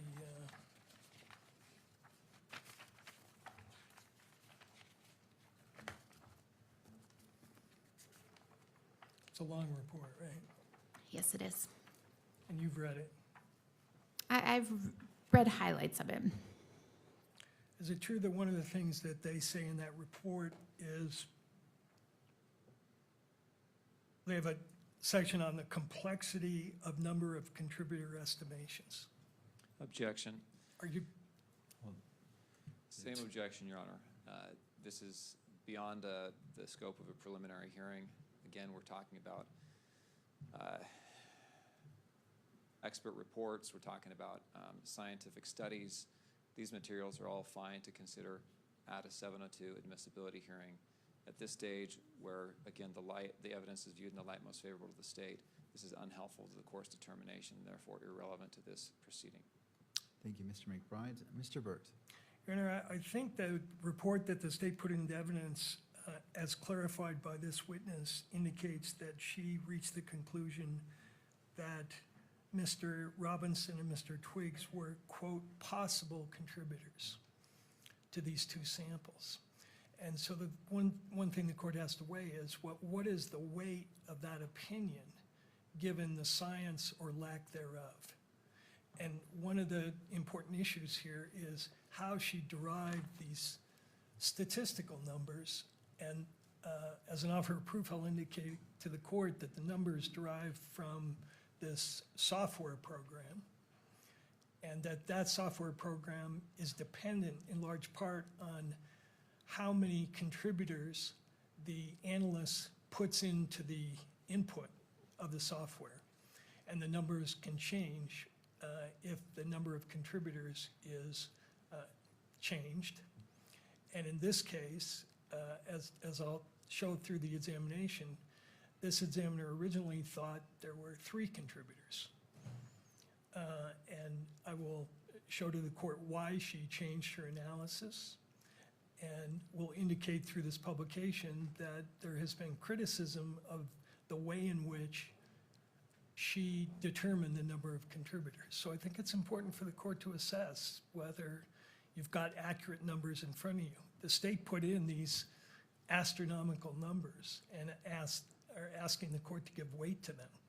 And I'm asking the court to consider how those numbers were arrived at and whether there are reliability issues with regard to those numbers. So the concern that I have is, I turn to State v. Ramirez, 2012 UT 59 at paragraph 10. It states, furthermore, the magistrate's role does not encompass an assessment of whether such inference is more plausible than an alternative that cuts in favor of the defense. That is a matter of fact-finding, which is left for the jury at trial. And so when I'm staying in my role as a magistrate, I hear what you're saying, but my concern is based off case law that dictates what I as a magistrate should be doing.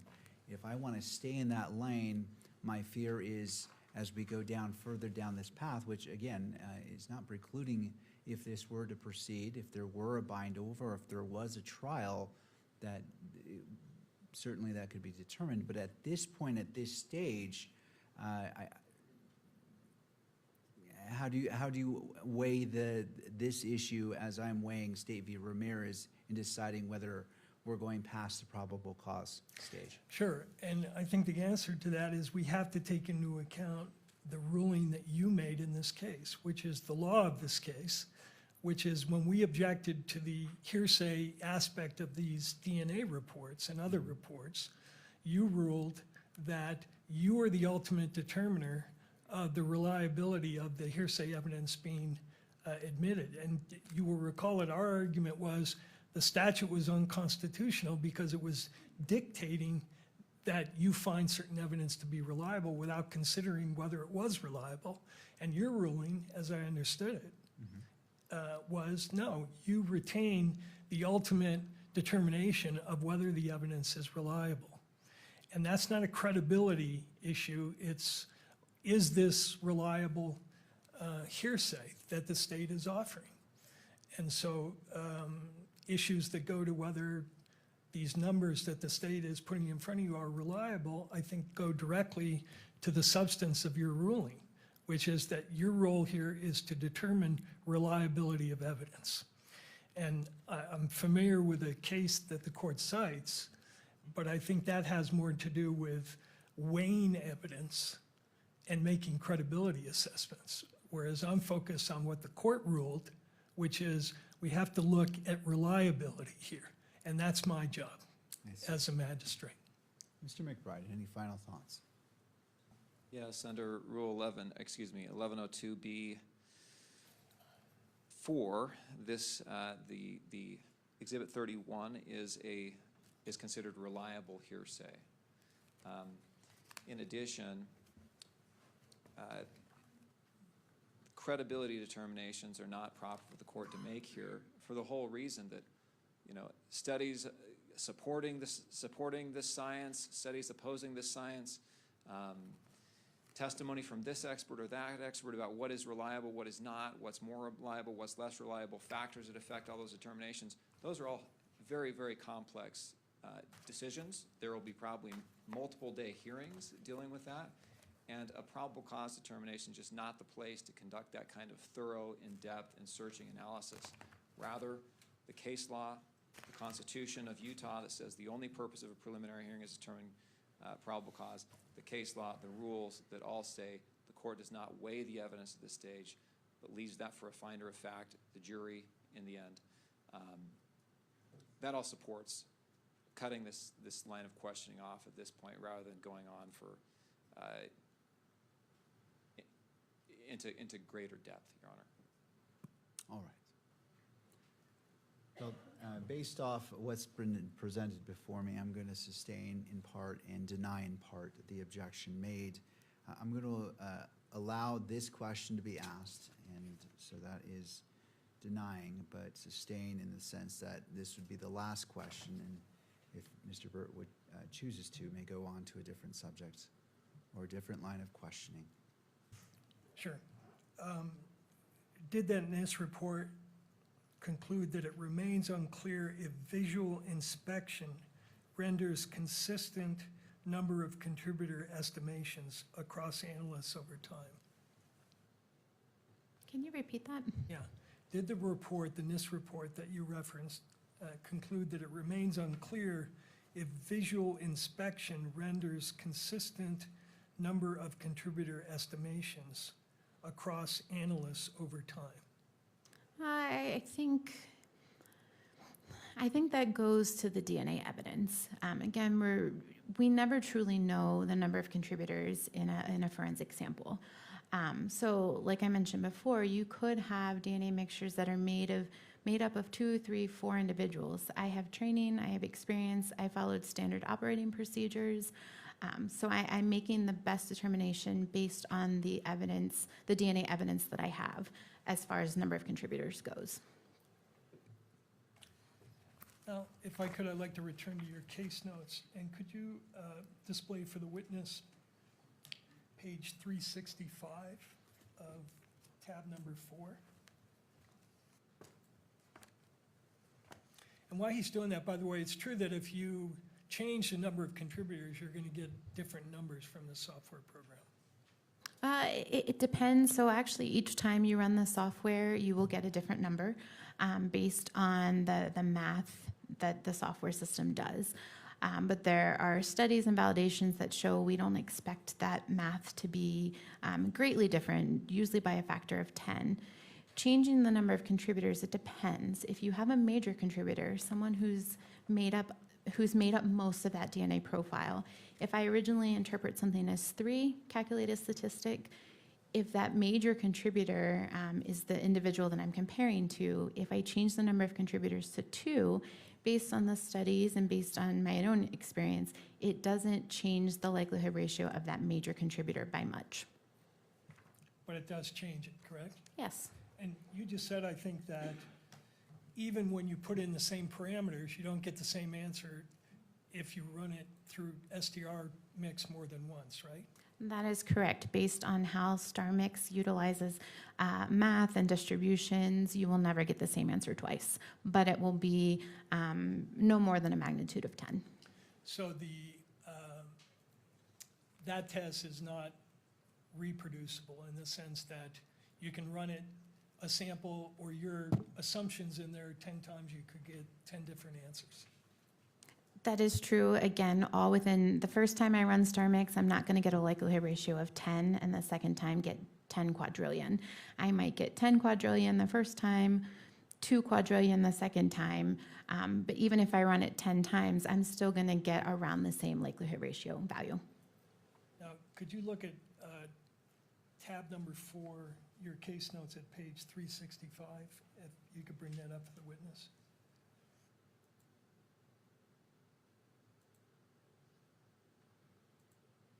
Let me know when you have that in front of you. I think you need to scroll up one page.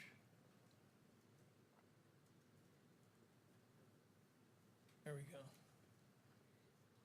Can you identify this page from your notes?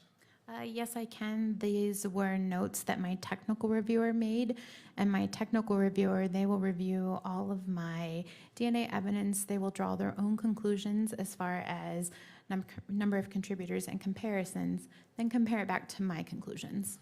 All right, so this is regarding the 7 sample, correct? That is correct. That is one of the samples. And your original assessment was that there were 3 contributors to this sample, right? That is correct, yes. And that conclusion was reviewed by a reviewer, correct? Correct, yes. She read the same electropherograms, or the name for the output of this technology you use, correct? She utilized the same electropherogram, which is the chart that the DNA is on. And does this page in front of you, is that an accurate representation of your case file? Yes, it is. So I move into evidence page 365, and that would be Baker 4. Mr. McBride? I'll object on relevance grounds. All right, did you want to respond, Mr. Burt? Your Honor, it's relevant because the witness originally determined that there were 3 contributors, and I'd like her to explain to the court how she reached that conclusion, because I think it does go to the reliability of her testing here. All right, so as it relates to Baker 4,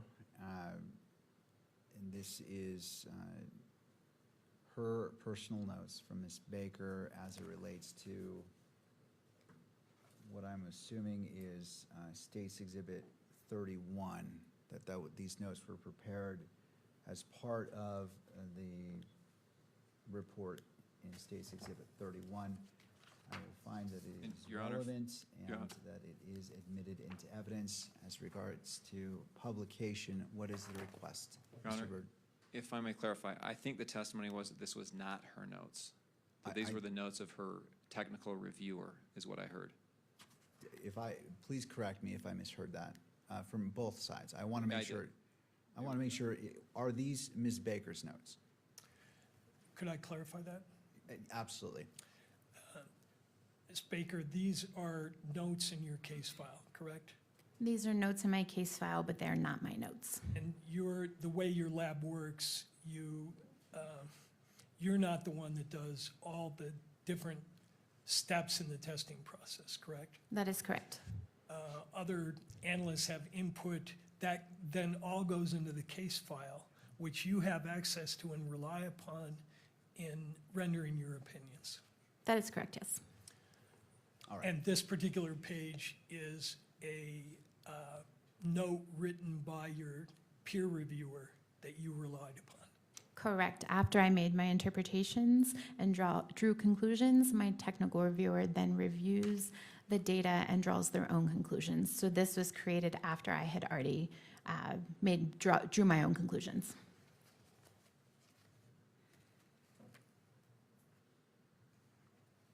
All right, I'm just trying to put it together here.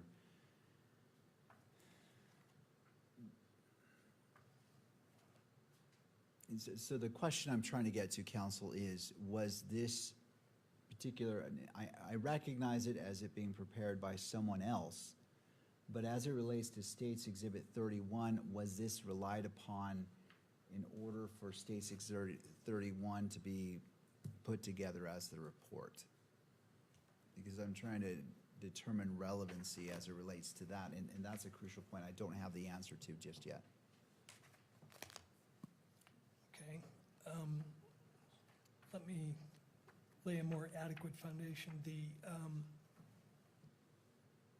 case file notes are assessed by you at every step of the analysis, correct?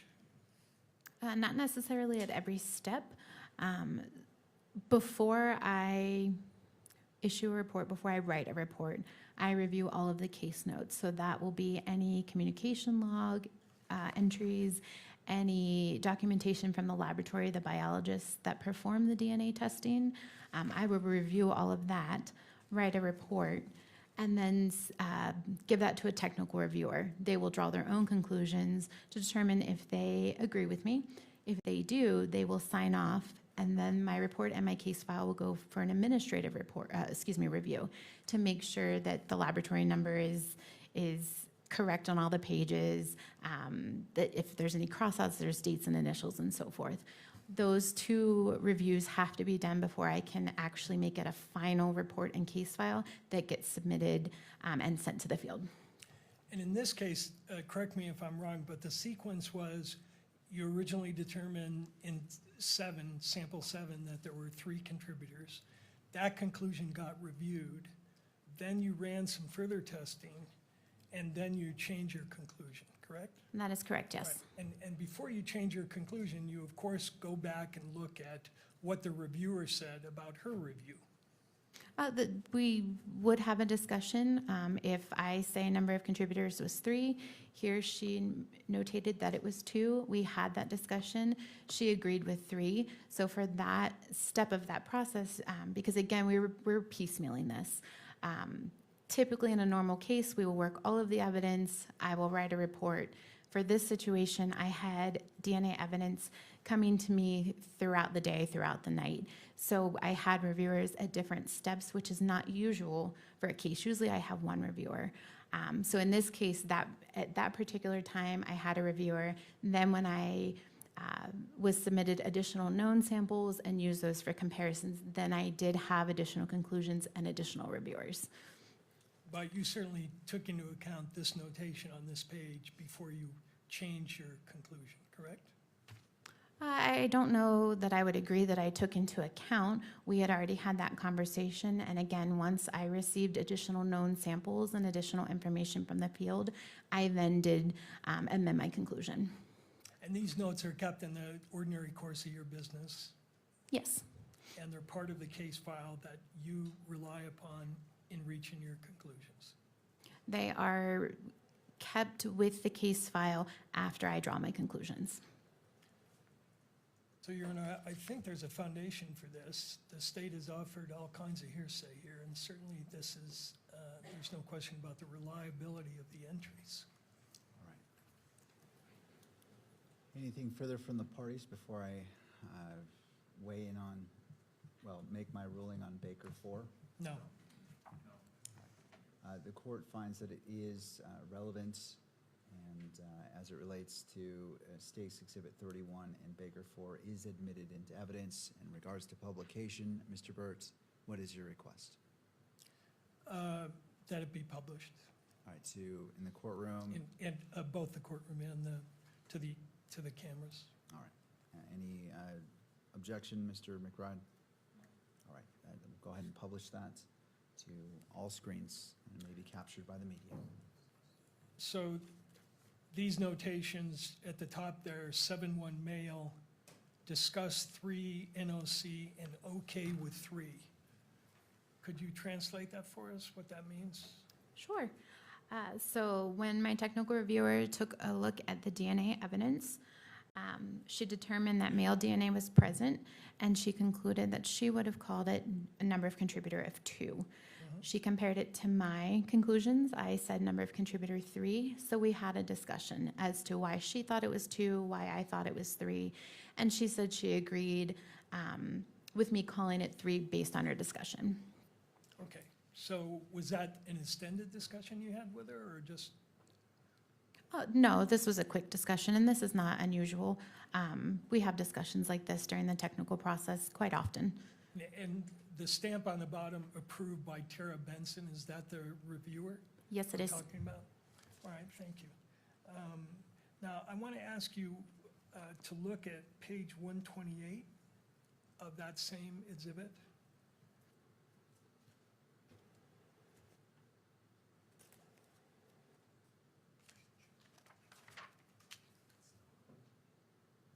No. Is this an electropharogram that is a part of your case file? Yes, it is. And is this an accurate representation of what's depicted on this page? I'm sorry, there's nothing on the screen. Am I? Yeah, 128.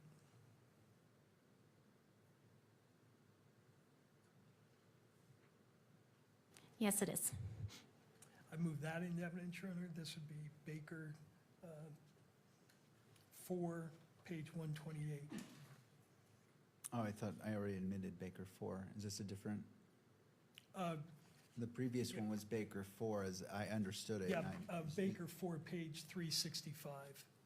Oh, okay. So And Baker, so this is Baker 4, page 128. right, so the previous admitted exhibit is Baker 4, 365. The current proposed one is Baker 4, 128. That's correct. All right, Mr. McBride. If I could have just a minute to update my notes on those page numbers. All right. 365 was the previous one, unless I heard it wrong. Yes, that's right. All right, and the current one is 128.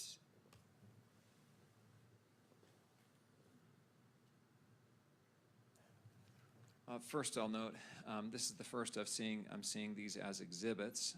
Of course, I have this file, but I was unaware that these are going to be offered as exhibits, so I'm looking to find them in my file as we go. Second,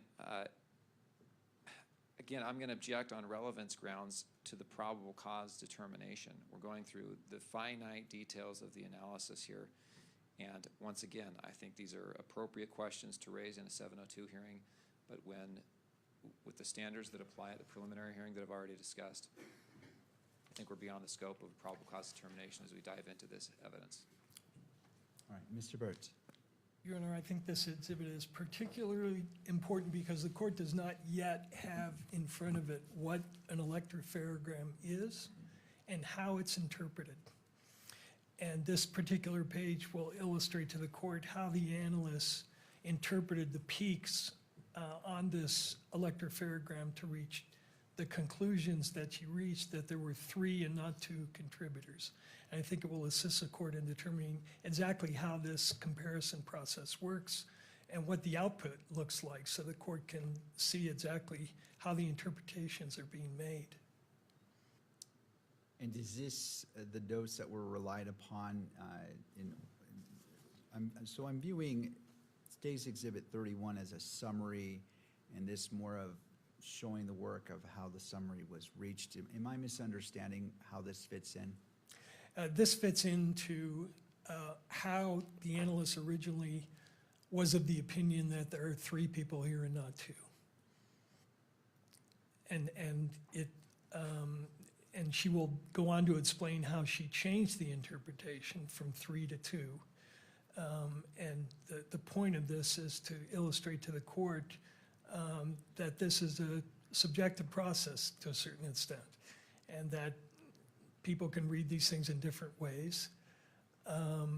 And so I think it will help the court understand exactly what's being compared here. You've got peaks on a line, she will say, and just to let the court know in responsive to Mr. McBride's statement that he was unaware that this is going to be an issue, he and I met with this analyst before the preliminary hearing. The analyst pointed this page out to us as being illustrative of why she originally concluded that there were 3 contributors. So this is not something that's being sprung.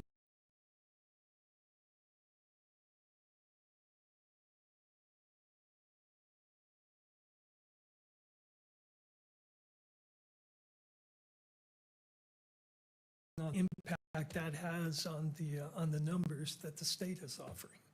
All right. Anything further? No.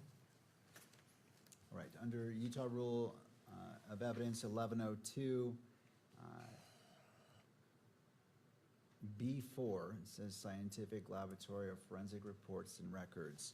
I find that this is admissible and is admitted into evidence as Baker 4, page 128, and is a request to publish this document. Okay, you can. Was that a yes? Oh, okay. Yes. All right. So published, I'm assuming to that Yes. screen as well. All right. Correct. It may be published. Counsel, just as a reminder, as this is a probable cause, I understand and I appreciate you give me a pointer of where it's going, but just as a reminder, as probable cause, it is admitted, and you may discuss it, but I definitely want to keep this within the track of probable cause. Understood. All right.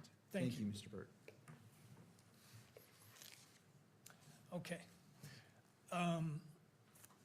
Is it true what I just told the court, that you pointed this particular page out as illustrating why you originally thought we had 3 contributors? Yes, that is true. So explain to the court, is this an electropharogram? Yes, this is an electropharogram. Each of those rectangles at the top, for example, D2S441, that is that small segment of DNA that I referred to earlier. And each of those peaks has a corresponding number that is the allele, so that corresponds to the number of repeats that an individual inherited. And this is what you ultimately, after you get this electropharogram not through running it through STR-Mix. There's a different device that you use to produce these electropharograms, right? Correct, yes. During the DNA process, this is the last step of that process. So what it's doing is DNA is found in cells of our body. We're taking those cells, we're breaking them open with chemicals to release the DNA from those cells. We're making photocopies of those pieces of DNA so that we can essentially see them. And then the last step is to separate those pieces by size, and the ultimate output is this electropharogram. Okay. And is it true that you set the parameters for what the machine will pop up in terms of numbering the alleles? Personally, I do not set that up. That was done during our validation of the chemicals and the software and the instrument that we utilize, but there are parameters. So the output of the DNA lets me know, for example, the different types of alleles, but that's not a parameter I set. I want to make sure you answered that. you set, or your lab sets, what the machine does in terms of labeling particular alleles, correct? Yes, that's part of the whole process and the validation, yes. So you could tell the machine, give me all the peaks at whatever level and label them as whatever the alleles are. I see. So yes, so during our validation, we determine our thresholds, our analytical threshold, and that stochastic threshold that I mentioned before. The analytical threshold is a threshold that was determined during validation that we input into the software that I utilize. That says, for example, our analytical threshold is 150. Any peak that is 150 or greater, the software system will give me that allele call or that number for that peak. Any peak that's below the 150, the software system will not give me an allele call for it. Even though it might be a true allele. Correct, yes. So you could say, and you referred to a measurement, you refer to that as RFUs, right? Yes, that is the unit. What does that mean? It stands for relative fluorescent unit. So in your lab, you tell the machine only label peaks that come above 150 RFU. The software that utilizes the information from the machine, yes. However, it's true, is it not, that in determining the number of contributors, you look below that 150 RFU level. And that is true, yes. All right, now on this is only showing 1, 2, 3, 4 different locations, right? Correct, yes. And you see a number of peaks at each one of these locations. Some of them are labeled, some of them are not. Correct, yes. So tell us how you originally looked at this and said there's not 2 contributors, there's 3. Sure. So first what I do is I count how many labels that I see, so how many of those little squares under each of those locations. So for example, at D2S441, there are 3 squares. Knowing that one piece of information comes from mom and one comes from dad, if it's a single source profile from one individual, I expect to see no more than 2 squares. Because I see 3, that gives me an indication that there's at least 2 individuals. Same thing for the next D19S433, and as well as FGA. There were 3 peaks that were called. So I knew this had to be at least 2 individuals. Then what I do is I take a look at the peaks that are not called and determine, could there potentially be a 3rd person included? So for example, at D2, the location farthest to the left, I'm asking myself, that 12 in that bottom box, is it the same contributor as, for example, the 22 under FGA all the way to the right? Because I see peaks that are not labeled, it could be that the 12 belongs to one individual, and those 2 peaks that are not called belong to a 2nd or 3rd individual. And that at FGA, I could be seeing the 22 from that 3rd person, but that 2nd person has dropped out. Because I'm able to use information below the threshold and I see peaks, that gives me an indication that I can increase my number of contributors to 3, which I did in this case. Okay, and when did you reach that conclusion, time-wise? If I recall, it was somewhere around September 12th. And when did you change your conclusion? That I would have to refer. Sure.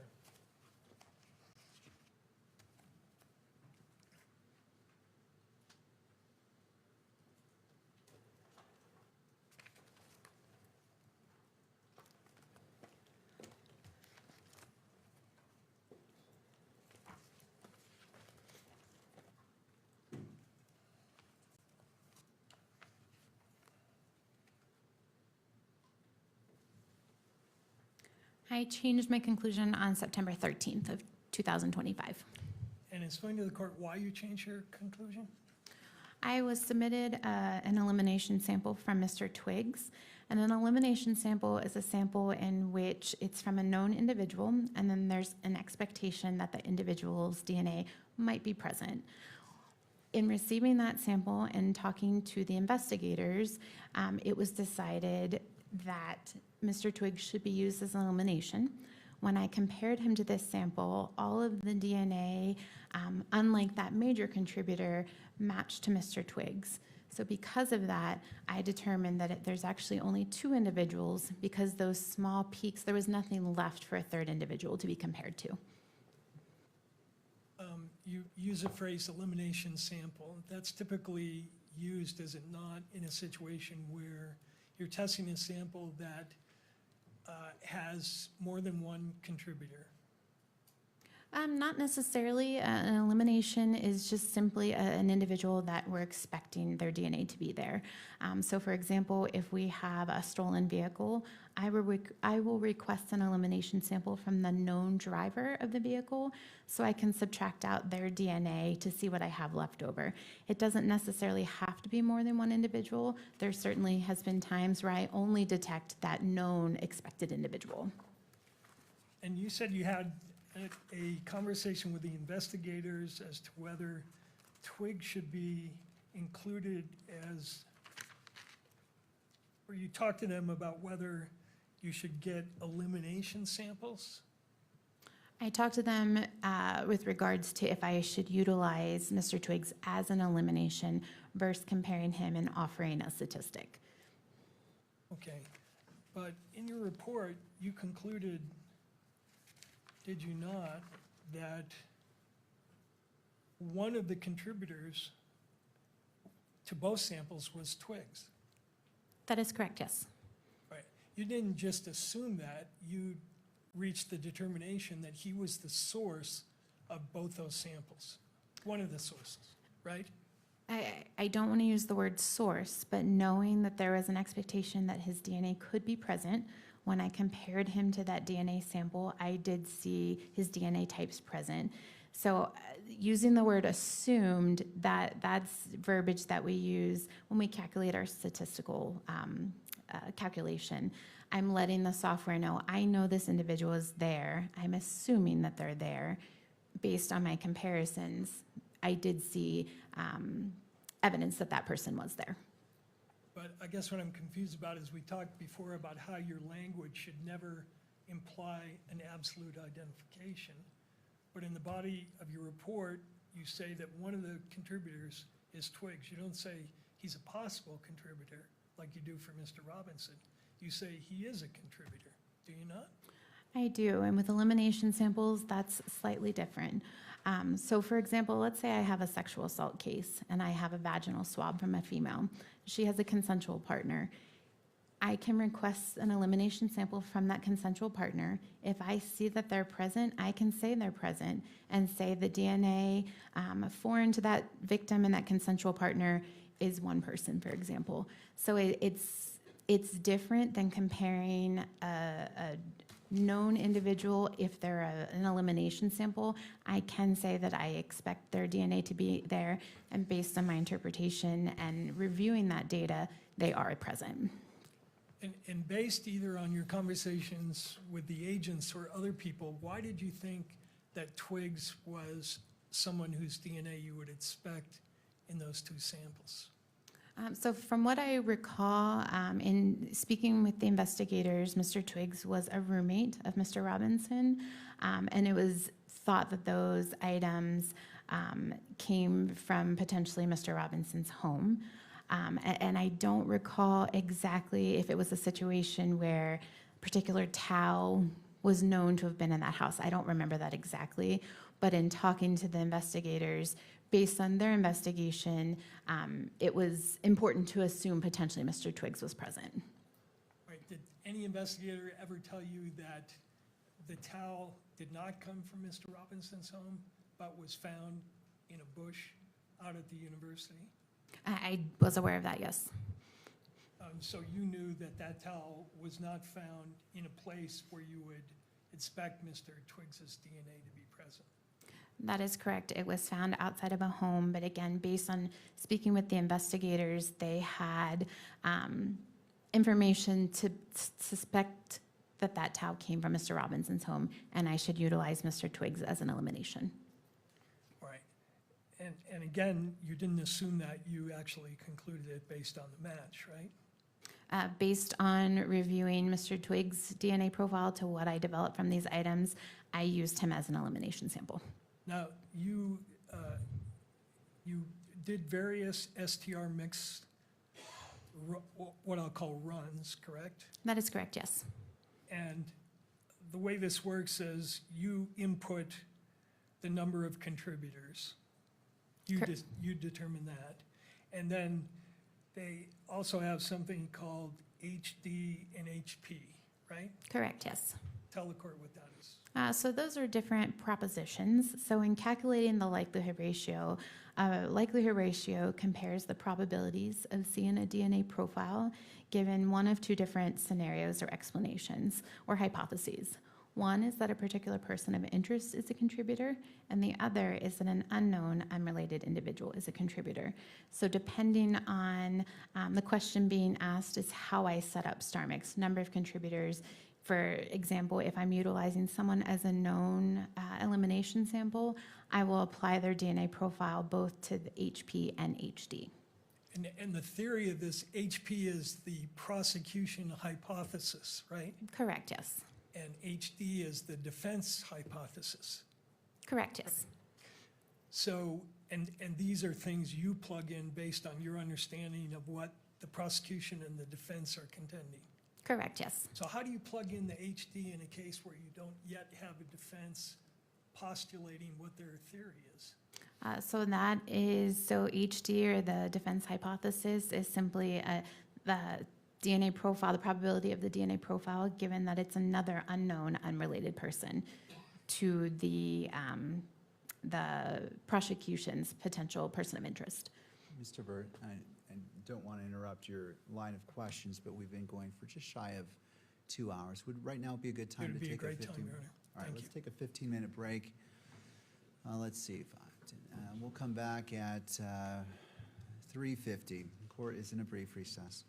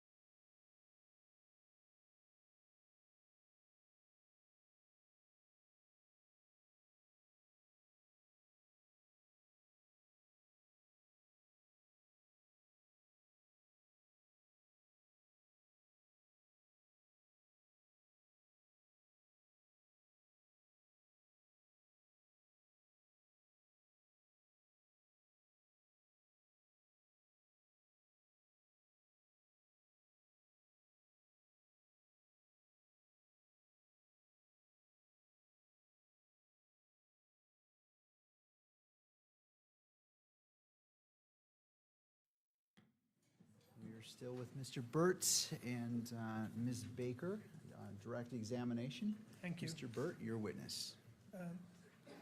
Ms. Baker, would you take a look at, in your notes, page 24 of 379?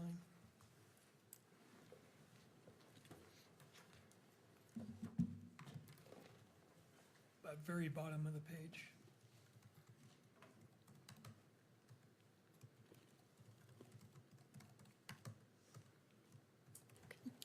Did you write there on the 15th of September 2025, spoke with Special Agent Folger, gave update on report timeline, discussed it upon review, it was decided that additional statistics needed to be run.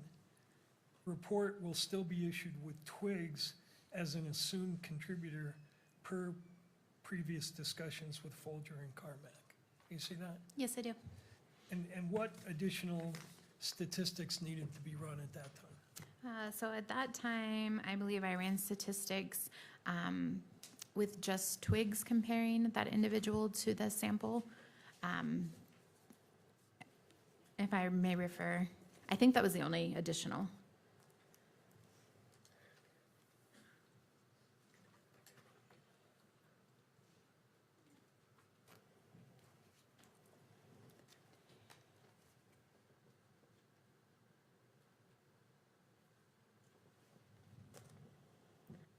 Yes, after discussion with my reviewer, it was determined that I was also going to calculate a statistic or compare Twigs by himself, comparing him to the evidence, and having that run in my case file. Okay. And could you go to tab 38, page 39?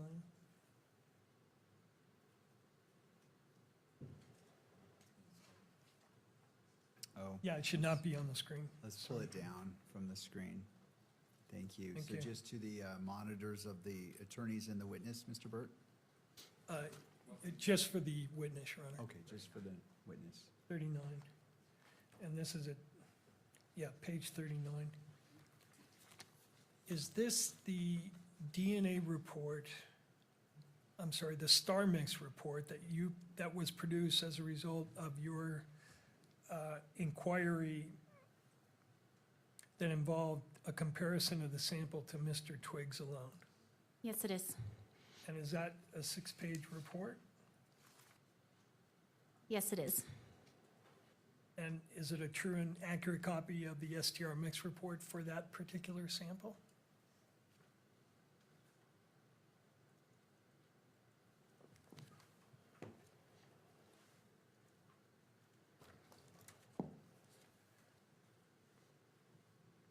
Yes, it is. I'd move that into evidence, Your Honor. This would be Baker 38, page 39 through 44. Baker 38, page 39 through, I'm seeking admission as well as publication to the audience and the camera. I just want to make sure I have the label correct. Baker 38, pages 39 through 44. Did I hear that correctly? That's correct, Your Honor. All right. To the state? Yes, Your Honor, I object on grounds of relevance to the probable cause determination. All right. And Mr. Burt, would you like to respond? Submitted, Your Honor.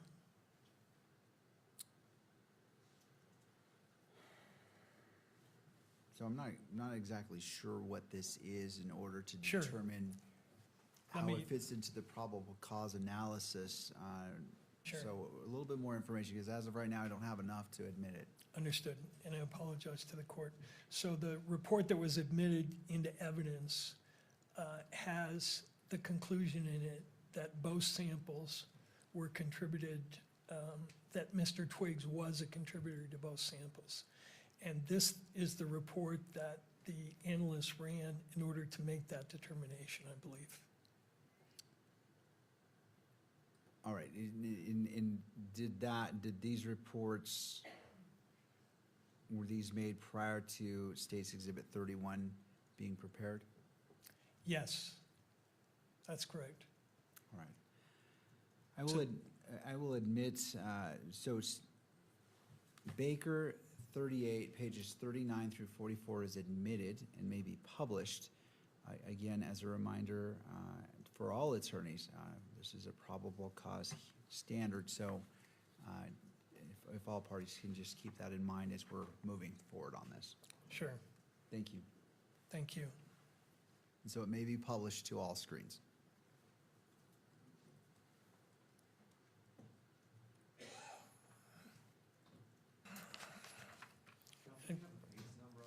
Yeah, it's page 39.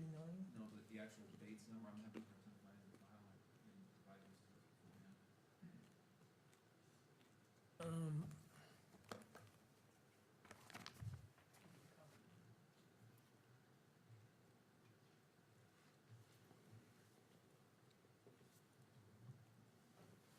So is this the report that you referenced in your notes that you needed to do, run the sample through StarMix? Yes. Now, at the top, this is the StarMix unit dated September 15th, and it relates to item 7-1, correct? That is correct, yes. All right.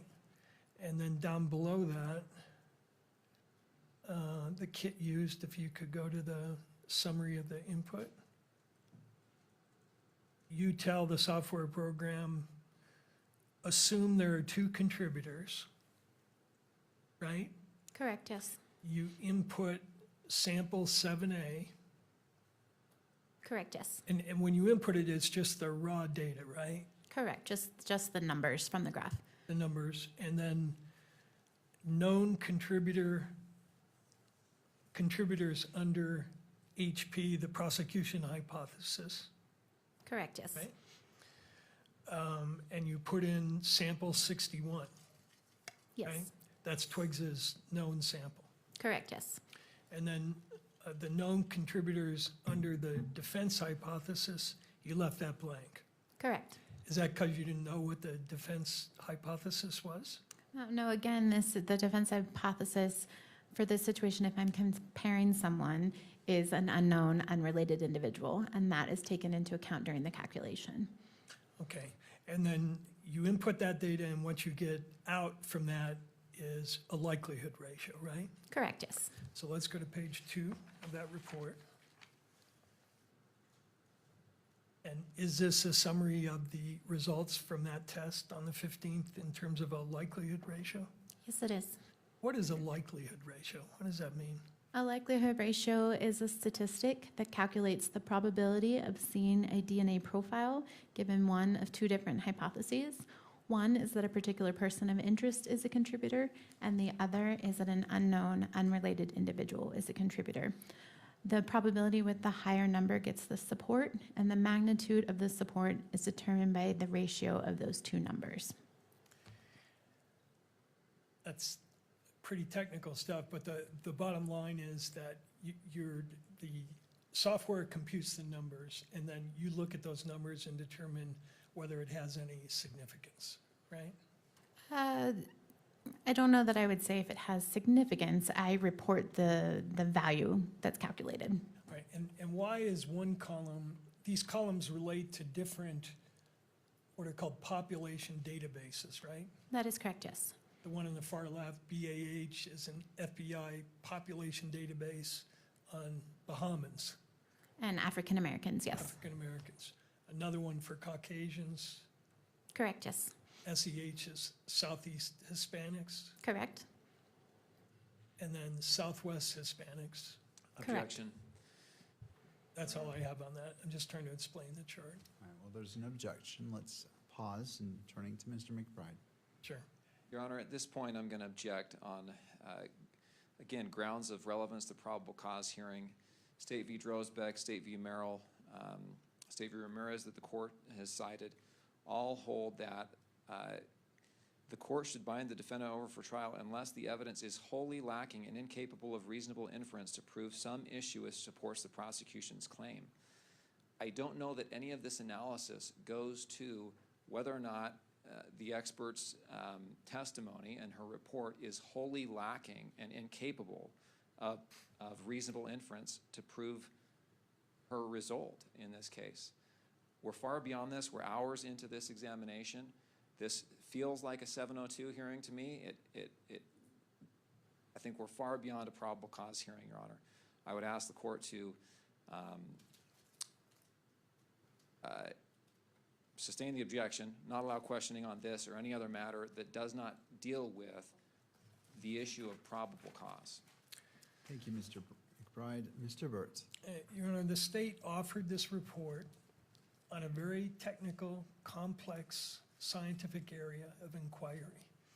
And they offered to the court a conclusion in that report that Mr. Robinson and Mr. Twiggs were contributors to 2 samples that were found at the crime scene. They obviously think that's relevant to the probable cause inquiry, or they wouldn't have offered the report in the first place. So having done that, I think the defense is entitled to inquire whether those conclusions are reliable, because that, again, is the court's ultimate determination here, reliability of this evidence. And the court can decide it's not relevant, it's not reliable, therefore I'm not going to rely on that in determining probable cause. And that, or the court could say it is reliable and it bolsters up other evidence that the court is going to hear from. So the particular report in front of us goes directly to the issue of whether the expert correctly concluded that Twiggs not was a possible contributor, but was a contributor.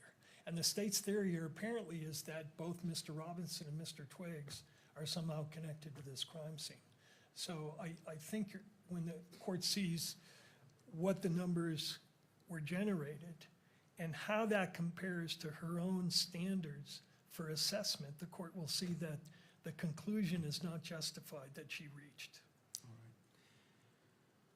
Well, I understand what both parties are saying, and at a probable cause hearing, the issue is whether we walk 1 mile or 100 miles down the path, and so I want to keep it limited to 1 mile and as opposed to 100 miles, because that would exceed the probable cause standard for a preliminary hearing for what is before me.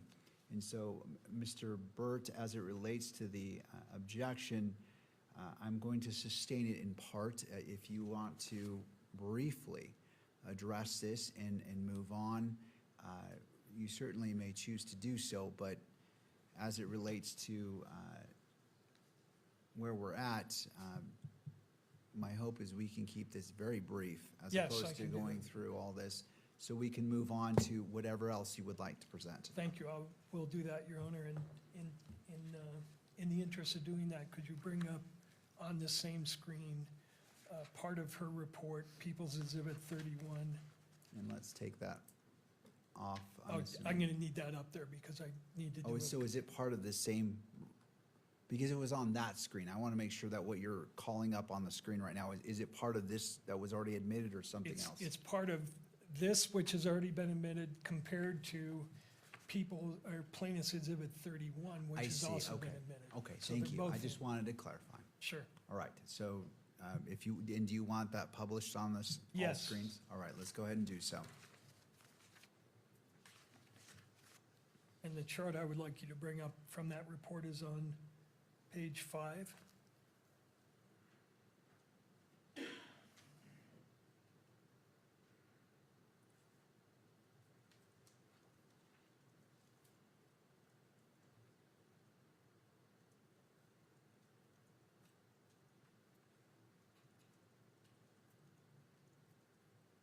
Yeah, and just highlight that.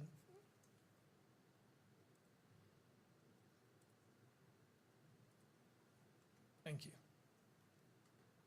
So what we've blown up there is from your report, Plaintiff's 31, and you provided this chart in the report, correct? That is correct, yes. Explain to the court how this works, what this chart is supposed to represent. Sure. So this is our verbal scale. In addition to the numerical likelihood ratio value that I provide, I also give a qualitative or a verbal equivalent to that numerical value. That gives some kind of context to what that likelihood ratio means. Okay, and on the left, explain what the greater than 1 million, less than 1 in 100 means. What does that scale relate to? Sure, so that scale is the numerical value of the likelihood ratio. So if I have a likelihood ratio that's greater than or equal to 1 million, I designate that as very strong support for inclusion. The next example, 10,000 to less than 1 million, I would say that's very strong support for inclusion, and so forth. So you need to reach a likelihood ratio of 2 in order to get even limited support for an inclusion, correct? Correct, yes. Okay, if you could not reduce that.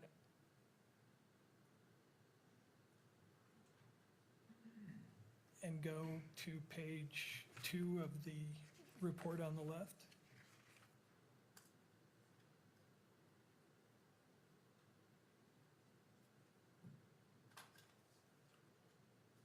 So from this chart, when you ran Mr. Twiggs against a sample, what was the likelihood ratio that you determined?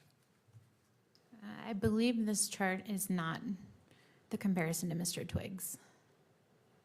That's not in the report?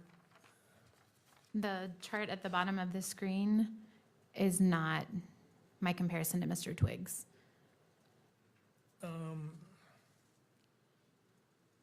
Let's verify that if we could. Take that down, the highlight.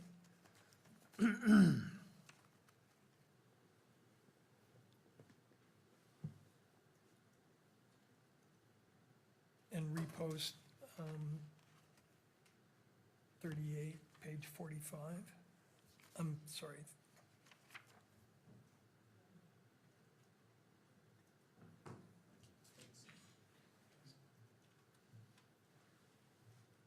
Page 39, that is in evidence. There we go. Second page.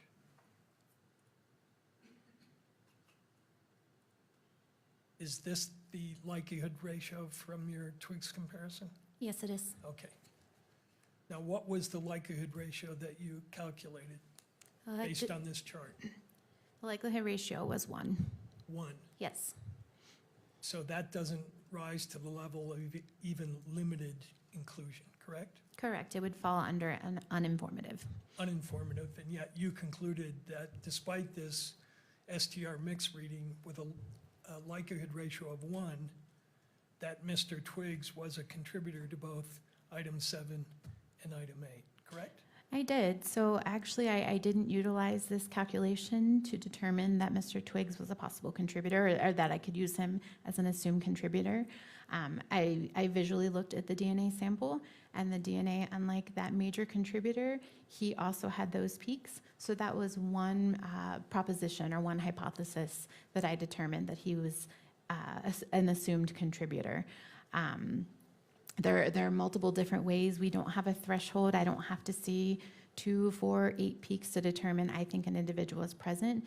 Given that the field submitted him as an elimination, I assumed he was a contributor. When I compared him to that data, I did see his DNA present. So when I calculated the statistic for Mr. Robinson, I used Mr. Twiggs as an elimination. Let me see if I understand that. The STR mix that you relied upon to include Mr. you relied on the STR mix to include Mr. Robinson as a possible contributor, correct? Correct, yes. But when you ran Mr. Twiggs's sample through STR mix, the result you got was that he was not a contributor, correct? Or that it was of not even of limited value in including him.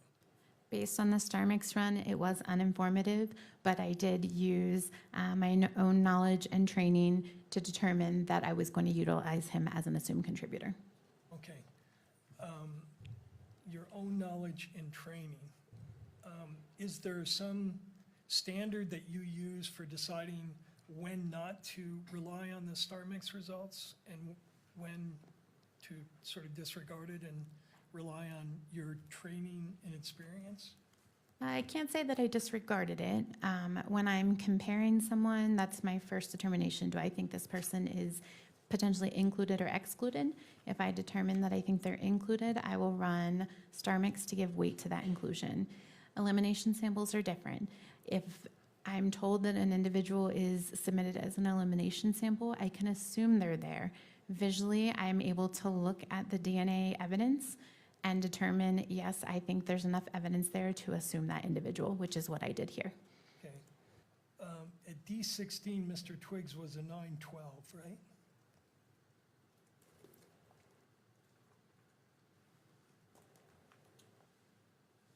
According to your electropherograms.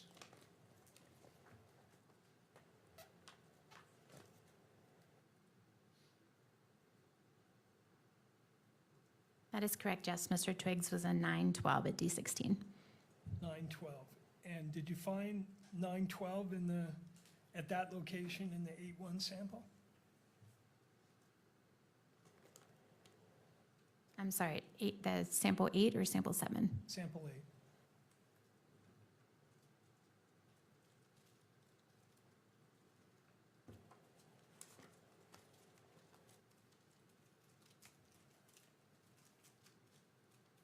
The only piece of information I had for sample 8 at item D16 was a 12. And you said Twiggs at that was a 912, right? Correct, yes.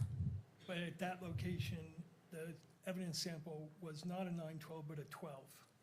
That was the only piece of information that was recovered at that location. Let me ask you about your interpretation rules for excluding someone. Is this an accurate statement? This is from Butler's textbook. In forensic DNA analysis, if any STR locus fails to match when comparing the genotypes between 2 or more samples, then the comparison of profiles between the question and the reference sample is usually declared a non-match, regardless of how many other loci match. I would agree with that if it's a single source sample. So single source, again, meaning from one individual. If I have a DNA profile from evidence and I compare it to a known individual, if there's a difference at even one location, I can say it's an exclusion. If I have a mixture, it's not that cut and dry. I have to take into account how many people are in that mixture, how many pieces of information I have, is there potential dropout? So it's just because someone may not be present in a mixture doesn't necessarily mean that I'm going to automatically exclude them. I see. At D19S, what was Mr. Twiggs's type?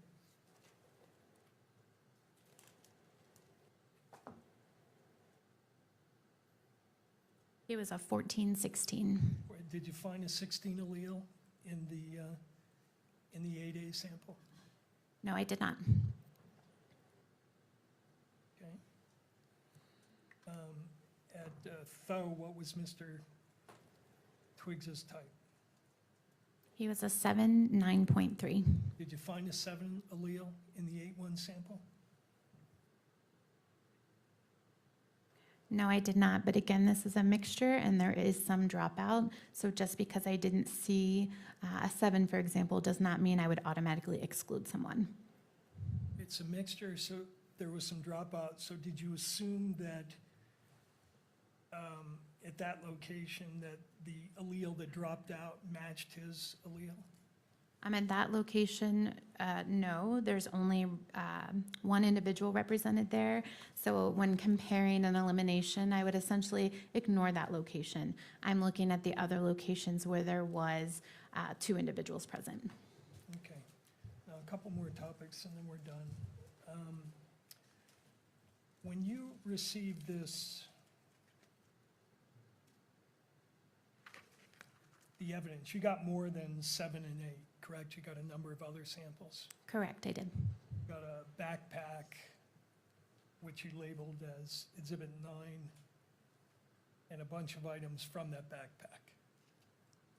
Correct? Correct, yes. You were initially told that those items related to things that may have been discarded by the suspect.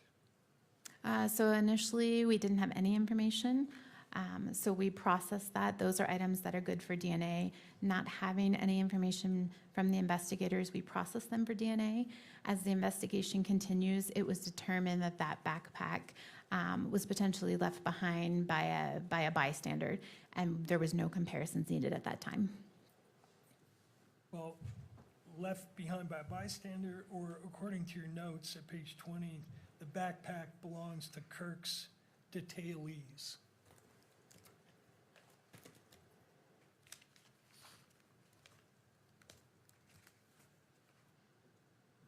Yes, based on the individual that was not my communication log, that was someone else within the laboratory. That was the information that they received. Before you received any samples, did you request to perform what's called destructive testing on the samples? Yes, I did, and destructive testing is essentially consuming the sample, cutting the cotton off of the Q-tip or the swab, subjecting it to testing. There's nothing remaining. I have to request permission to consume prior to doing so, and I did in this case. And why did you do that? That is part of our protocols, that we have to request permission to consume, and we consume, so DNA, we can't see it, so when an item is swabbed, we don't know how much DNA is on that swab, if anything, or how that swab was used. Did someone just swab using one side of it? Did they roll it and use all sides? Because I don't know that, it's our practice to consume that swab. It's our best chance of getting any DNA evidence. And that's a determination that you made in this case before you even saw any of the evidence, correct? Determination to consume? Yeah. Yes. Okay. Now, remember I referred to that NRC report? Yes. 1996. Did they say there a wrongfully accused person's best insurance against a possibility of being falsely incriminated is the opportunity to have the testing repeated? Such an opportunity should be provided whenever possible. Yes, that does say that. And does your laboratory have a policy, standard 7.4, which says, where possible, the laboratory shall retain or return a portion of the evidence, sample, or extract? That is correct. And we do actually return the remaining extract, the liquid from our DNA testing. So we did consume the swab. However, there was a small amount of liquid that was left and returned. On some of the items, right? I believe on all of the items. Well, we'll get to that in a minute. And that policy that I read is from your lab policy, right? The Yes. FBI's lab policy. Yes, it is. And then is there also a similar policy from the quality assurance standards, the FBI quality assurance standards, which says the laboratory must have a policy on sample consumption. The policy is expected to provide instruction for if and when the laboratory may or may not consume a sample, and any documentation that the laboratory requires. That is correct, yes. Okay. Now, your report indicates that certain samples were destroyed, consumed, correct? That is correct, yes. And which samples were consumed?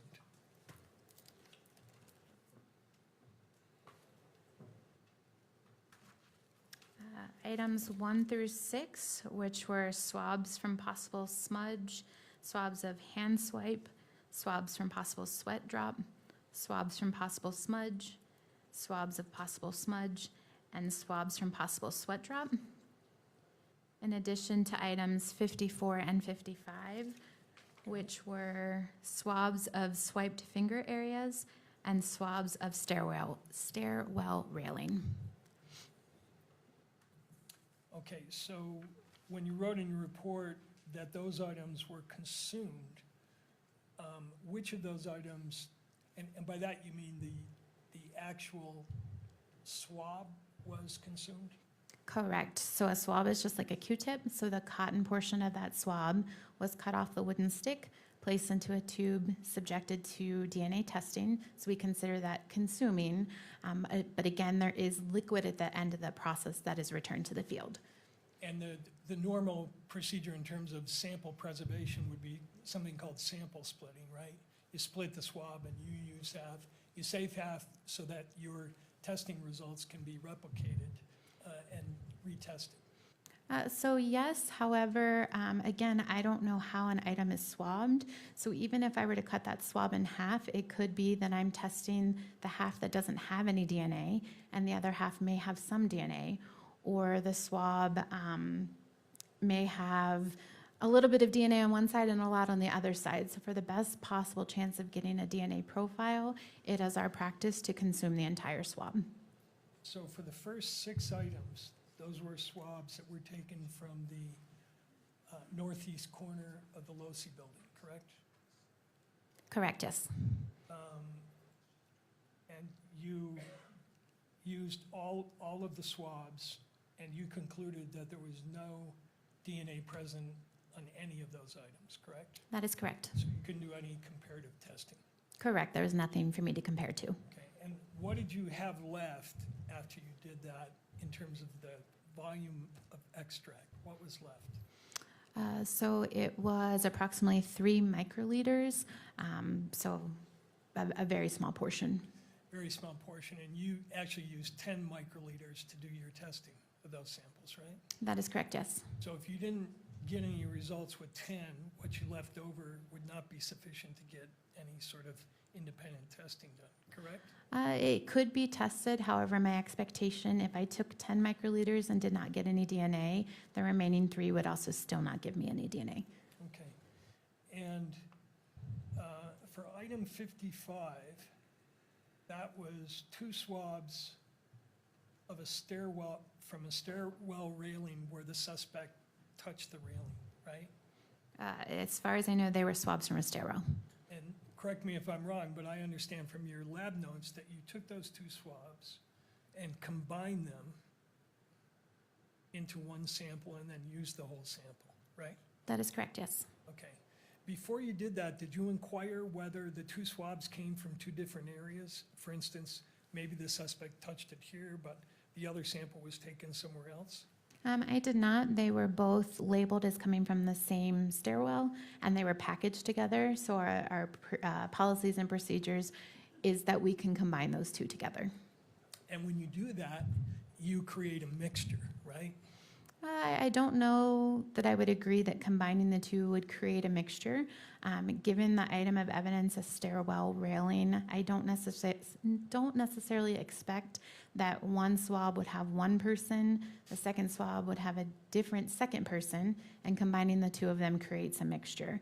However, I don't know that for certain, but again, I don't know is DNA present, so our procedure is to combine and consume those swabs. Okay, and in this case, when you did that, what you got was a complex mixture, right? I did. I got DNA from more than 5 individuals, so I could not provide a conclusion. All right. Now,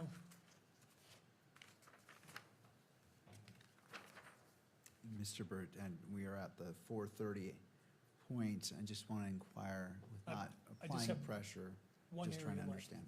Okay. be done with it. We talked earlier about your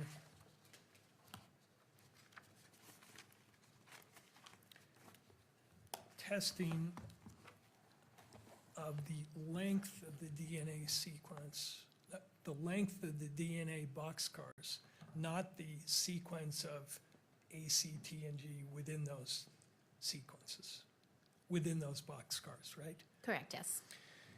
And is it true that there are different alleles that have the same length when you measure by SDRs but have different sequences? Yes, that is possible. And I'd like to show you a chart that you have reviewed, I believe. This is, could you bring up 34? This is not in front of the, on the public screen, just for the witness. And is this a chart that you reviewed, that I prepared to, and you looked at to see if I had correctly stated what alleles were found? Yes, it is. And does it, as it's presently existing, accurately state what the alleles are at each Yeah. location? Yes. Okay. I would move that into evidence. It's 5 pages and it's Baker 34. Mr. McBride?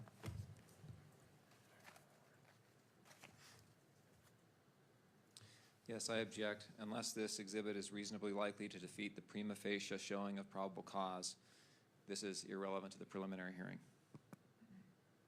Mr. Burt. Your Honor, this exhibit and the next one go directly to whether the comparisons being made between Mr. Robinson's sample and the evidence samples are usable and reliable to make a determination that he is a probable contributor. I'm not sure I'm following with what you're saying on there, right? And maybe it's just because it's late in the day. Could you Yeah, it could repeat be. that? So this chart illustrates what alleles she found at each location for Mr. Twiggs and Mr. Robinson, and for the evidence samples, the 7-1A and 8-1A. The other alleles are on here as well, but we're going to focus on 7-1 and 8-1. And for instance, Your Honor, at the, you'll see that under the first reading there is for Tyler Robinson at the D3 location. He is a 17. Okay, and take that down. And then if you go down to the 7-1 towel sample, which is what the topic is of this report introduced by the state, you'll see that she found a 17 there as well, measured only by the length of the DNA strand. And what she's going to testify to is at this location and 5 or 6 others, there are alleles, all of which measure here 17, but actually contain different sequences. And that her testing that she used does not measure for those differences. And so as it relates to probable cause, that's what I want to keep coming back Sure. to. Again, if this was a trial, this may be a little bit different analysis that the trial judge applies, but as a magistrate, taking a look at this and looking at the probable cause standard, how does this comport? So it comports because it goes to the ultimate opinion expressed in the report that the state is offering, that the report offers reliable support that Mr. Robinson is a possible contributor. And we're asking the court to consider that the comparisons are only based on a limited number of length-based comparisons, and that there are sequence differences so that she cannot distinguish, and I believe she'll testify, she cannot distinguish based on the testing that she did in at least 5 separate locations, whether the evidence sample and Mr. Robinson's sample, or for that matter, Mr. Twiggs' sample, matches the sequence differences here. And this is my final area, and I think I can do it very efficiently, and I think it is important for the court to consider, especially as it relates to the comparison to Mr. Robinson. Mr. McBride. And she is also going to testify that the analysis she does is based on looking at the totality and all of the different markers that match and are consistent, and that's how she comes to the opinion that she does. The point is, there are explanations that are susceptible to different interpretations and arguments.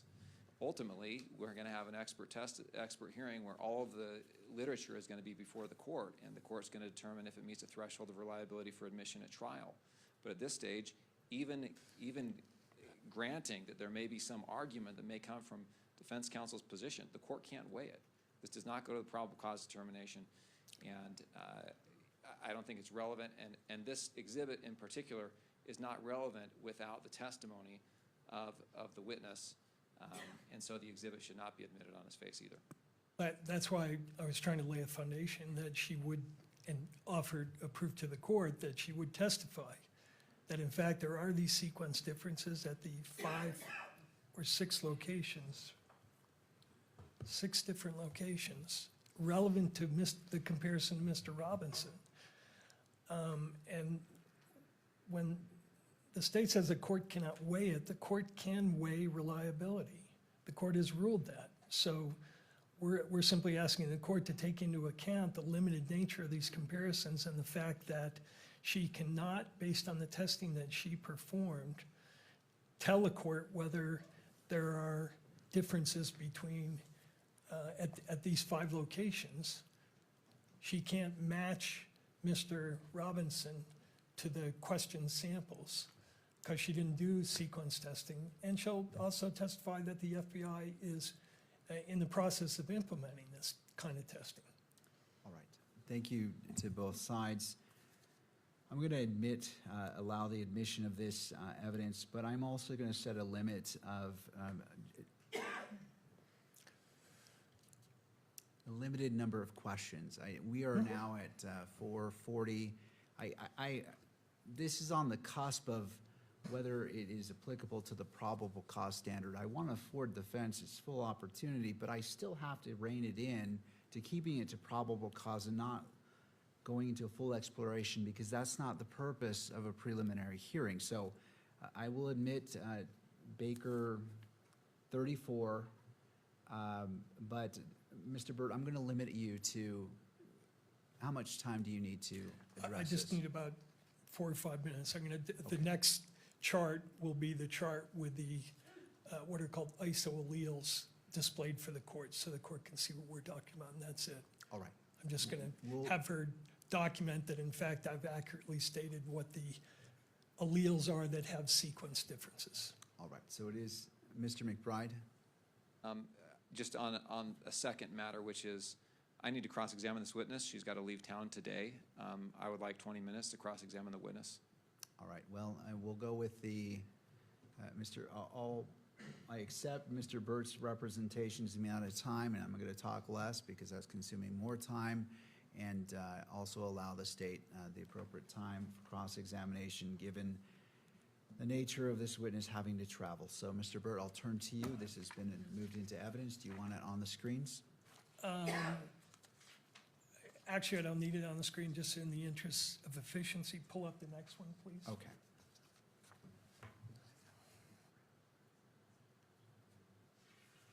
I want 35. Take that one down. And is this exhibit the same chart with what are called the isoalleles indicated? Yes, it is. And isoalleles is a term used to refer to these alleles that have different sequence but the same length. Correct, yes. So across the top there for allele 17 and D3, there is a allele 17A, allele 17B, allele 17C, all with the same length, but different sequences for each of those 3. Correct, yes. And similarly at VWA, where you say that Mr. Robinson is an 1819 and 1819 in the evidence sample, there's an 18A, a 18B, a 19A, and a 19B. Correct, yes. And similarly for the other areas I've indicated there, I've accurately stated what the different sequence alleles are, correct? Yes. So I move this exhibit into evidence, Your Honor, and for publication. Is this Baker 34? Yes. 35. Baker 35. Same objection, Your Honor. All right. I'll admit it into evidence under the previous statement as it relates to Baker 34. It may be published.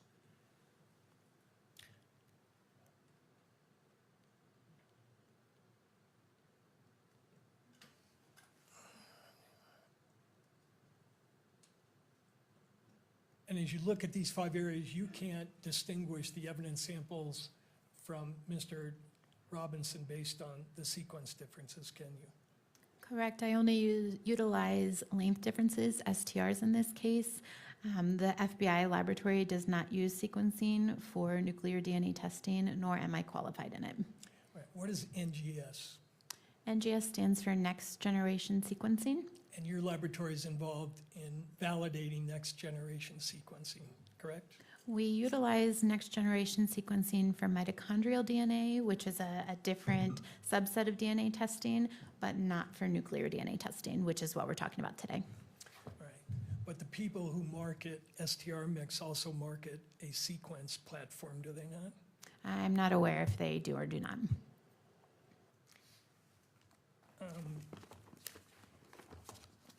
Last question, take a look at.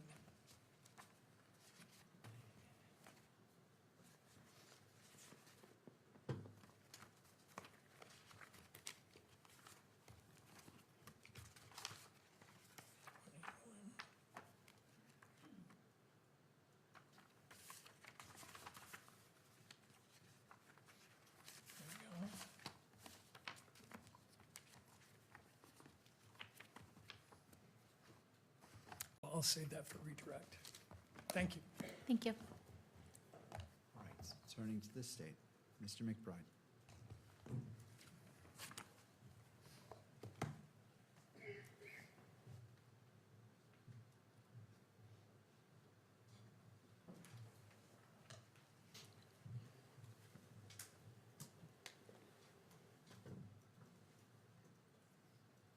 Whoops.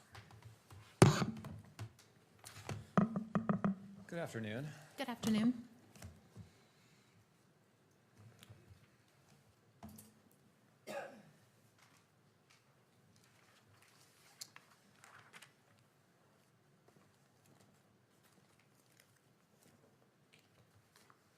I want to start by asking you what your training and experience is. First of all, do you have any education? Yes, I do. I have a Bachelor's of Science in Biology from Salisbury University.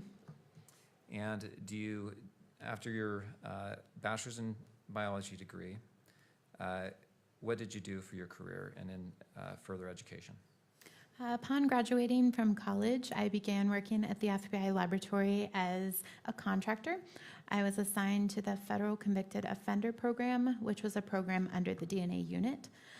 During that time, I did that for approximately a year and a half. It was my responsibility to open and inventory and barcode DNA collection kits sent in from federal agencies across the United States. I then became a biologist in the DNA casework unit. I did that for approximately 6 years. During that time, I did the actual testing of items of evidence, so swabbing, cutting those swabs, producing the DNA profile. And then in 2015, I accepted a position as a forensic examiner, which I am still today. I'm sorry, what year was that? 2015. So 11 years you've been doing more or less the same duties you have now, is that right? Correct, yes. I want to ask you about your lab's accreditation. What is accreditation for a laboratory? Accreditation is a formal recognition that our laboratory is following a very strict set of standards. We're accredited by ANAB, the American National Standards Institute National Accreditation Board. And our accreditation shows that we have to follow standards such as I have to have a certain education background, how we process evidence, how we store evidence. Every 4 years, we're audited to those standards, meaning an outside body will come into our laboratory, look at my training records, look at our standard operating procedures to ensure that we're following those standards. And you mentioned your training. So what do you have to do as an examiner there, as a scientist there, for your lab to maintain its accreditation? So for my training program, I had to complete a 2-year training program. During that time, I learned the science behind DNA testing, and I showed that I understood that science by completing oral board examinations and written examinations. I also then had to show that I could relay those scientific results to a jury by completing moot court exercises. And before becoming qualified, I then took something called a competency exam, or it's like a final examination to show that I'm qualified to perform my duties. During that accreditation or that audit process, my training records were reviewed to make sure that I had the proper coursework, the proper college degree, as well as completing successfully that training program. And do you have to keep up with ongoing education to maintain your, do you have a certification? I'm not certified, I'm qualified as an examiner. To maintain your qualification, do you have to have ongoing education? Yes, on a yearly basis, I have to complete at least 8 hours of continuing education, and this can be done by attending conferences or lectures or reading scientific literature. Do you also have to undergo proficiency testing? Yes, and a proficiency test is a test that we receive from an outside vendor. I process that test like I would any other case and submit that those answers to determine if I'm satisfactory or unsatisfactory. This tests not only me to see if I'm still proficient in my qualifications, but it also tests the laboratory process to ensure that we're getting accurate and reliable results. Now, as you discussed your work in this case, you talked about your work needing to be reviewed by another analyst. Correct, yes. And is that true in every single case? Yes, in every one of our cases, they have to undergo a technical review in addition to an administrative review. And it sounds like during those technical reviews and administrative reviews, there's discussions between you and other analysts. Is that accurate? Yes. And is that an opportunity for training and learning as well? Yes, absolutely. And I assume that training and learning goes both directions, that you're learning and you're also helping others understand your thought process, which may train them as well. Is that accurate? That's true, yes. The tools you use, are the tools you use validated? Yes, they are. And what does that mean to have a tool that you use validated? So a validation is a thorough testing of a process or procedure. So before we subject any evidence to testing, we ensure that those process and procedures will work within our laboratory. Based on the validation, we create something called standard operating procedures, or SOPs, and these are kind of like cookbooks. It gives us step-by-step instructions on how to do our process and procedures. And then both myself as an examiner as well as the biologists were all trained to those standard operating procedures and tested to those standard operating procedures during proficiency tests. Now, you've talked about, I think, a couple of the tools you use. One you call StarMix, is that right? Correct, yes. And is that tool validated? Yes, it's validated both developmentally and internally. Developmentally it's validated by the creators of the software.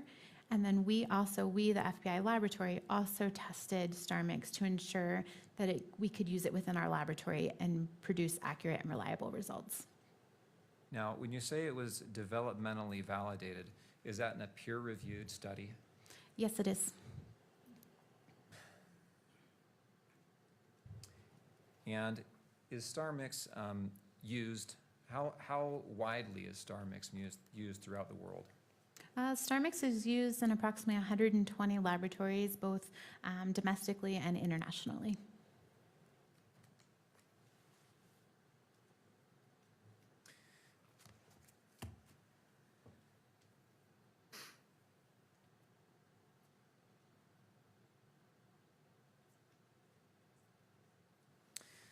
I want to go back to some of the questions that you were asked on direct examination. You were asked about an Exhibit 8.4, Baker 8.4, which is the DOJ Ultra, which is the Uniform Language, what does that stand for? Uniform language for reporting and testimony, I believe. Okay.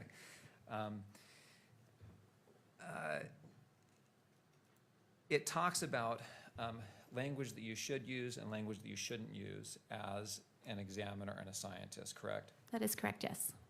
Now, I want to ask you a little bit about what you do when you have a conclusion, like you did in Exhibit 31. Do you know, let's see,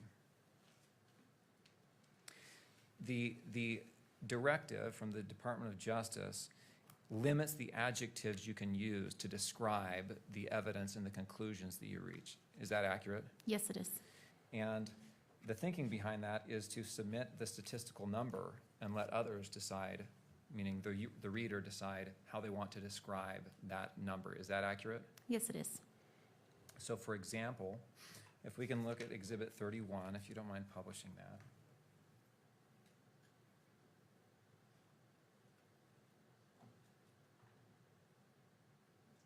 Yes, and that's been admitted, so if we can put it on the screen.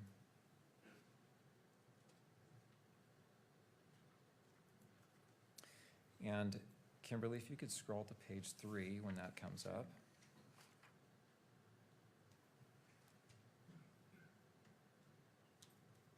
Thank you. So item 7, sub 1, is the swabbing from the towel from the rifle. We have the number in written form in the second paragraph beneath the heading, and then beneath that you have a table, correct? That is correct, yes. And the likelihood ratio gives the number, right? That's the likelihood ratio. And that's stated in sentence form in the paragraph preceding the table, correct? Correct, yes. The only language you can use to describe what that number means from the DOJ directive is very strong support for inclusion, correct? Correct, yes. And the sentence there that says the DNA results from item 7.1 are 1.7 octillion times more likely if Twiggs and T. Robinson are contributors than if Twiggs and an unknown, unrelated person are contributors. The reader can assign whatever value they want to that, correct? What do you mean? Meaning adjective to describe what that means. Sure, yes. The adjective you can use is very strong support. For inclusion, yes. Okay, for inclusion. All right, if we go to 8.1, Kimberly, if you can scroll down just to make that a little bit easier to view. Same question there. The results are from 8.1 are 30 quintillion times more likely if Twiggs and T. Robinson are contributors than if Twiggs and an unknown, unrelated person are contributors. The adjective you're allowed to use is very strong support for inclusion again, correct? Yes.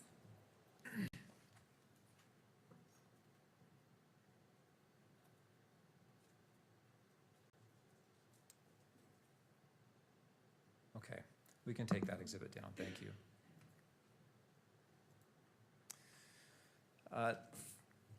You were asked about formal activity level, and you described this as the lab cannot testify about, or you cannot testify about what action left the DNA on the object. Is that right? That is correct, yes.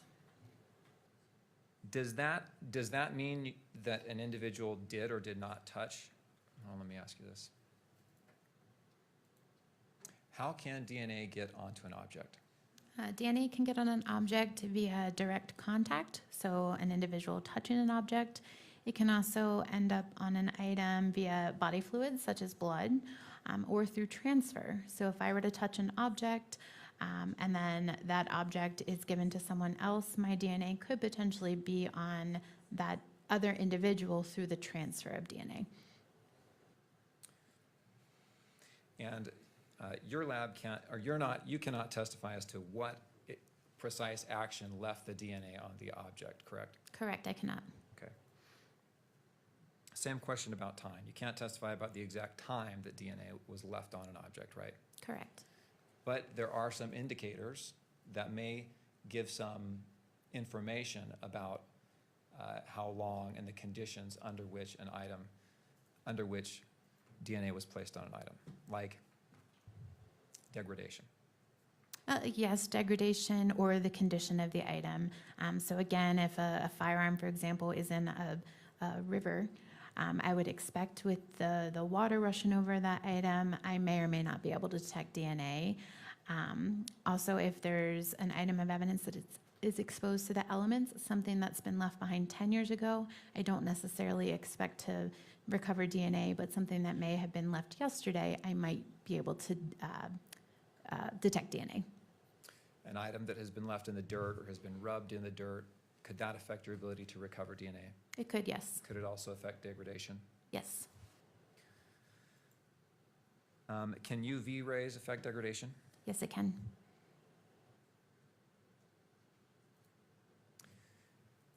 Does degradation keep you from doing your work? No, it does not. Is degradation normal? Yes, it is. Does all DNA degrade? It does, yes. I imagine if it's kept in a pristine environment, it would degrade less than if it's kept in, or if it's found in a less, or out in the open. Is that accurate? Yes. Okay. You said with regard to the screwdriver, there is some degradation. Did that affect your ability to reach conclusions in this case? No, it did not. You said on item 7, the towel, or the swab from the towel, there was slight degradation, not as much as Exhibit 8. Is that accurate? Yes. Did that degradation affect your ability to reach a conclusion here? No, it did not.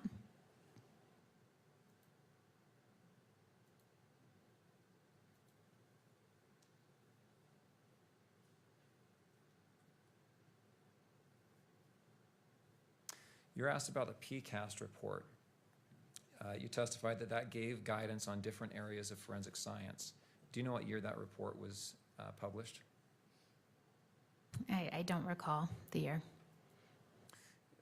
Do you know if it's been within the last 5 years? No, it is not. Meaning it's older than that? Yes. Do you know if it's been the last 10 years? I think it was 2016, but I'm not entirely sure. I would say within the last 10 years. Let me ask you this. Has the science in your area, can I refer to it as probabilistic genotyping? Probabilistic genotyping is the math in my area, yes. The science in your area and in your field, has it developed over the last 10 years? Yes, it has. And have there been studies that have made suggestions which have been implemented in the field? Yes.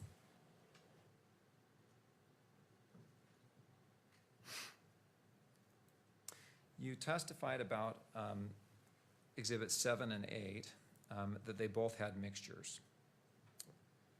Excuse me. Yes, items 7 and 8. In your testing of these items, that they both had mixtures. And you stated, I want to make sure I understood this. You stated, I believe, that the minor contributor was less than 20%, and that it was actually 5%. The ratio is 5% to 95%. For one of the samples, yes. Do you remember that? Yes. Does that mean the 5% was from twigs, and the 95%, that 95% is assumed from the Robinson? When I calculated the statistic, Twiggs's DNA profile aligned with the 5% contributor, and Mr. Robinson's DNA profile aligned better with the 95% contributor. Okay. Same question with regard to 8. I think you said the ratio was 11% from the minor and 89% from the major. Is that Twiggs being the 11% and Robinson being the 89%? Yes, Twiggs better aligned with that 11% contributor, and Mr. Robinson better aligned with that 79% contributor.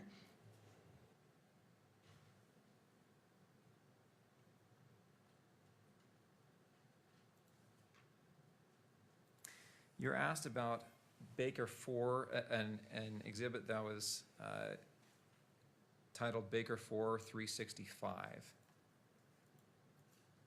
Do you remember this exhibit by chance? I don't have a copy of it, so, well, do you have Baker 4 365? Put that up.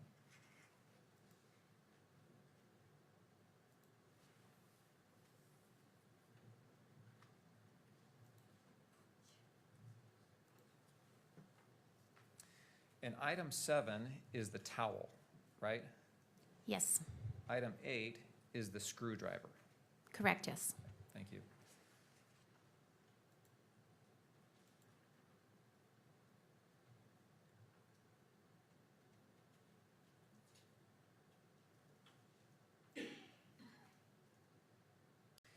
You know,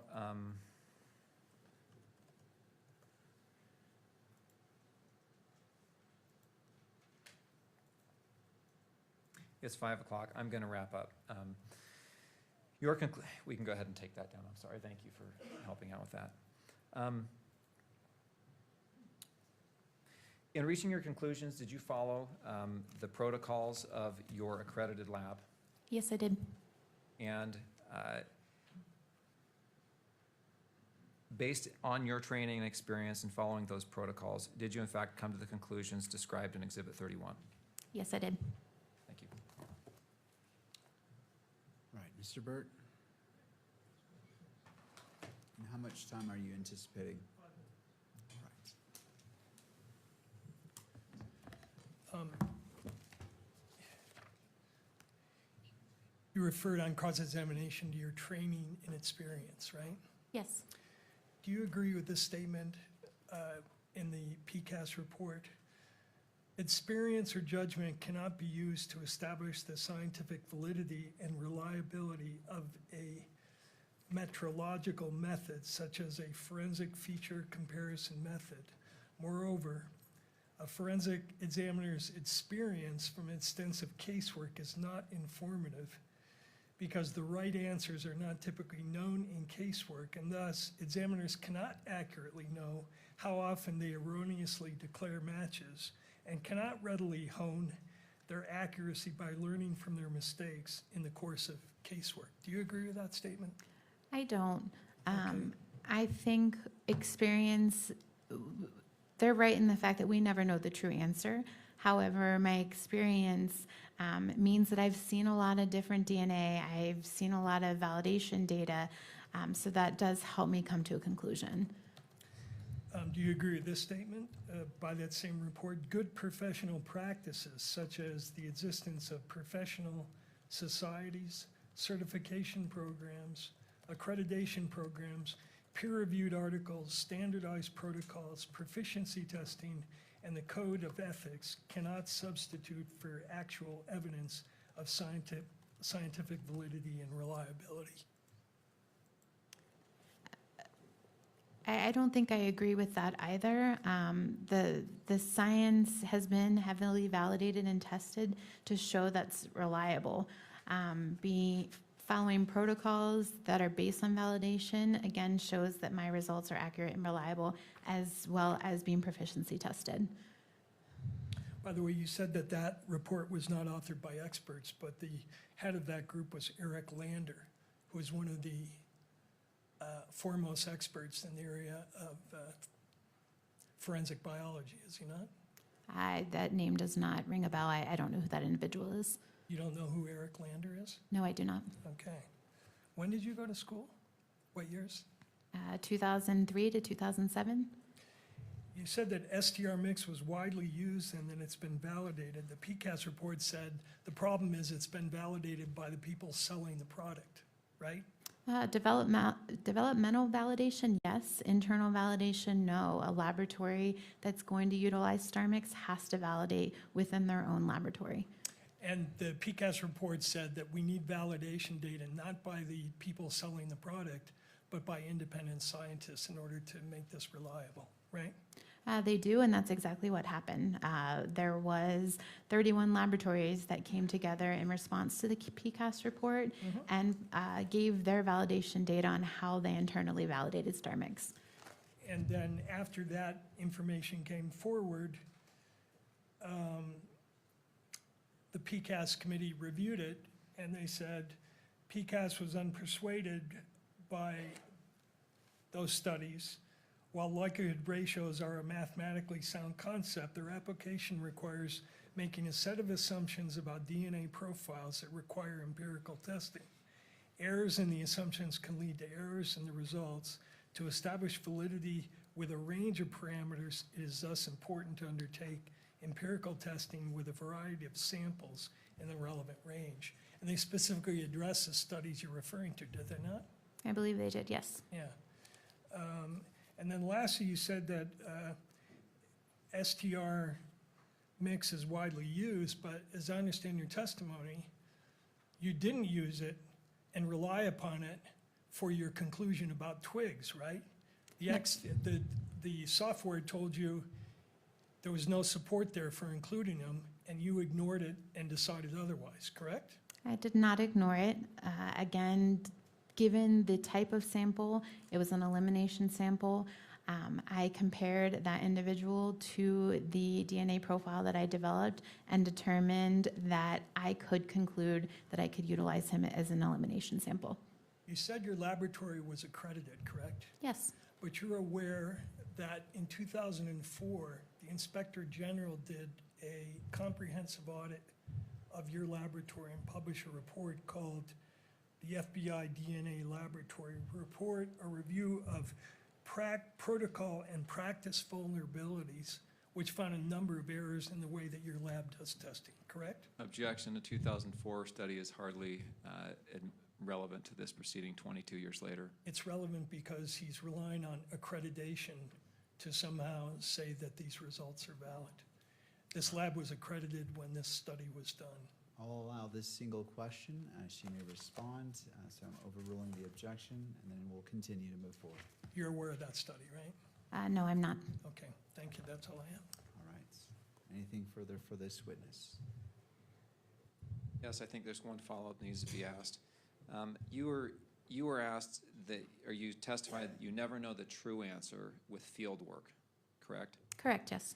And that's compared to ground truth studies where you do know the true answer and you can compare the conclusions that analysts draw with the true answer, the ground truth answer that is the basis of the study. Is that right? Yes, and that is what our validation is.